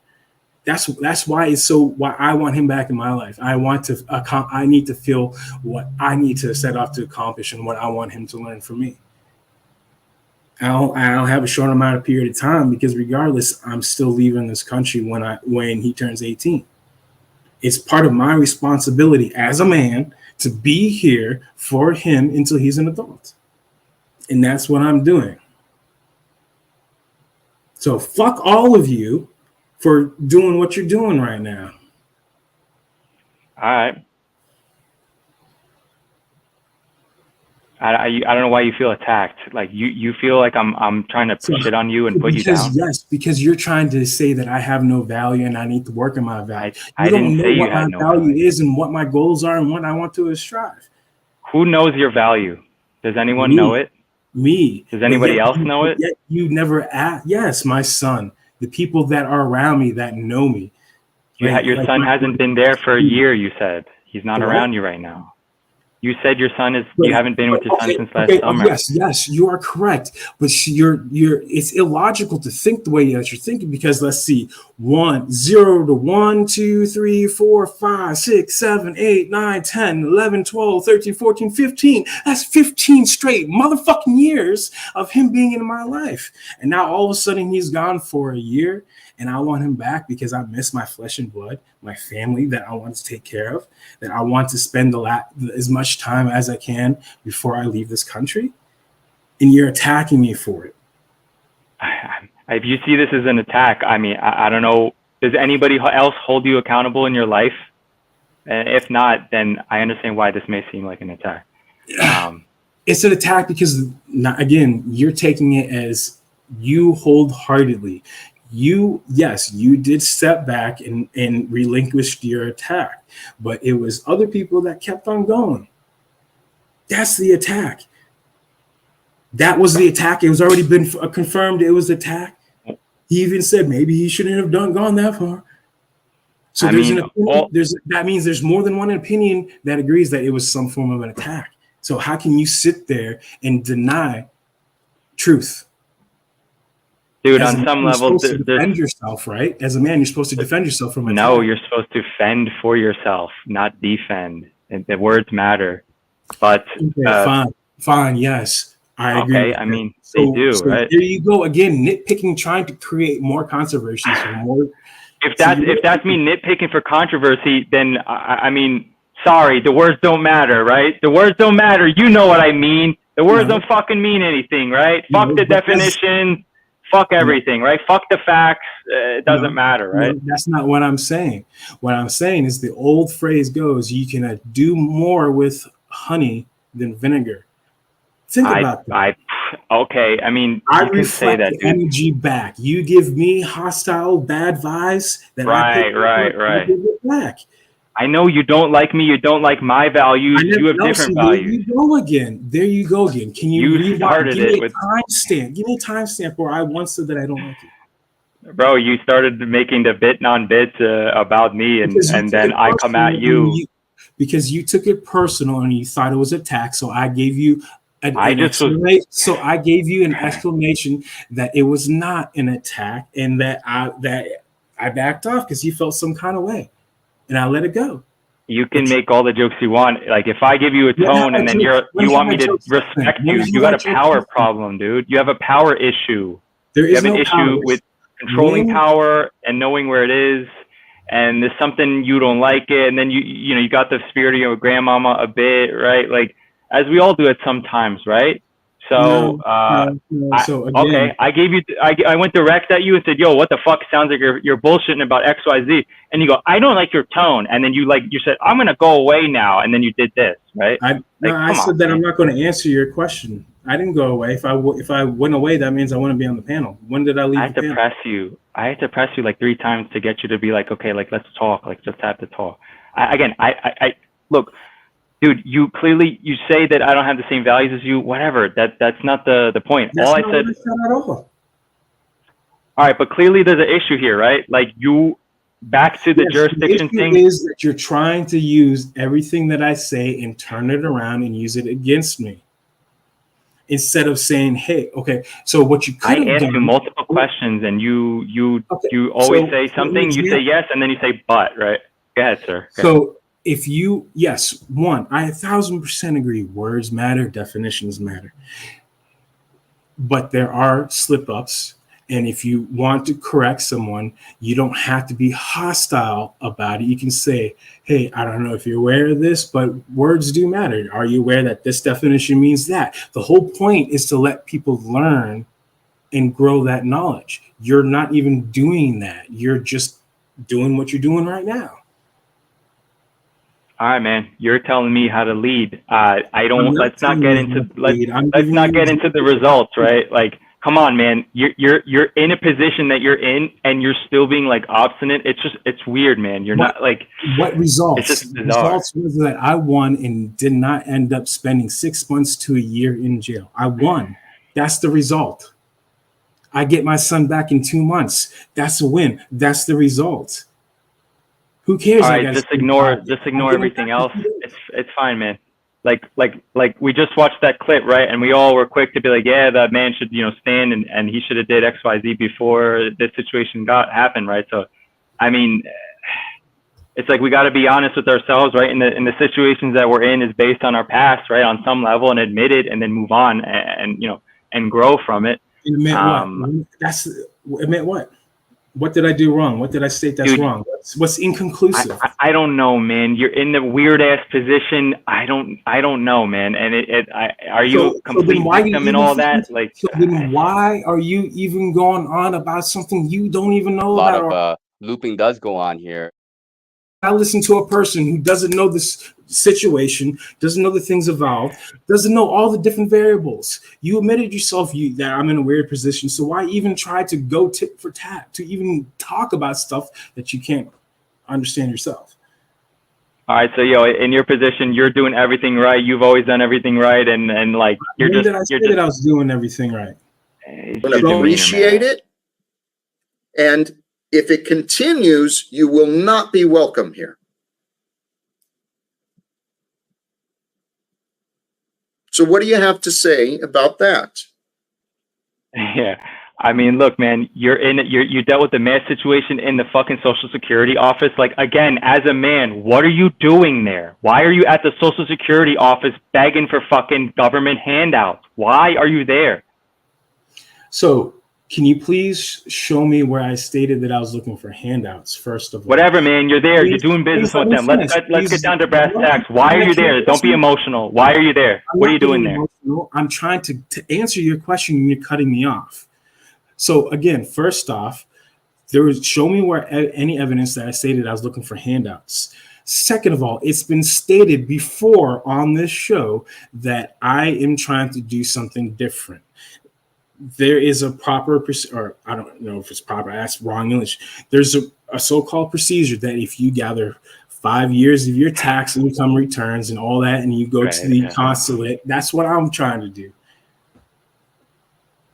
I needed my Social Security to file my last 5th year so I can relinquish my so-called citizenship. All right. I mean, that's how is it going? Are you having good results with this process? Well, yeah, until I was arrested for not wearing a mask, which I beat. So that's a win. That's a result. That's a good result.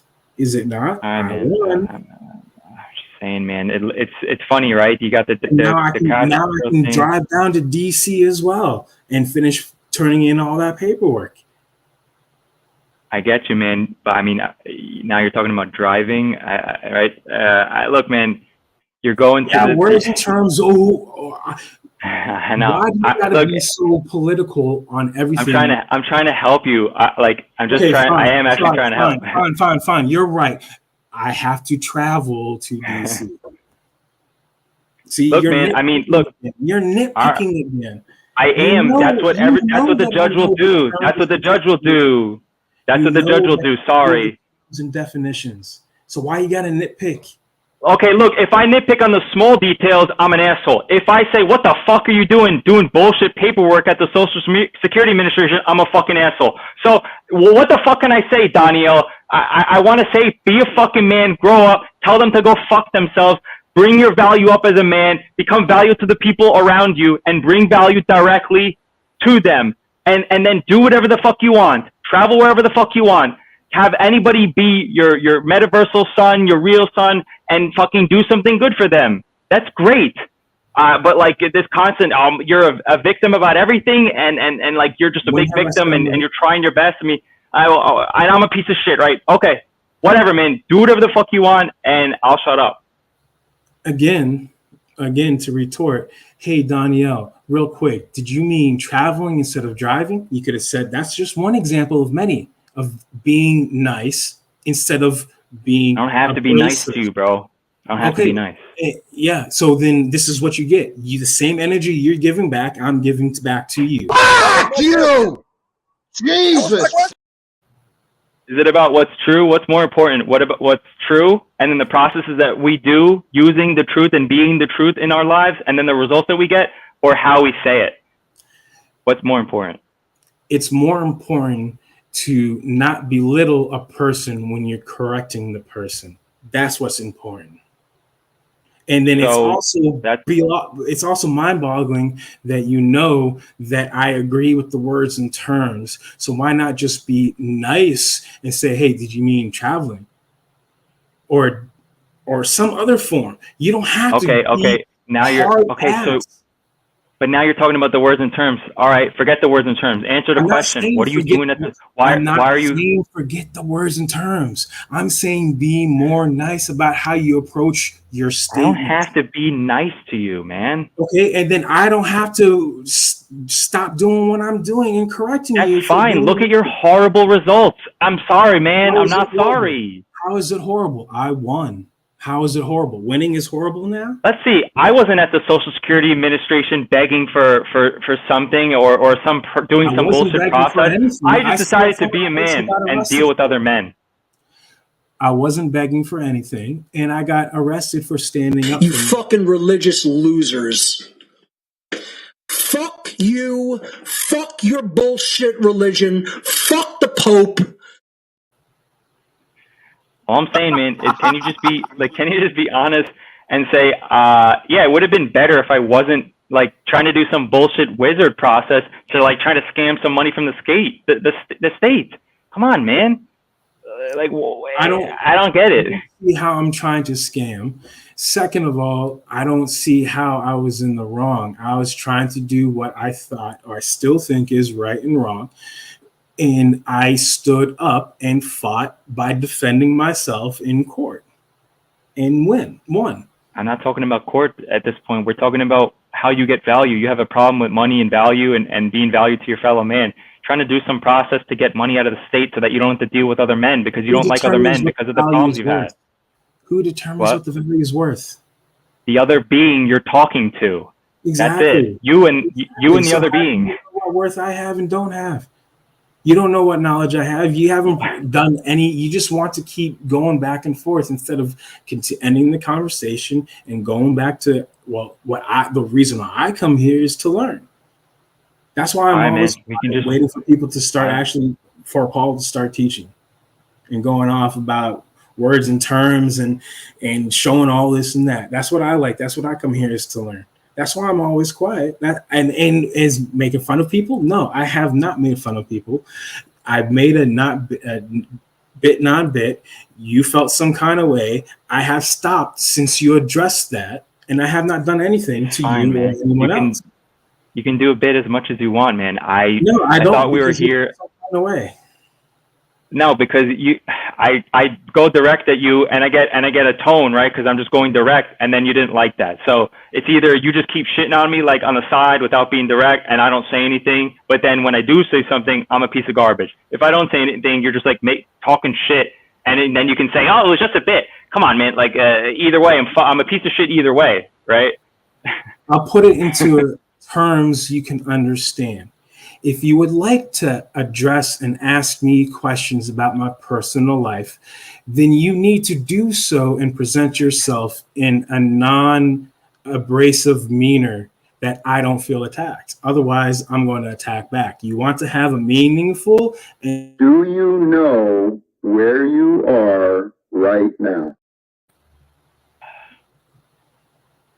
That's Dude, what I said. I was, there was an opportunity for some kind of learning moment. You want to be obstinate, and I do not agree to those terms of a learning moment where a person is belittling me, where multiple people were belittling me. All right, man. Whatever. I mean, we can move on. I don't have to have this That's conversation. what I've been man. trying to do for the past, an hour and a half, trying to get into your head that, hey, if you really want to ask these questions, I have no problem answering these questions, but you need to be more mindful and respectful.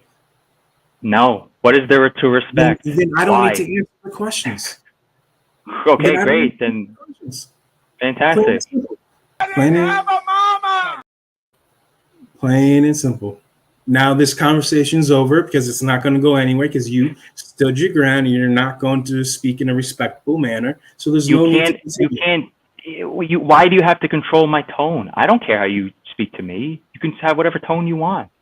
You can't demand respect. Why do I have to respect you? Why do you care? Then why do I have to respect you? You don't. I don't care if you respect me or don't respect me. Doesn't matter. But are we talking about the truth here and what is true? That's what I care about.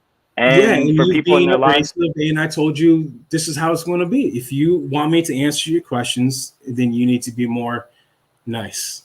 No, I wasn't nice. You ended up answering all the questions anyway. And look, the crowd got a learning moment on some level. Good day, sir. There's no more point to continue. Let's give it back to Paul. Great. He could have spoke up at any time. Tribe, you fucking bitch. Come up here and talk to me. Okay, are you done? Can we get it back I'm liking this. I'm liking when Timmy and Brian O'Shea run the broadcast. I'm not, I'm like taking a back seat. I'm listening. I'm watching them kind of do accountability session with you, and you're having your perspective. I mean, I could speak on what I'm seeing and experiencing, but I'm not lacking right now, right? We're already an hour and 15 over. I prefer to have other folks in the quote unquote non-munity take an active role and a role of leadership and be able to facilitate their own way rather than always rest on me, if that makes sense.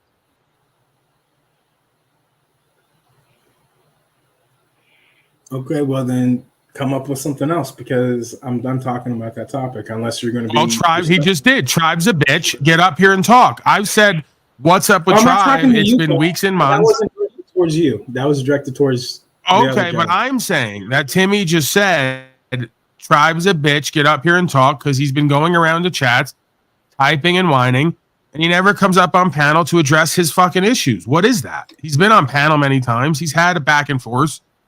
What is that about?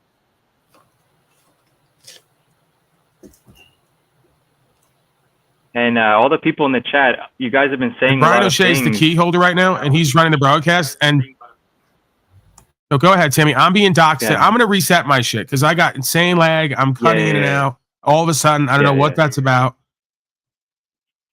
I got you. Yeah, man, Donnie, it may be helpful to you. I'm not trying to be a piece of shit, but just like if you care what the chat says, a lot of people were on my side. And again, it's not really like a side thing. It's like a lot of people were saying stuff, and so if you care about their opinions, maybe you don't. That's fine too. Anyway, do me a favor. Do me a favor. Look at the timestamp now, and look how you're talking in your demeanor and your tone, and compared to how you were before. I get that. You're not listening to anything I'm saying. This is what I'm asking for right here. I get you, man. I know.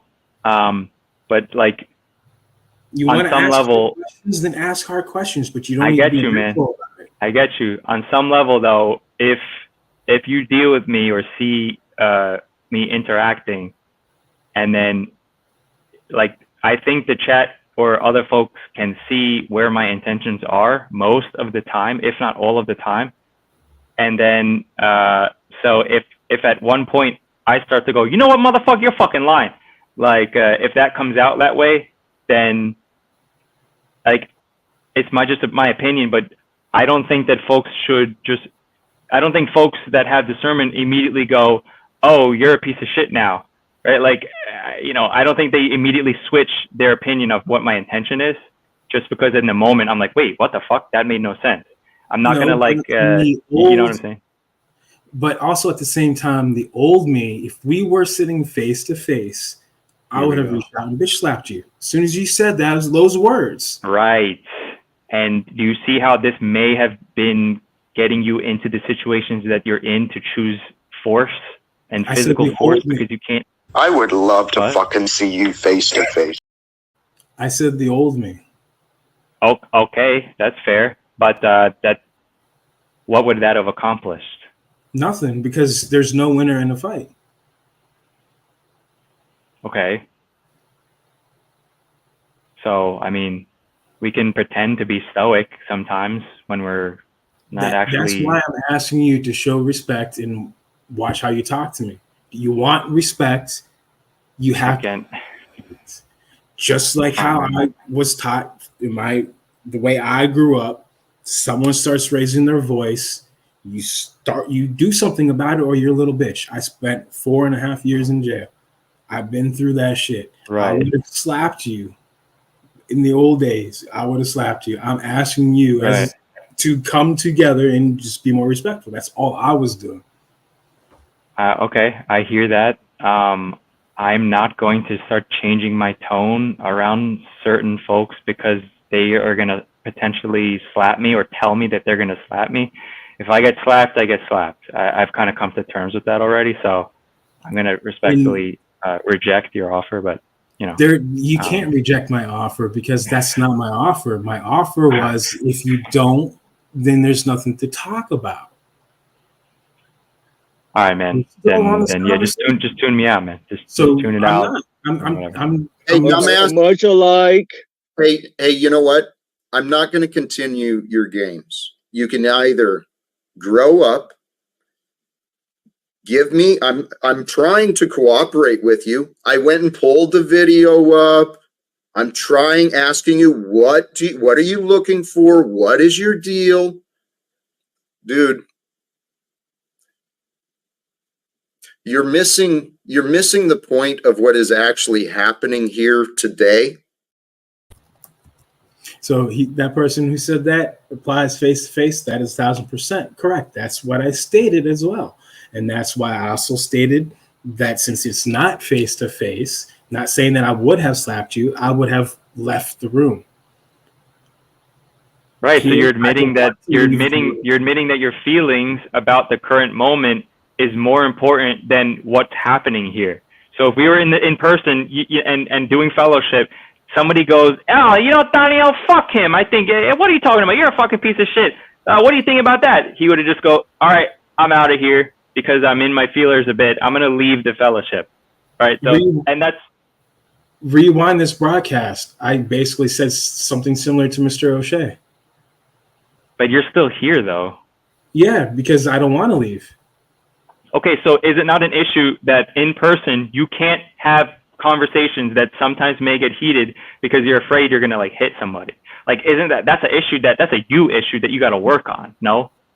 No, because I told you the terms and conditions of me to have that conversation with you needs you to have some level of respect. Right. And if we were in person, right. So if we were in person and Paulie was running fellowship, we're at Paul's house.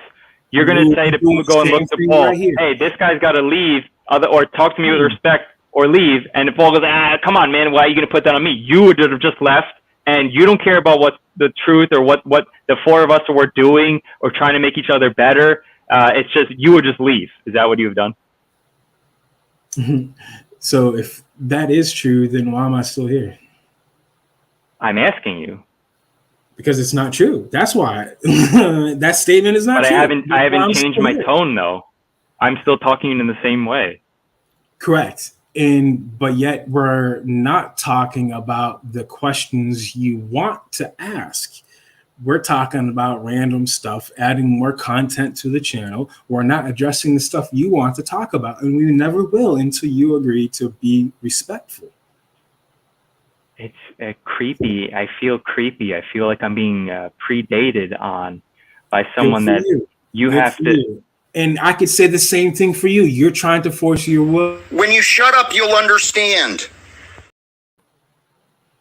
Same applies for you. All I'm asking is to show some level of respect. If you can't show respect, then you're not a man. Why? Why do I have to show respect? Because you're supposed to show respect unless you are disrespected. And I haven't disrespected you. You have disrespected me. Fuck you! Jesus! I miss Mal Roman. And I'm fine with that. I'm not bitching about it. I'm not crying about it. I'm just stating facts. But when did I disrespect there you? There is no way that the questions you want to ask will be answered. So we can continue doing this, or we can continue to want to learn, which I've stated 5 times now that I would rather learn than go continue to this. But I'm not going to answer your questions. I'm here to Donnie, learn. when did I disrespect you, Donnie? I don't remember doing that. Rewind the broadcast and watch it yourself. Evidence is right there. I'm going to appreciate it. And if it continues, you will not be welcome here. So what do you have to say about that? Was it the tone that I was disrespectful, or I said something that was untrue? Like, did I lie about you, or was it my tone when I asked you a question? I'm done talking about it. I would rather move on and learn about other things. If you want to have this continue, if you would like to continue this conversation, we can set up a time and talk about it. But right now, I want to learn. Fair enough. Brian, what would you like to do next, sir? Donnie wants to learn. What have I ever done to make you treat me so disrespectful? How about this? If going about turning in your 5 years of tax forms and all that stuff is not the correct way, then how about you go about showing what is the correct way instead of bashing me for it? Again, I never bashed you. If you think that's bashing, again, I can't bash you. We're in a metaversal square. So bashing again, also means insults. It's not my fault you don't have a big vocabulary. Okay, well, I think of physical bashing. When you say bashing, it sounds like something physical. But I'm talking about insulting. That is also considered bashing. You know, slang. Yeah, man, if you grew any time in the streets, you would learn some slang. Yeah, all right, man. You don't have to go there. Look, man. To be honest, it's like anything that you're doing, or I'll just speak for myself. Anything that I'm doing, it's like I don't need permission from some state or. I understand and I agree, but if you don't agree to that, then there's no point to continue because I don't want to continue. You fucking religious losers. Fuck you. Fuck your bullshit religion. Fuck the Pope. I'll knock the fucking Pope out unconscious in the cage fight, which he never answered my challenge. You get knocked the fuck out, boy. I think correct me if I'm wrong, I think the Social Security thing is kind of connected with the court thing. It's like, seems like you're trying to set the records with them straight so they leave you alone. I mean, I just don't have any feeling like inclination to like do that, because I don't know, they're gonna do whatever they want to do anyway. I can't like preempt everything with them. It's just my opinion on that. Well, But I yeah, do absolutely nothing. I don't want to have them come at me and do absolutely nothing, because to me, then you're not defending, or you're not doing right by standing up for what's right. They keep coming at you. What else are you going to do? Keep going and get longer and longer and longer. The more times that they keep coming after you, I don't want that. I don't need to go through that when I can go there, do what I already did, win. Who cares? I lost to Fairly 2 up here. I won the bigger charge. 6 years to a year versus 5 days, which is more of a win.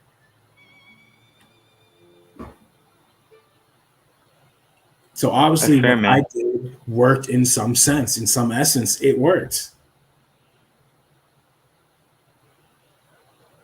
So what's the problem?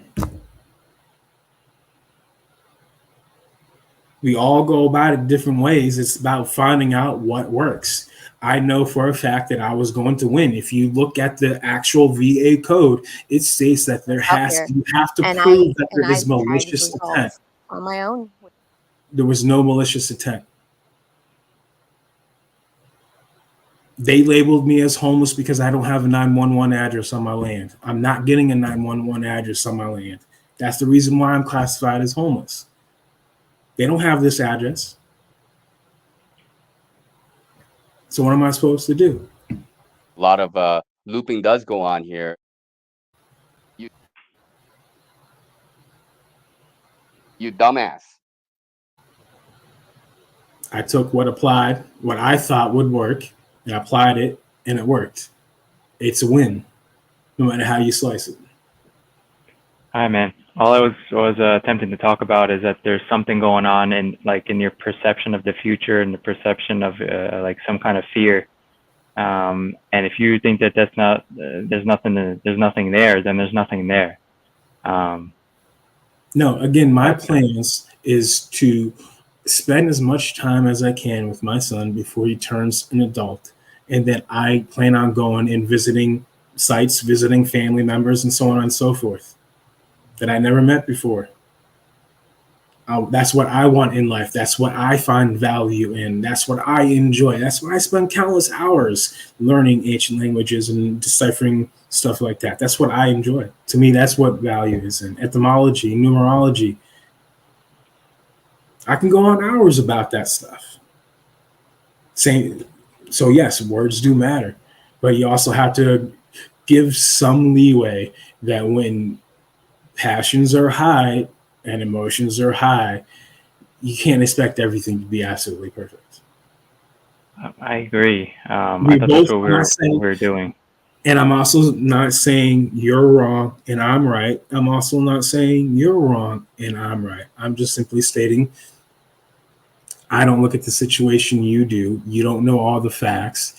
And if you really want to learn those facts, then you should be respectful, not abrasive, not harsh, especially when I haven't done that towards you or anyone else on this panel until today. What a fucking insecure bitch, man.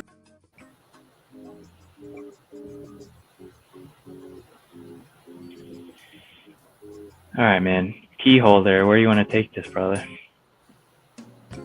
Oh man. Quick story, guys. So just because he's now an adult means I need to be there next to him 24/7. That's nice, Mr. Red or Mrs. Red, whatever your proper pronouns are.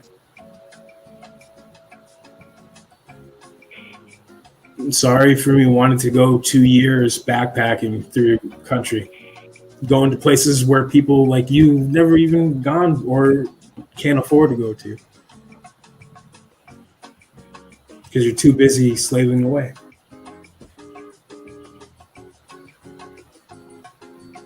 I like this. Donnie responding to the comments. That might be fun. You bitch ass slaves. That's how he's gonna say. Yeah. Show me one time where I lied.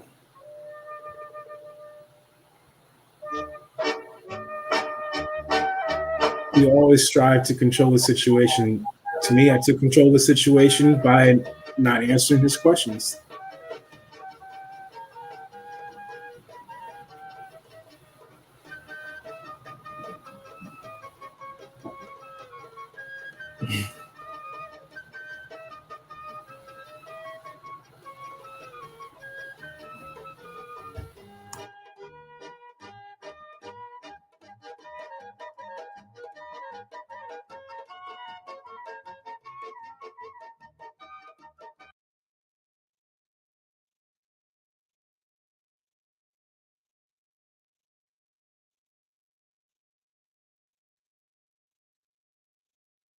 Did we lose Timmy? Was it the Jew music? Oh, okay. He's back. Thank God. Thank the So, like, what'd you guys come up with? Did you guys figure something out, or? We came to the conclusion that it's not going to go anywhere, so we stopped going back and forth. Okay. Timmy, do you want to, like, even try to be nicer and, like, not use whatever kind of tone you were using and then, like, ask the questions again with the right kind of perspective and inflection? No, because then he's gonna say that I'm just. I think he's just gonna say that I'm just acting, right? All right, you're kind of imagining a disagreement already. Person and you're being honorable, then there's no reason for me to not answer questions. That's all I've been asking for. So I'm not. So it's not being honorable when I'm actually just being authentic. Would you honestly sit there and listen to a person who's yelling at you, swearing at you, calling you names? Would you? Damn it, Timmy, you could do better than that. Did I swear at you and call you names? Yes, but you stopped. Which names did I call you? You Do you swore at remember? me. You swore at me. What did I say? You swore at me. You used prophetic words. Rewind the show if you really want to. Fuck you! Jesus! Okay, so I put a curse on you because I said some profane words like "what the fuck." Yeah, you're being a fucking slave. Maybe something like that. Technically, one could perceive it as that because you are, again, as you said, a curse is a curse. You fucking religious losers. Fuck you. Fuck your bullshit religion. Fuck the Pope. I'll knock the fucking Pope out unconscious in the cage fight, which he never answered my challenge. You get knocked the fuck out, boy.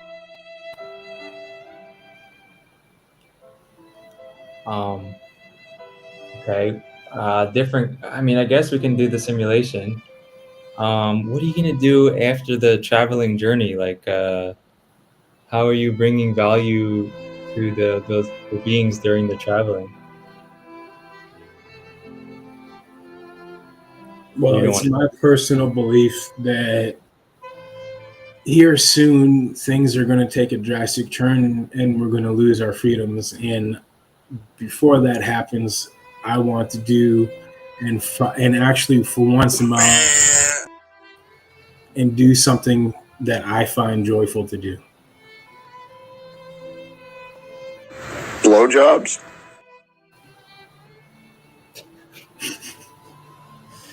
Oh, Jesus. Now I can't leave. Yeah, man. I mean, ultimately, freedom is doing what you want, right? And I agree with that. I mean, I've been to Colombia and Peru and shit. I've been there. It's a good time. Yeah, man. I guess all I'm getting at before was that to be a man, you have to bring value to yourself, and then when you do that, you are valuable to other people for giving them something that they want. And you know, I don't think that ends at some trip around the world or something, like as a principle. Like and you know, you can just say, hey, fuck people suck, you don't want to deal with them. Like on some level I agree. It's a balance to me, I guess. I find more joy in having less and being on the move. From the time that everyone's got to appreciate.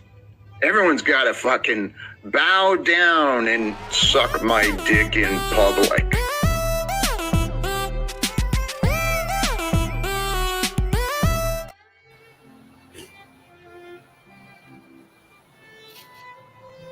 Please continue.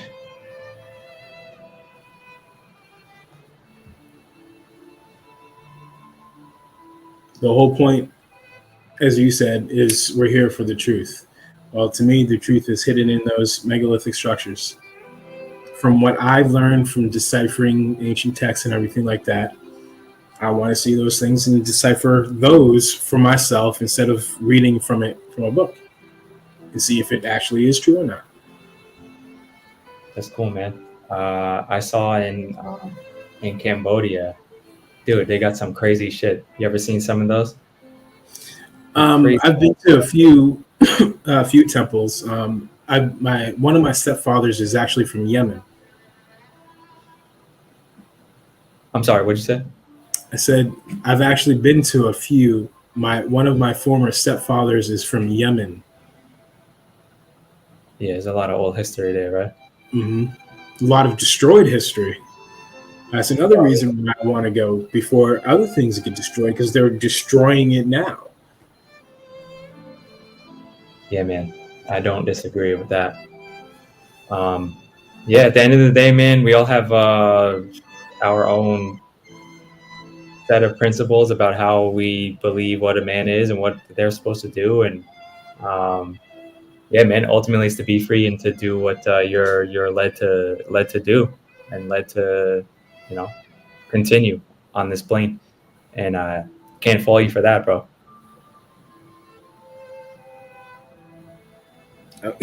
That's what I'm going to be doing here in a couple of years.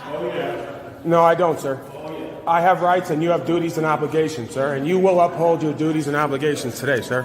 Okay, so would you like to tell me what your belief is about what I have to do?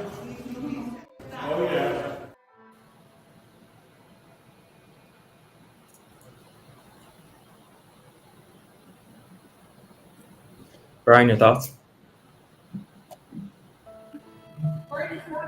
Oh man, Danielle, dude. Danielle, man. I don't want to be mean. I want to, trigger you or anything, Fuck Danielle, man. Just want to be sweet and sensitive. Hear more about your stories of victimization. I don't know. I want to offer you a position as black panel. Do you even black panel, Danielle? What is quick story, man? Hey, just give us a quick story, Danielle. Maybe that'll help Timmy understand what's going on. Quick story about what? Literally anything. By the way, I can't not say what I'm feeling because it feels misauthentic to not say it. But the thing is, man, I'm here to become a man and to become a better man in a community and to lead my son, lead my family.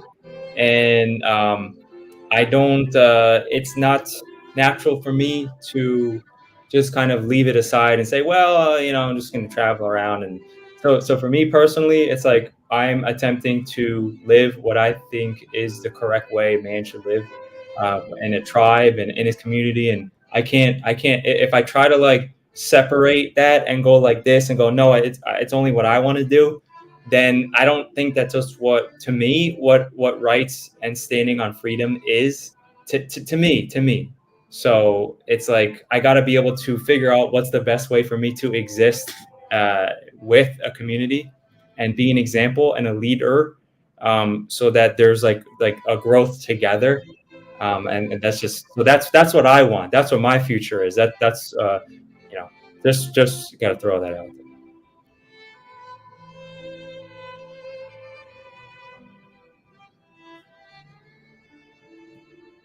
Well,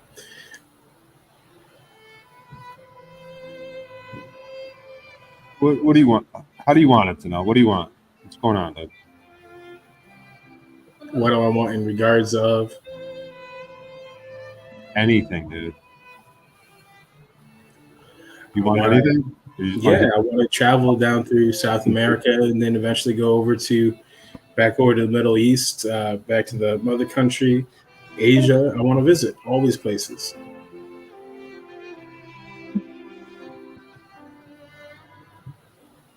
Great. Sorry if you find it boring. I don't.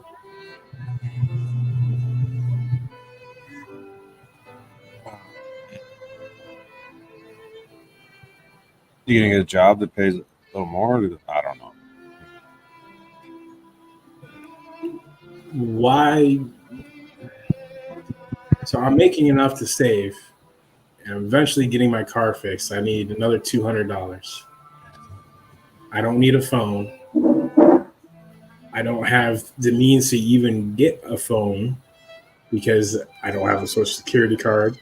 I don't have all the information to get all that, and you need all that to get it, and I don't want. Fucking exhausting, dude. You remind me of the fucking schmuck smile neighborhood. How do you get the stuff that you want me to get without having the proper documentation?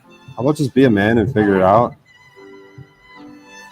And how am I not figuring it out? Because you're being a bitch, trying to lean on all these fucking excuses is why you can't fucking accomplish things, get stuff done. So what am I not accomplishing? Please elaborate. Anything, dude. Just put your mind to something and just make it fucking happen. You're like every fucking thing brought up is some excuse, fucking crying session, fucking victimization, fucking thing that happened to you. It's fucking exhausting, dude. Like no one's gonna want to work with you with an attitude like this, dude. So did I not say that I bought land? Did I not say that I built a house with living in it for this entire time without running water and electricity? Is that not accomplishing something? Is not winning false allegations against me?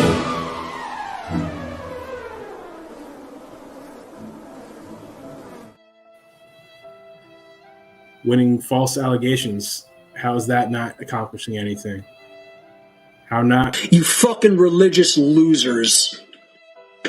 Fuck you. Fuck your bullshit religion. Fuck the Pope.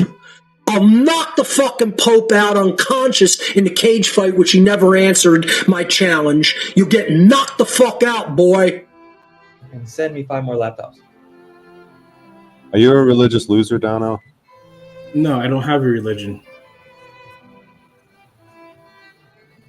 I don't believe in a religion. That's been stated multiple times on multiple people's channels. What makes you a loser then? I might be defined as a loser in your eyes. I'm not in my own eyes. Just because I am happy with the amount that I'm making and I don't need more than what I need to survive, and I'm comfortable in the means with what I have, then why should I do more if I'm happy and don't need that more? You might want to strive and have more useless things in your life that mean nothing. That's you, not me.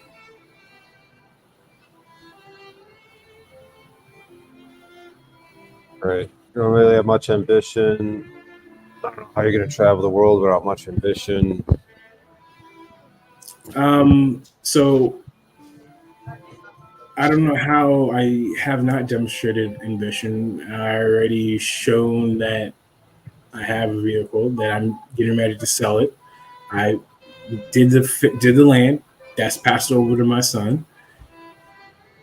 Now the last thing that I want to do in my life is to go visit what I want to go visit. That's the last thing I have left to accomplish. I raised a son, and I raised them right in my view. I had them not go through what I had to go through. I stopped that cycle. That's the win in my situation. That's accomplishing what I wanted to accomplish.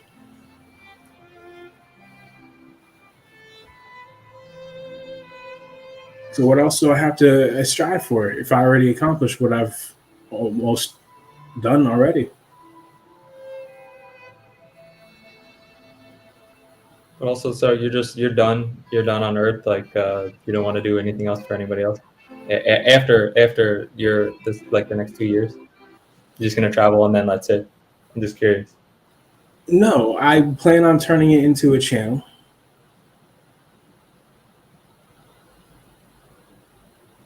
I'm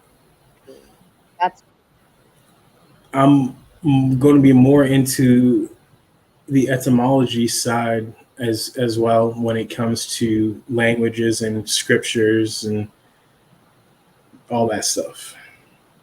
Because in my opinion, if you go by the original words and the original definitions of a lot of these so-called religious scriptures, they're not saying what they're saying in English. They're saying something totally different.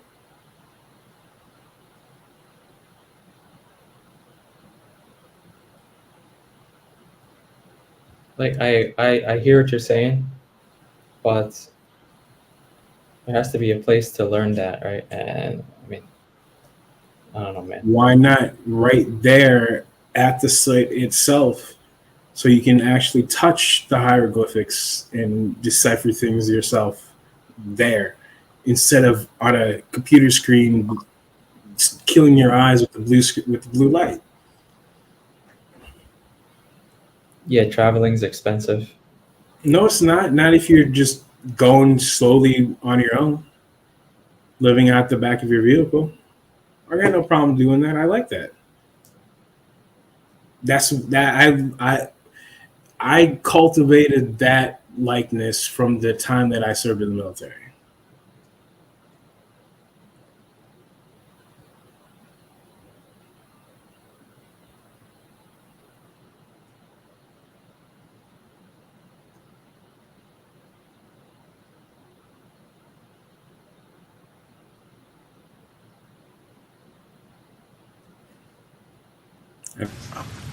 I frankly think that crisis initiation is really tough.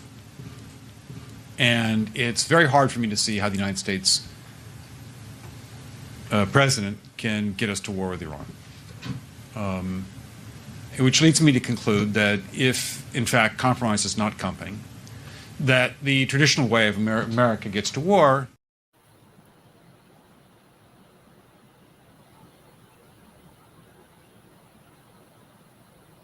There's no volume on Talcott.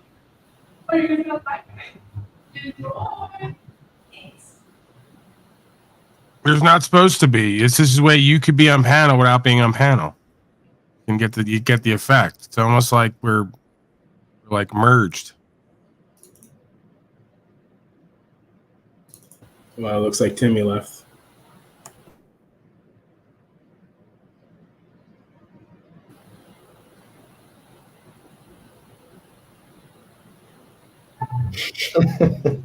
So what else would you like to know?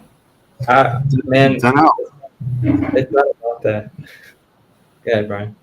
I live in my car and drink my own piss. And I'm still less of a loser than you somehow. Happy you feel that way. Brian, try to like puppeteer Talcott, or Donnie out. Like we all take someone and then we talk for them. It's like charades, like in reverse. You know what I'm saying? So like you're Talcott, Brian. So like anytime Talcott goes to speak, you have to puppeteer him. I'll be Hank. Who wants to be Hank? I'll be Hank.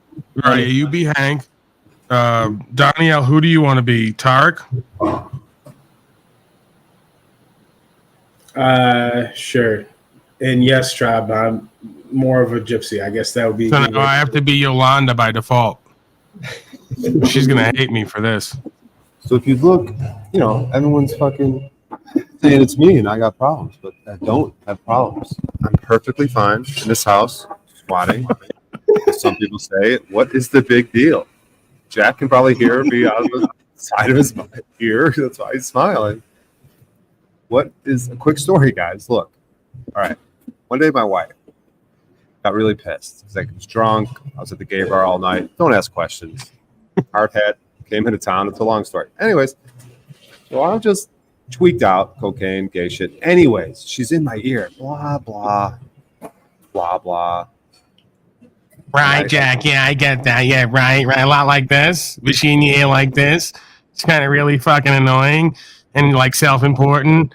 Like wanting you to like pay attention only to me. Like, look at me. I'm Yolanda. Look at me. I'm your wife. Pay attention to me. Stop drinking and being gay. God. Wait. Oh yeah, I'm still going. Yes, Yolanda. You nailed exactly. And then so I told this goofy bitch, like, look. If me and Hardhead we go out, have a bunch of fun, and unwind a little bit from work, and see what the problem is. 2, what the issue is. 3, what's your business? We're just experiencing ourselves and trying to teach my son how to be a man.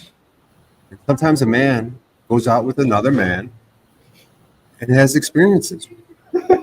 What don't you and everyone else understand about what I do?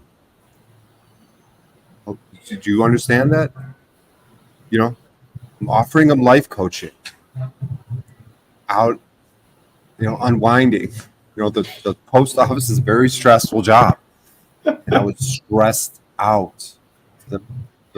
I'm talking stressed out, like losing my mind, ready to shoot the motherfuckers up. Go postal. And the only thing I had was my liquor. That's it. And gay stuff and cocaine. Okay? That's it. That's all I had. So if you have a problem with that, Yolanda, my wife, whoever, then I don't know what to say. Is Jack ever going to shut the fuck up? All right. Derek's going. Go ahead, Derek. Who the fuck's Derek? Donnie. No, I'm Hank. I said I was Hank. Nah, you're a lying idiot, Tarek. I mean, Donnell, shut up and just do Tarek, you fat pig.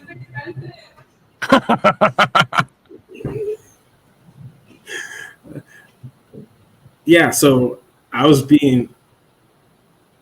Shut up, Tarek. No, you shut up. I'm sick and tired of you telling me to shut up. You see my mouth moving here. So no, I see my mouth moving right now. Shut up. Well, maybe you're right. I will let you have the floor. Syringe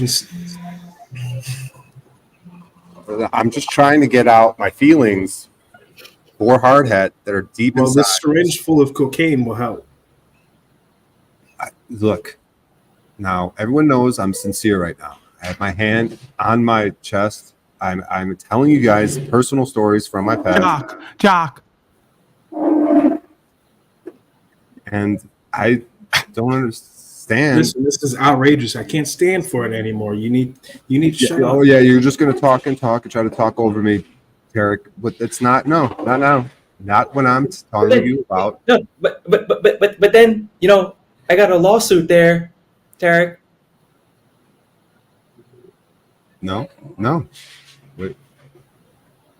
Anyone talking? Who the fuck's talking? Oh yeah, that's me. Yeah, I'm really sick of you two queers going back and forth. It's me, Yolanda. Like, I've been up on these beta male panels for a while, and it always goes this way. Two queers arguing all fucking day, all fucking night. And yeah, you want to just sit there, Jack, and pretty much nod your head and agree. And this is like why I can't get anywhere with you. You're going to be a fucking queer, at least stop arguing with other queers. Just get the fucking already. It's the same thing, the same problem I have with my ex-husband. I mean, I get into it. So I started smoking and drinking and fucking black men, like Hank up there. That's why he's pointing at me. All right? He knows me from the streets. You get what I'm saying here? You guys getting what I'm saying? It's me, Yolanda. Hello? Anyone? Jack, you're just nodding. You're nodding. Yes. You're acting like you get what I'm saying. But I feel like it's not going anywhere. Yes. I hear you. And I think that you are right, Yolanda, as tough as it is to admit. We are queer on panels. You got me. I don't know really where else to go with it. Although I do have a quick story I would like to get into about being at that club. And I would caution you to pay attention because it got really weird one night. And, you know, with all the stuff going on at the post office, you know, my boss is coming down on me. I got these, you know, union meetings. I got all this stuff going on. And, you know, I just couldn't take it. And I exploded all over hard hat. And I, you know, that's when things started going bad with the wife. You know, she just couldn't take it anymore. And I'm just being honest with you guys. That's when things began to unravel.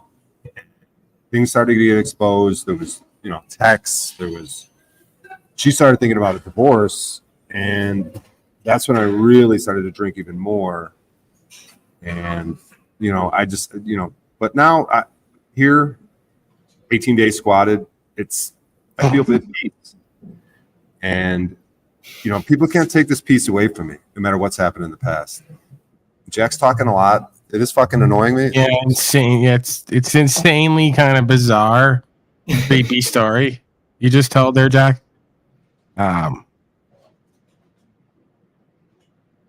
It was, yes, very insanely creepy. But look, I'm very peaceful in the house, squatting. No, I'm in a Starbucks. Wait. I lost myself for a minute. Look. I mean, Jack, have you ever thought about maybe like painting a picture, going outside, doing something, and then sitting on here all day? Kind of fucking embarrassing yourself and rambling about how gay you are, and how much of a failure you are, and how much you need like insane amounts of help because you can't really care for yourself or do anything. I mean, any thoughts on any of that, right? And I see you're smiling there, but I think I've asked you this before. It's me, Yolanda. You know me. Yeah. Thoughts on any of that, Jack? Seriously, because I'm like here every day and I got to hear this. And well, look. Yeah, Tarek. You know, hello. Tarek. Now, you fat, lazy pig. Oh my God. Jack, you are so gay, but I love you because I am gay too. Jack, I love coming here. It makes me feel safe. Yes, Tarek, I know. We all know that. It's been evident for a while now. And we just, I'm getting, look, you know, I did my massage treatment earlier, and it was great. I have this new technique where I sort of incorporate a visual aspect to it, and I put on pornography, believe it or not, black on black pornography, ebony. I don't know. It was a large trends. Anyways, let's just get back into focus. Well, there's 19 days here. You know, I'm not going anywhere. Why do I have to be Jack? Don't switch. He talks a lot. It's creeping myself out. Can I be fucking Hank, please? Fuck. Timmy, take over. I tap out. All right. Anybody else want to try this out? This was actually a good bit. Another genius bit. It's great. I'm taking full credit for that one. Yeah, this is great. Brian O'Shea, you just found your calling again. Like, we just throw Talcott on sometimes, like third hour in, turn the sound down, and we get to live through them like they live through us, right? Take back the power. It's like the N-word for blacks with an A on the end. You know what I'm saying? Yeah. Go ahead, Timmy. You're Talcott now. I'm Hank. All right. So, brothers, what do you think? Well, you know, Talcott, I'm just really sick of, like I've said it like 3 to 5 times now today. And I've said it many other times. I'm really just kind of sick. Hey, it's me, Yolanda. I'm really kind of sick of like coming here every day and hearing your bullshit. Okay, I really am looking forward to the day where you actually get something done. Okay, and not just the thumbs up, not just the prayer hands, not just the nodding in agreement. It's going to lead to no result. Well, yes, but Paul, Yolanda, you offer me nothing but disrespect, and sometimes I just, I feel it in my chest that I'm owed more respect. Brother, I don't get why everyone doesn't just respect me more. I don't understand. They say blah blah blah, and brother, I want a fellowship with all of you more. You especially, you have a lot to offer me, and I'm just not getting that all the time. And I would like all of you to do that better, so that we can help everyone else, right? And I just keep going here, and the chat is just sometimes they agree, and it's great, and then sometimes they don't. And brothers and sisters, the chat is just, you guys are Jack, saying many it's kind of hard to respect a man who's been thrown out of every position he's ever been in, corporately and at home. Yeah, that's true. Yeah. So I mean, you got to be kind of realistic here with your expectations. You want to be respected, you want to be liked, even. But sometimes there's been many lies about me, and they don't give me a chance to tell everyone about me, and that's not okay. That's not Here right. we go with the lies again, and it's all about me, and no one understands me. Jack, we do. You're a gay man. You've been thrown out of everywhere. You really do nothing all day. I don't know why you're laughing at that. That's true. But I don't get, why can't you bring me more respect? And when you tell me something, why can't you tell it in a tone that I like? This is for me. This is for me. This isn't for you. I'm not here to help any of you. This is for you to help me. Why don't you get that? Don't you get it? I'm not sure. Why don't you get it? I did one thing for you. I did two things for you, and you just shit on me. I don't get it. Yeah.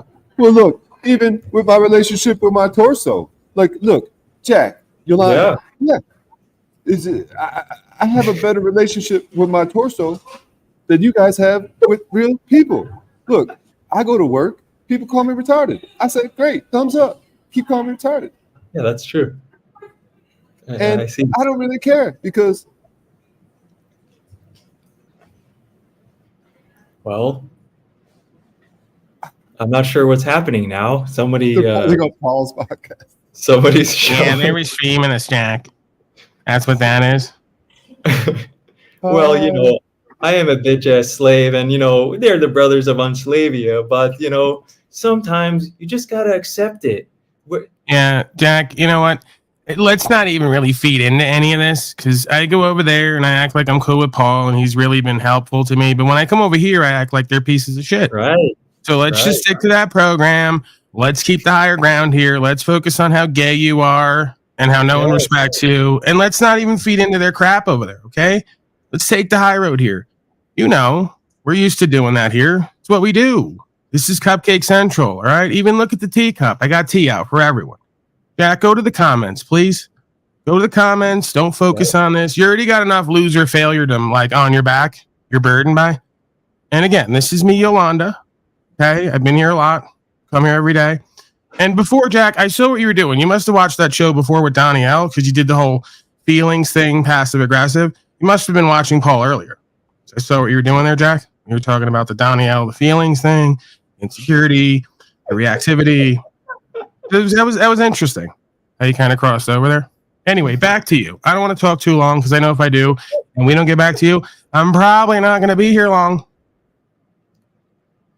Anything else from you, Hank, up there? Gay Tarek? Or are we back to Jack? Go ahead, Tarek. Chuck, I don't know why they make fun of you. Yeah, neither. You want to be Yolanda? Yeah, let's switch up. I'm kind of getting bored of Yolanda. Can you take Yolanda for a bit? Yeah, I'll be everyone. Fucking blabbermouth that one. We'll each take a turn being everyone. Yeah, like what the fuck? These motherfuckers over there making fun of us, Jack. Like, look at this shit. The children, like, yes, they are. Yeah, children, Tarek. Exactly. We're, just because I smoke fucking a pack a day, old bitch, whatever. Like, what is everyone's fucking problem? I'm in a Starbucks. It sucks. Can someone take over? Just do everyone. Someone else. Yes, but Jack, you don't know what about the respect. You don't know. These folks don't know. I'm black and retarded. I'm black and retarded. Yep, I'm black and retarded. Look at me. Yes, Hank. Yes, Hank, but you don't know respect. Paul doesn't know respect. Everyone needs to respect each other. This is the most important thing, and you guys just don't get it. I don't know. Why don't you guys get it? I don't cause any problems. I just go around and I'm just looking. I'm black and retarded. I'm black and retarded. Look at me. I'm black and retarded. Look at me. Yes, I agree. I don't know, Brian. I want to hear Timmy be everyone. Timmy, I'm so glad I'm black and retarded because no one will throw me out ever for being black and retarded. I get to play favoritism. Yes, brothers. And you are black and retarded, Hank. But that's okay, It is okay, very much. Yes, I also agree. Yeah, Hank, you're just going around and you're talking about nonsense. And I'm just here. I'm a Pico Bogo Granny Panty, and what I say, I think matters. What I have an opinion as well. Everyone. I'd like to say I'm the Pixel T. Look at my Pico Pogo Rainbow Cup. It's just amazing. I don't know. I don't even know this lady. I don't even know how to talk like her. I'm just assuming. I don't know. Oh. And then you guys are just so mean. Everyone's so mean to each other. I just don't get it. And they're just mean. And then I told you guys I'm black and retarded. I want to hear Timmy do Hank. Well, Hank, I'm not sure why you never offer me anything. And you come up here and you've never offered me anything. You just talk about nonsense, and not sure why you do that. And I would like you to, but you just don't. Yet you appear here every day, and I don't want to be an asshole and kick you out, but I would just love. Can you offer me something? When are you gonna offer me something? It's just I come up here every day and I do this, and you come up here, and it's just like I don't know where to go with it. If I try to kick you out, you'll just do some lawsuit against me and go on some insane rant, and I don't know. I just don't know, and it's just very confusing. Yeah, it's very confusing, Hank. I don't know why you do that. Why do you do that? Why do you smile constantly throughout the entire stream anywhere you are? It's just weird. It's bizarre. I don't know why you do that. It's weird, Hank. I don't know. It's very bizarre. Look how smart and happy Jack is. He's a great man. Why didn't you offer him anything? It's ridiculous. Unbelievable. Why are you so black and gay? I don't know. I just don't know. It's very weird. Do Hank if Hank comes in. Let Timmy do it. Yes, but I agree, sister. And then if we can all get out of our Shay, you take Hank. We get out of our imaginations and back into the now, then we can, we can have peace. We maybe can have peace. And then you guys can be peaceful and offer me something. Well, no? What do you think? Nothing? Because I come here every day and I offer you guys many, many things, but I'm just hoping in return that you offer me something. Why don't you offer me anything? I say a lot of things. I do this for free, and no one offers me anything. No one offers me anything, and that's fucked up. That is fucked up, And I don't know. So Hank, you're offering me $2? Well, thank you, I guess. I don't know what Timmy has to fucking do with it. That guy's I don't know about him. I don't know where I stand, that motherfucker. But yeah, anyway. So do you guys have something to offer? Yeah. Yeah, I mean, Hank, that's really all you offer. That's really why I keep you around, hoping you just keep giving more. Yeah.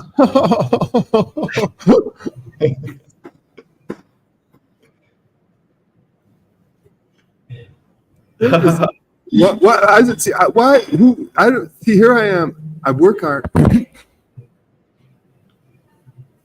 No, that's not true. That's not true. Just keep donating more. Because I'm now squatting. You know, you're aware of that. I don't know why any of you come here. You're not only the Hank has offered anything this whole stream. These $2. You know, I don't know. I shouldn't leave the house anymore. If I leave the house, they may just come in and lock the door and change the locks. What the fuck am I gonna do next? I'm not gonna be like Paul Unslaved and live in a fucking tent. I'm a successful man. You know, what the fuck is that? Jack, I love you, Jack. Yeah, Jack, thanks, Terry. I'm sending over a plate of moussaka. You would get him a torso, but you didn't get him a torso because look, I bought mine. Yeah, full price. But look, Frank, please, you're black and retarded. Look, Tarek, stop. Look, I'm in a Starbucks. I can't do this. Someone has to take over. I never heard Timmy do Hank yet. Timmy, do Hank, please. Well, I'm just waiting for more contributions. And you know, I have to get some more stolen gift cards, Jack. You know, well, Tarek, you know, you said you were gonna pay for my house, and then you didn't, brother. And it's okay. I'm not gonna hold you to that. I'm not mad at you, but you know, you did say you were gonna offer me something, and you know, you just keep not offering me anything. And you know, I'm sad. I'm sad. What am I gonna do when I'm out there in the tent? Who am I gonna talk to? Are you gonna be there for me, Tarek? I don't know. I don't know. Now I'm frozen. I'm frozen. I'm freezing. I'm freezing. I'm freezing. I'm freezing. Deep meditation. The video paused or something. Something's False going on. connection. We can just keep going and saying what they would say. We'll just go. They're in deep meditation right now. I am a bitch. Will I get out of my house at some point? I don't know.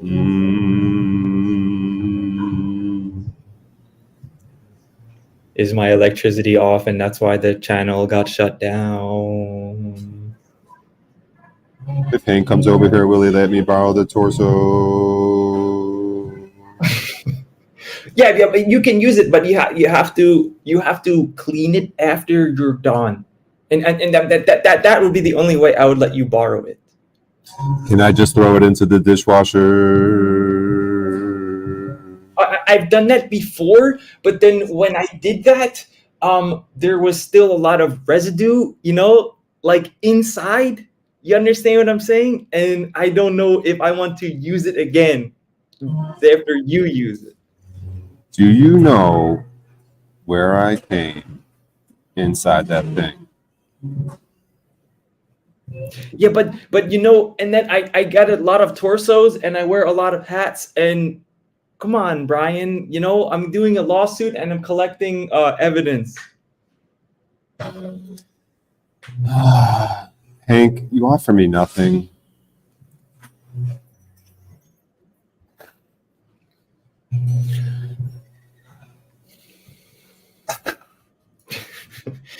I get off this right. All right, folks. What do you want to see next? Oh my goodness! Hey, you got the keys, man. Oh, I have the keys.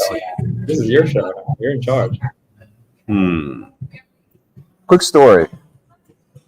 Staff here at Starbucks. Who's in my field? Anyone in my field of, what was it called? Sphere of influence. You're an Sphere. influencer. I might have to move around and force people into my sphere of influence. Where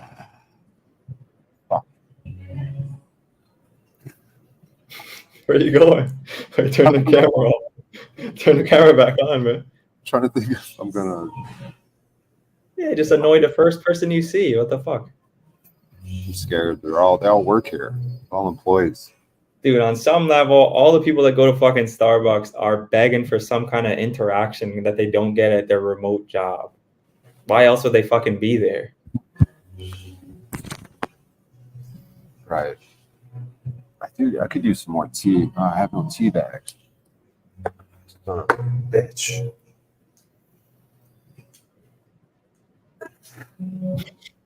There's a kid over there. Fuck. Yeah, probably stay away from the children, O'Shea. That kid, he looks like he's 18. Fuck, there's gotta be something I can present.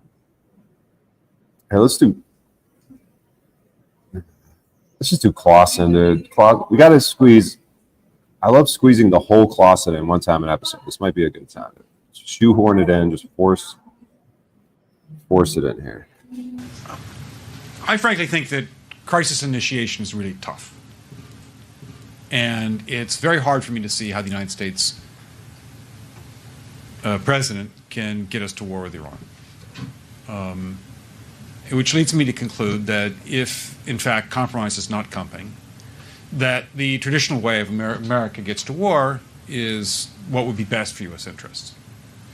Some people might think that Mr. Roosevelt wanted to get us into World War II, as David mentioned. You may recall we had to wait for Pearl Harbor. Some people might think Mr. Wilson wanted to get us into World War I. You may recall he had to wait for the Lusitania episode. Some people might think that Mr. Johnson wanted to send troops to Vietnam. You may recall he had to wait for the Gulf of Tonkin episode. We didn't go to war with Spain until the until the Maine exploded. And may I point out that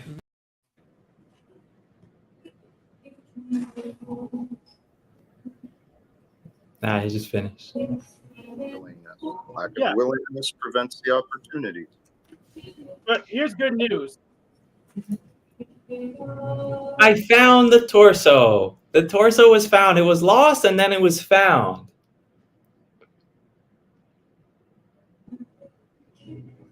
Yeah, it was lost, and then it was found. Yeah, thank you. Yeah, and then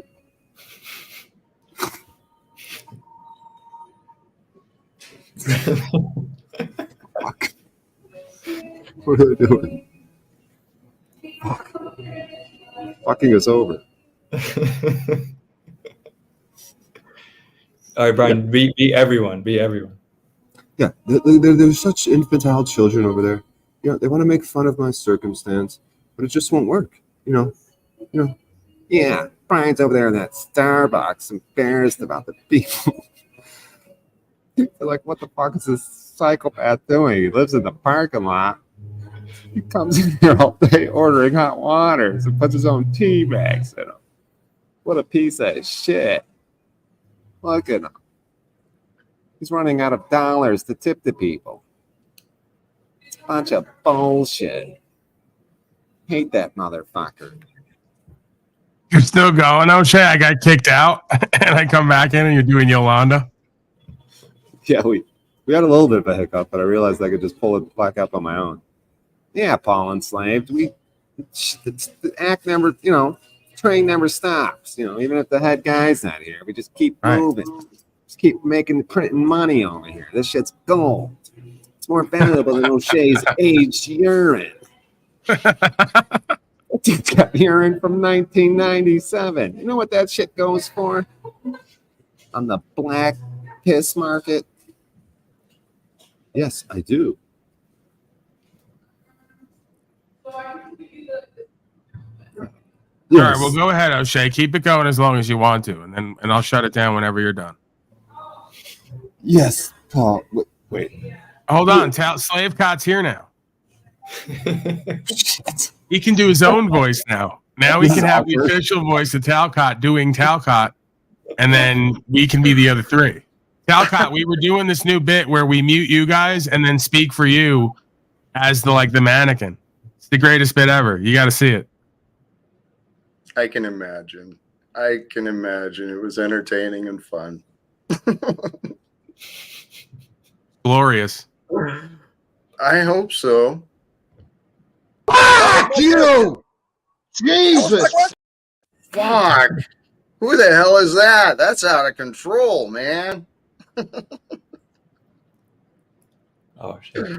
They're cracking up at stuff that makes no sense. You know what it is?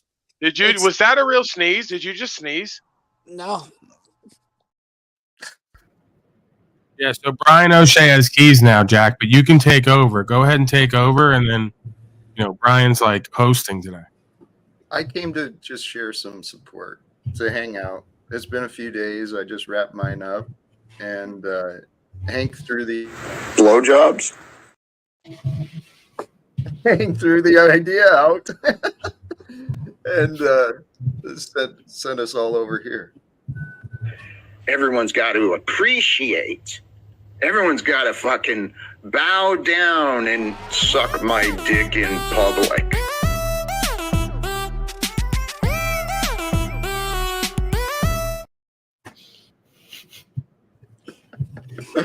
Fuck, Jack. Relax a little bit, dude. It was a big transsexual. I don't know. My holy cows.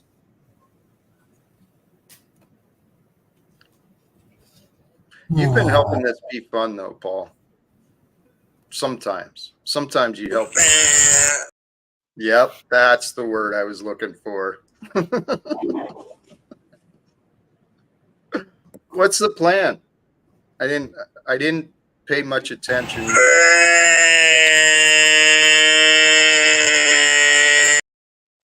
You're looking at it. You're looking at it. That is the plan. What you just heard. We're 5 hours in, Jack. You know how it goes. Don't do that. No, Jack. Don't do it. Yeah, Jack said. Can you read that, Jack, please? Tell Jack to start moving his mouth silently and let O'Shea speak for him.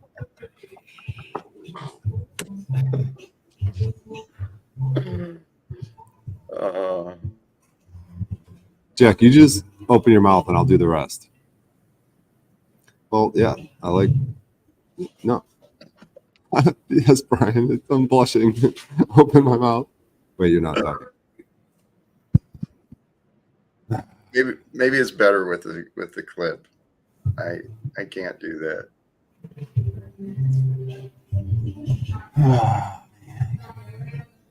Too much fun, man. Doesn't it feel good though? Don't appreciate it. Feels good. It You feels good. fucking religious losers.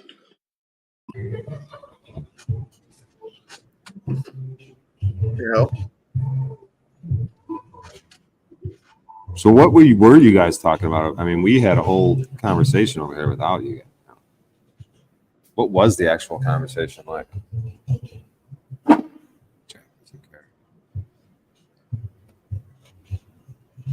Jack, what are you doing? Cactus? Oh, it was about my wish for Crossword puzzle? you. No, it was about God and peace. And Hey, dumbass. Much alike. Hey, you know. You're scribbling fucking prayers for me? Hey, actually, I got to bounce. I just remembered. I got things. What was that? Oh, you want to see that?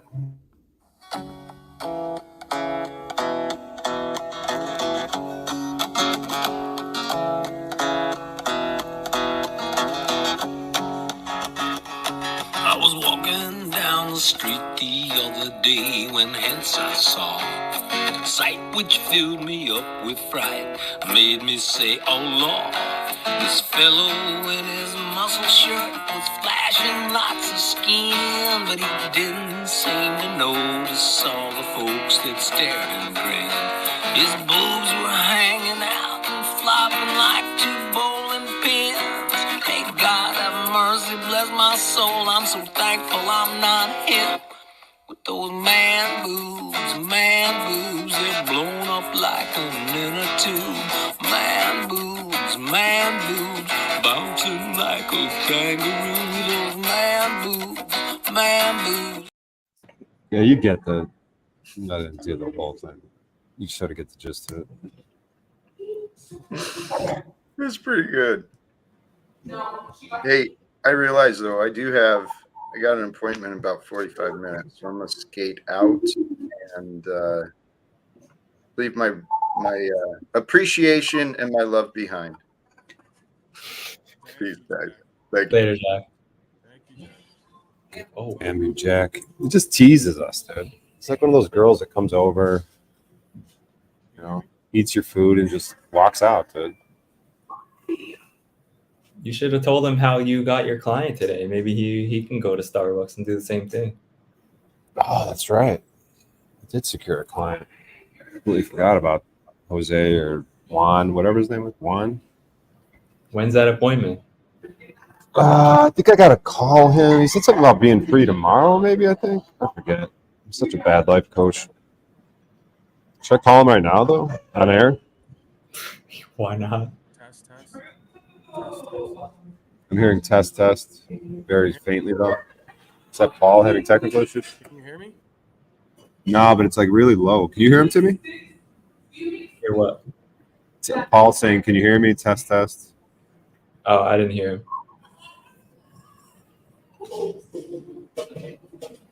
Yeah, it's like really low.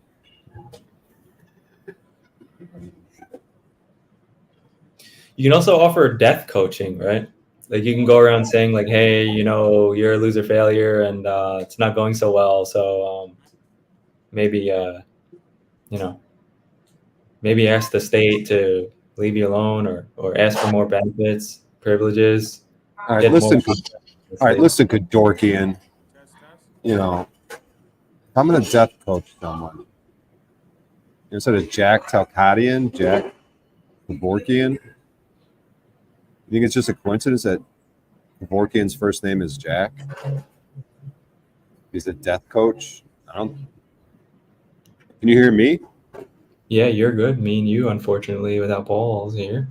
The audience. Can you hear me, O'Shea? Yeah, we can hear you now. All right. All right, where are you going with this, man? I don't know. I think I've run out of steam. Yeah, you got to know when to, like, pack it in if you hit the wall. Yeah. Yeah. God, I'm exhausted. So draining being hilarious all day long. Yeah, it is. Well, I guess we'll have to do it again tomorrow. Yeah. It's kind of like what we're known for. Yeah. We don't even have to call, we don't even have to call Charleston White at some point. We seem to be doing good on our own. We don't even need to call him. I was thinking about calling him, but Yeah, he wasn't going to answer anyway. I mean, let's just be real about it. Exactly. You guys are pretty cool around here. You know, we're good. Exactly.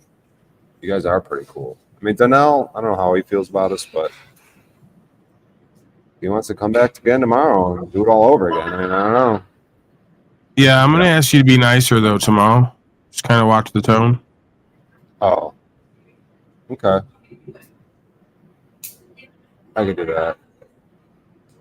You want to go like Talcott clip collection before we sign off? Since the great Talcott was here. Yeah, are you pulling it up? Yeah. What do you want? I mean, if you want to pull it up, you can pick. All right, I'll pull it up. Maybe we'll each pick one. We'll each do the best of Talcott clip collection. If you don't pick a long one, but if you pick a long one, then that's fine too. Yeah, but what if I pick your rap song? You're gonna think I'm trying to clown you or something. I kind of like your rap song one. Yeah, it's terrible. My inflection is terrible. The syncing with the music is terrible. It's obvious that you would be trying to fuck with me. No, but okay, so no, you're saying Talcott clip collection is fucking shit.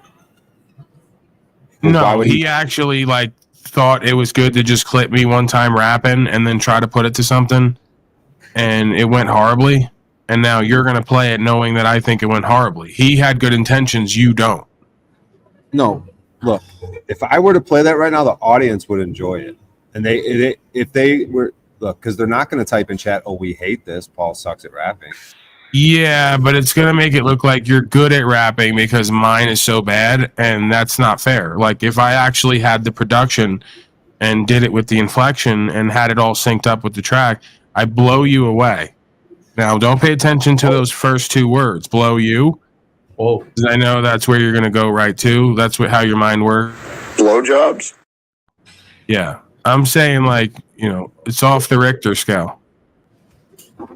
Well, the thing of it is, your lyrics do kind of dominate my lyrics, despite them being, as you are saying, I'm not saying it. You're saying they're off beat and this and that. But even with just the lyrics content alone, it makes me look stupid. So you got to consider these things. I still look stupid, despite you not feeling it's a completely polished work, if you will, to the correct beat and everything. These are things to consider, man. You do whatever you want. You said I said Talcott clip collection. It's technically in there. Of course, you picked the one video that has to get back to me and one that I'm not like fond of instead of Jack Talcott. So I don't know what you're up to, what you're doing, but if you're gonna do it, I can't stop you. You're the key holder. Right. All right, give me 1 second, because maybe I think you're onto something. It was kind of Jack. Jack was sort of the theme. I mean, there's such a classic one here. All right, you know what? I think you're onto something. I haven't seen this one in a while. I'm gonna go with. Let me cue this up. Let me cue this up. 1 second. Come on, man. All right, give me it. All right, here we go. All right, wait, here we go. All right. I am a little concerned now. What are you concerned about, Jack? Talcott clip collection comment.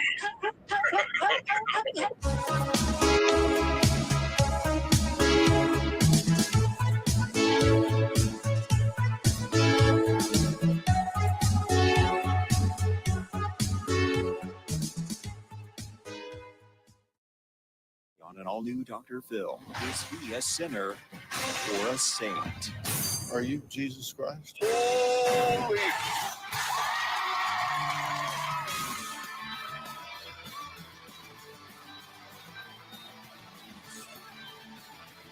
You got the volume up all the way? So Jack not only believed he was Yeah, I do. in a past life and an Indian god called Gilgamesh, but also currently believes he is Jesus. He claims he is a prophet who went from being an A student to a military soldier to living life as a wizard and finally believing that he is Jesus. Jack is a manipulative and delusional man who needs to be locked up in a mental institution. Take a look. Well, I can't tell you how glad I am you're here talking about this. It takes courage to be here to talk about this. This is a cautionary tale, right? Hey, beautiful. Thank you. For those who don't know me, I'm Jack Talcott. Live without fear. So how did this begin? You lost like 30 pounds. What was it in you that made it okay to stop eating food to the point that you lost 30 pounds? It's a fine balance of everything, man. Let go lightly, hold on tightly. Were you not eating because you were fasting or because you don't have a job? I'm not like really trying anymore. That's what I'm asking. I was detached from reality. That was not healthy and not smart. So when we become detached from reality, we're detached from our true self, and our true self is the Christed Spirit. Right. Are you Jesus Christ? This is where I'm humbling myself, and I encourage people, just kind of consider it. Is that a yes? I don't even remember what you were talking about. Sorry. So, Jack, you found a piece of moldy bread that fell in the street, and this was a sign from God. You said when you picked it up, you saw something. Woo, buddy. Woo. There is forces beyond us, man. But this went on for days at a time, right? And you took painfully hot baths. You ran in the snow till you collapsed. Why were you willing to do that? Well, the concepts are actually very, very simple. Surrender. Give up. Yeah, that's interesting. Well, Jack says it is God's will that he lives his life on the streets as a homeless apostle, recruiting followers for the Lord. He also says he was going through a spiritual battle during the time. He doesn't doubt this is the path God has chosen for him to walk, and he accepts it's a job without pay. I mean, that's kind of the point where I humbled myself. I spent my life without the the thought of God. Because you were in defiance. Okay, partial truths create total confusion. So within every truth is a paradox. We can play these stupid manipulation of words games. Do you want to be right or do you want to be happy? Hey, dumbass. I decided to let it pass, you being rude and belligerent and abusive with my staff. Fucking liar. But if you want to take that to task, we can, because you are a loudmouth bully. You want to bully them, bully me, Buster. I'm sitting here pretty much silent, dumbass. I made a list where you said, years down the road, you'll find out that I became famous. Now that we know. Well, Jack says he's a true prophet of the Lord and claims the only thing that would come from this show is Dr. Phil looking really stupid. Dr. Phil is going to recognize me as a servant of the Lord at the very least and is going to give support for my ministry. It is going to be revolutionary. I'm going to wake up tomorrow and I'm going to remember saying this stuff. He says that God made him an appointment with me today so he can help me understand his views on spirituality and psychology. He said that he was concerned that he was going to embarrass me because I don't know much. What do you believe you could have done better? I'm just asking you, at this point, it seems to me that you have a very odd way of spreading God's love. I think in the past I had that energy that wasn't a good idea to try. You're saying that you are anointed one, that you are an apostle. It just seems all about me. What I've been pointing out is, folks, hey, brothers and sisters, you guys that are new into this pattern of disagreeing with me, can you please break this pattern? It's been 5 years. I'm kind of tired of it. I miss people. I don't miss the disagreements. I don't miss people telling me I'm wrong. I don't miss people telling me to change. That shit can go away. I'm happy all alone, man. Genocide doesn't sound so bad. I have a very personal relationship with Jesus Christ and have been since I was a boy. And it's offensive to my sensibilities for someone to use Jesus Christ, the Lord, the Holy Spirit, to justify ridiculous behavior. All I'm telling you is trust what Jesus said. That is how we are supposed to live. Don't distort it. Don't make it complicated. Make it very... So don't judge me. When you shut up, you'll understand. You're just avoiding, deflecting, and filibustering. As often as I can. I want to know what you're going to do next year. Are you going to get a job? I think I'm going to shut this down. Yeah, you also have a free will. So you know what? That was chicken shit of me. But in my mind, I'm thinking, all right, those are valid questions. Your plan going forward is what? I don't know if you saw the documentary of me talking to Peterson. So if the ballot came out and you had Donald Trump next to Jack Talcott, what are you going to choose, brother? If in fact you are who you say you are, you're going to bloom where you're planted, my friend. It doesn't matter. You can witness in a treatment center. You can witness getting diagnosed. You can witness wherever you are. And anything that is real will withstand any challenge. Depending on who you speak to, it is very likely that I'm described as very angry. It's in public records that I am a clear and present danger. So what I would recommend, and am happy to arrange for you, back up where you live.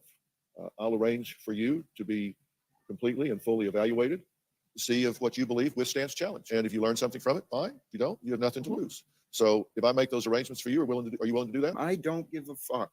I do not care about anything. I don't know what's going on. I want to thank all of my guests today. Log on to drphil.com. Share your thoughts on our message boards.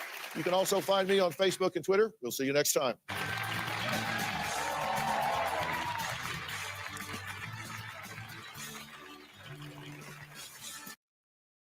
A cult classic, Brian O'Shea.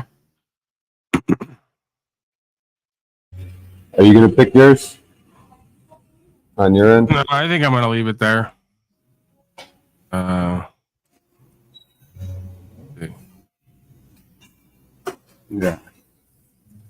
Yeah. It's good stuff, man. Thanks for everything you do, dude. Thanks for the show today. For your broadcast. All right, I'm going to give you one, short one.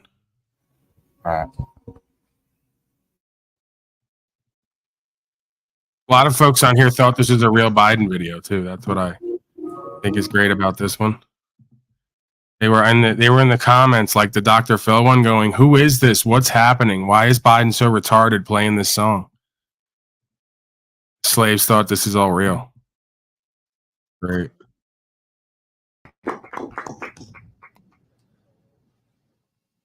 I just have one thing to say. Hang on here. Yeah. All right. The mood's lit. Yeah. It's lit. It's lit. All right. I hope you guys are all doing all right. Yeah. Have you ever sat on a bench, watched the world? I tell you what, if I had to tell them any one of these people, I'd be elected president by acclamation. Thank you so much. Thank you.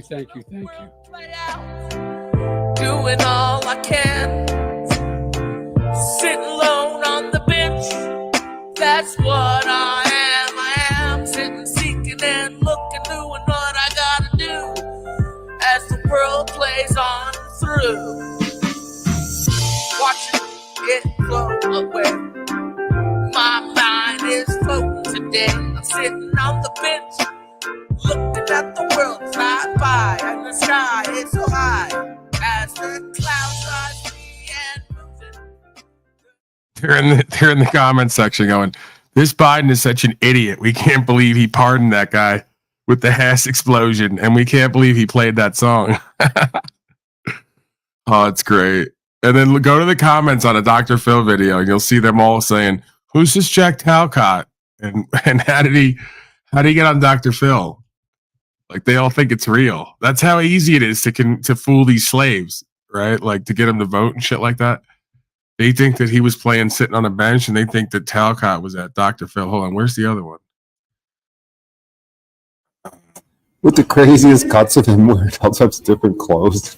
Now, wait till you see this. You go to the comments in this one, and they're all like, "Who's Jack Talcott? Like, where's his, like," there's thousands of people that are asking, "Where's Jack Talcott? Who is he? Why is he so famous?" Where is it here? He might be under shorts. Come on, Talflix. Extend the video out so that's not a short. Now I got to play it like this.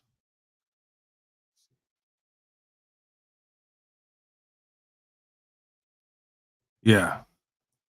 And they finally found someone famous online. That's what it's called.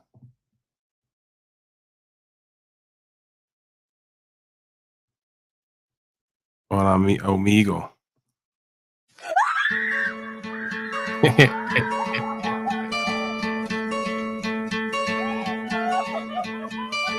Hoping you take that. Don't feel the fall. Girl, they're all in the comments going, "Who is this guy?" Hoping the water rises. You built a wall.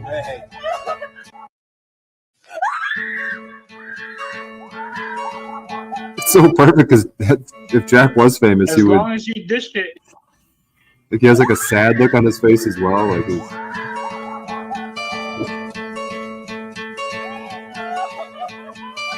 Hoping you take that jump. Don't feel the fall. There's no way. Like, this guy thinks it's real. Right, but see how Jack's annoyed right there? Like, it's so perfect. Yeah, the Dr. Phil videos where all the comments are.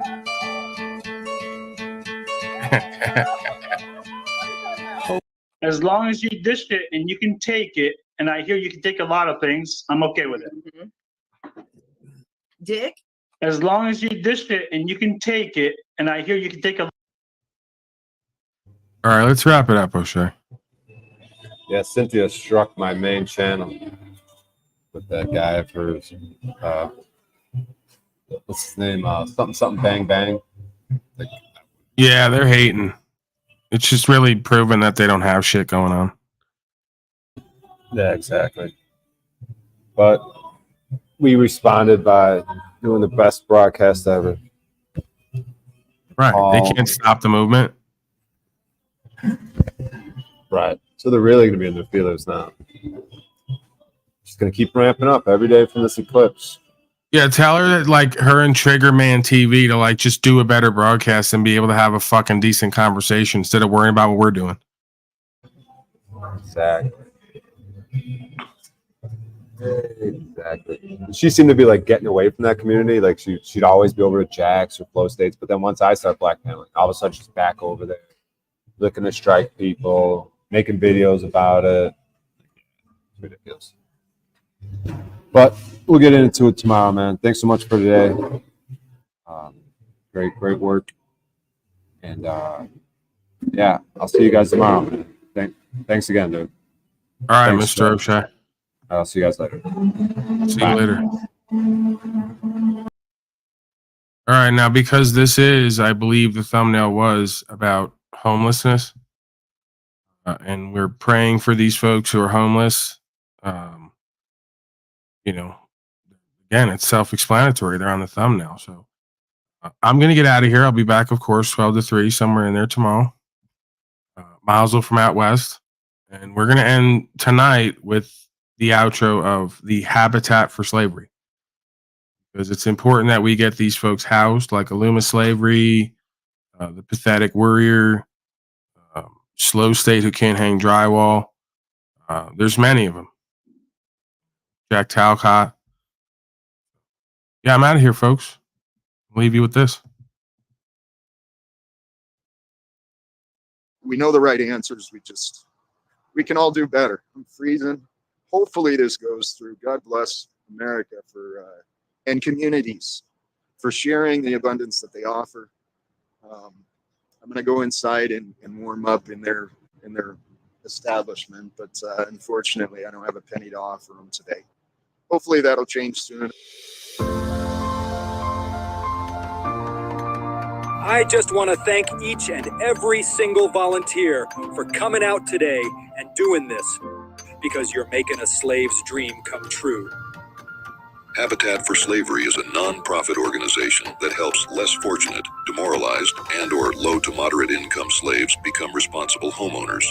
Applicants are selected based on their level of need, their willingness to follow Habitat for Slavery's required criteria, and the ability to pay their mortgage or rent. Today, I'm a renter, although the rent is paid for the next year, so I don't have to worry about it. Shelter is secure for those who know of my situation.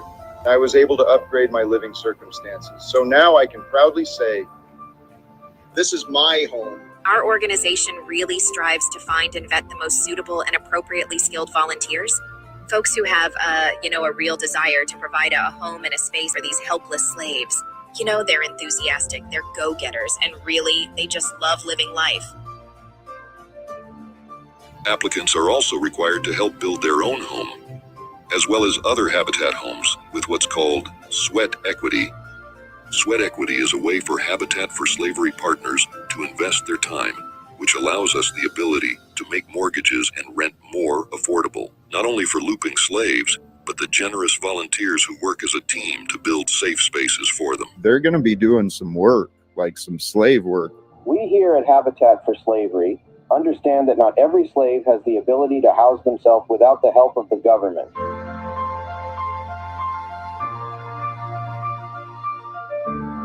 Dude, I grew up in the woods, in the wilderness, homesteading. I know how to survive. I know how to do shelters and all of this good stuff. I know how to thrive. But the best way to be strong and be confident in what we're building, the best way is to know that you've got a community with you. And I believe those will help people become a lot more self-reliant and less government dependent. In addition, they must take mandatory financial planning classes in order to become more productive members of society, as well as bi-weekly drug urinalyses to reduce the slave's risk of harming itself or others. Habitat for Slavery works in over 1,400 communities across America and in approximately 70 countries around the world, seeking to connect new homeowners with businesses and people around them to spread, pound, come together, and affect positive change in every aspect of society, projecting outward goodwill and service, acting as a light unto the lost slaves of this world. You want the best for these slaves, you know?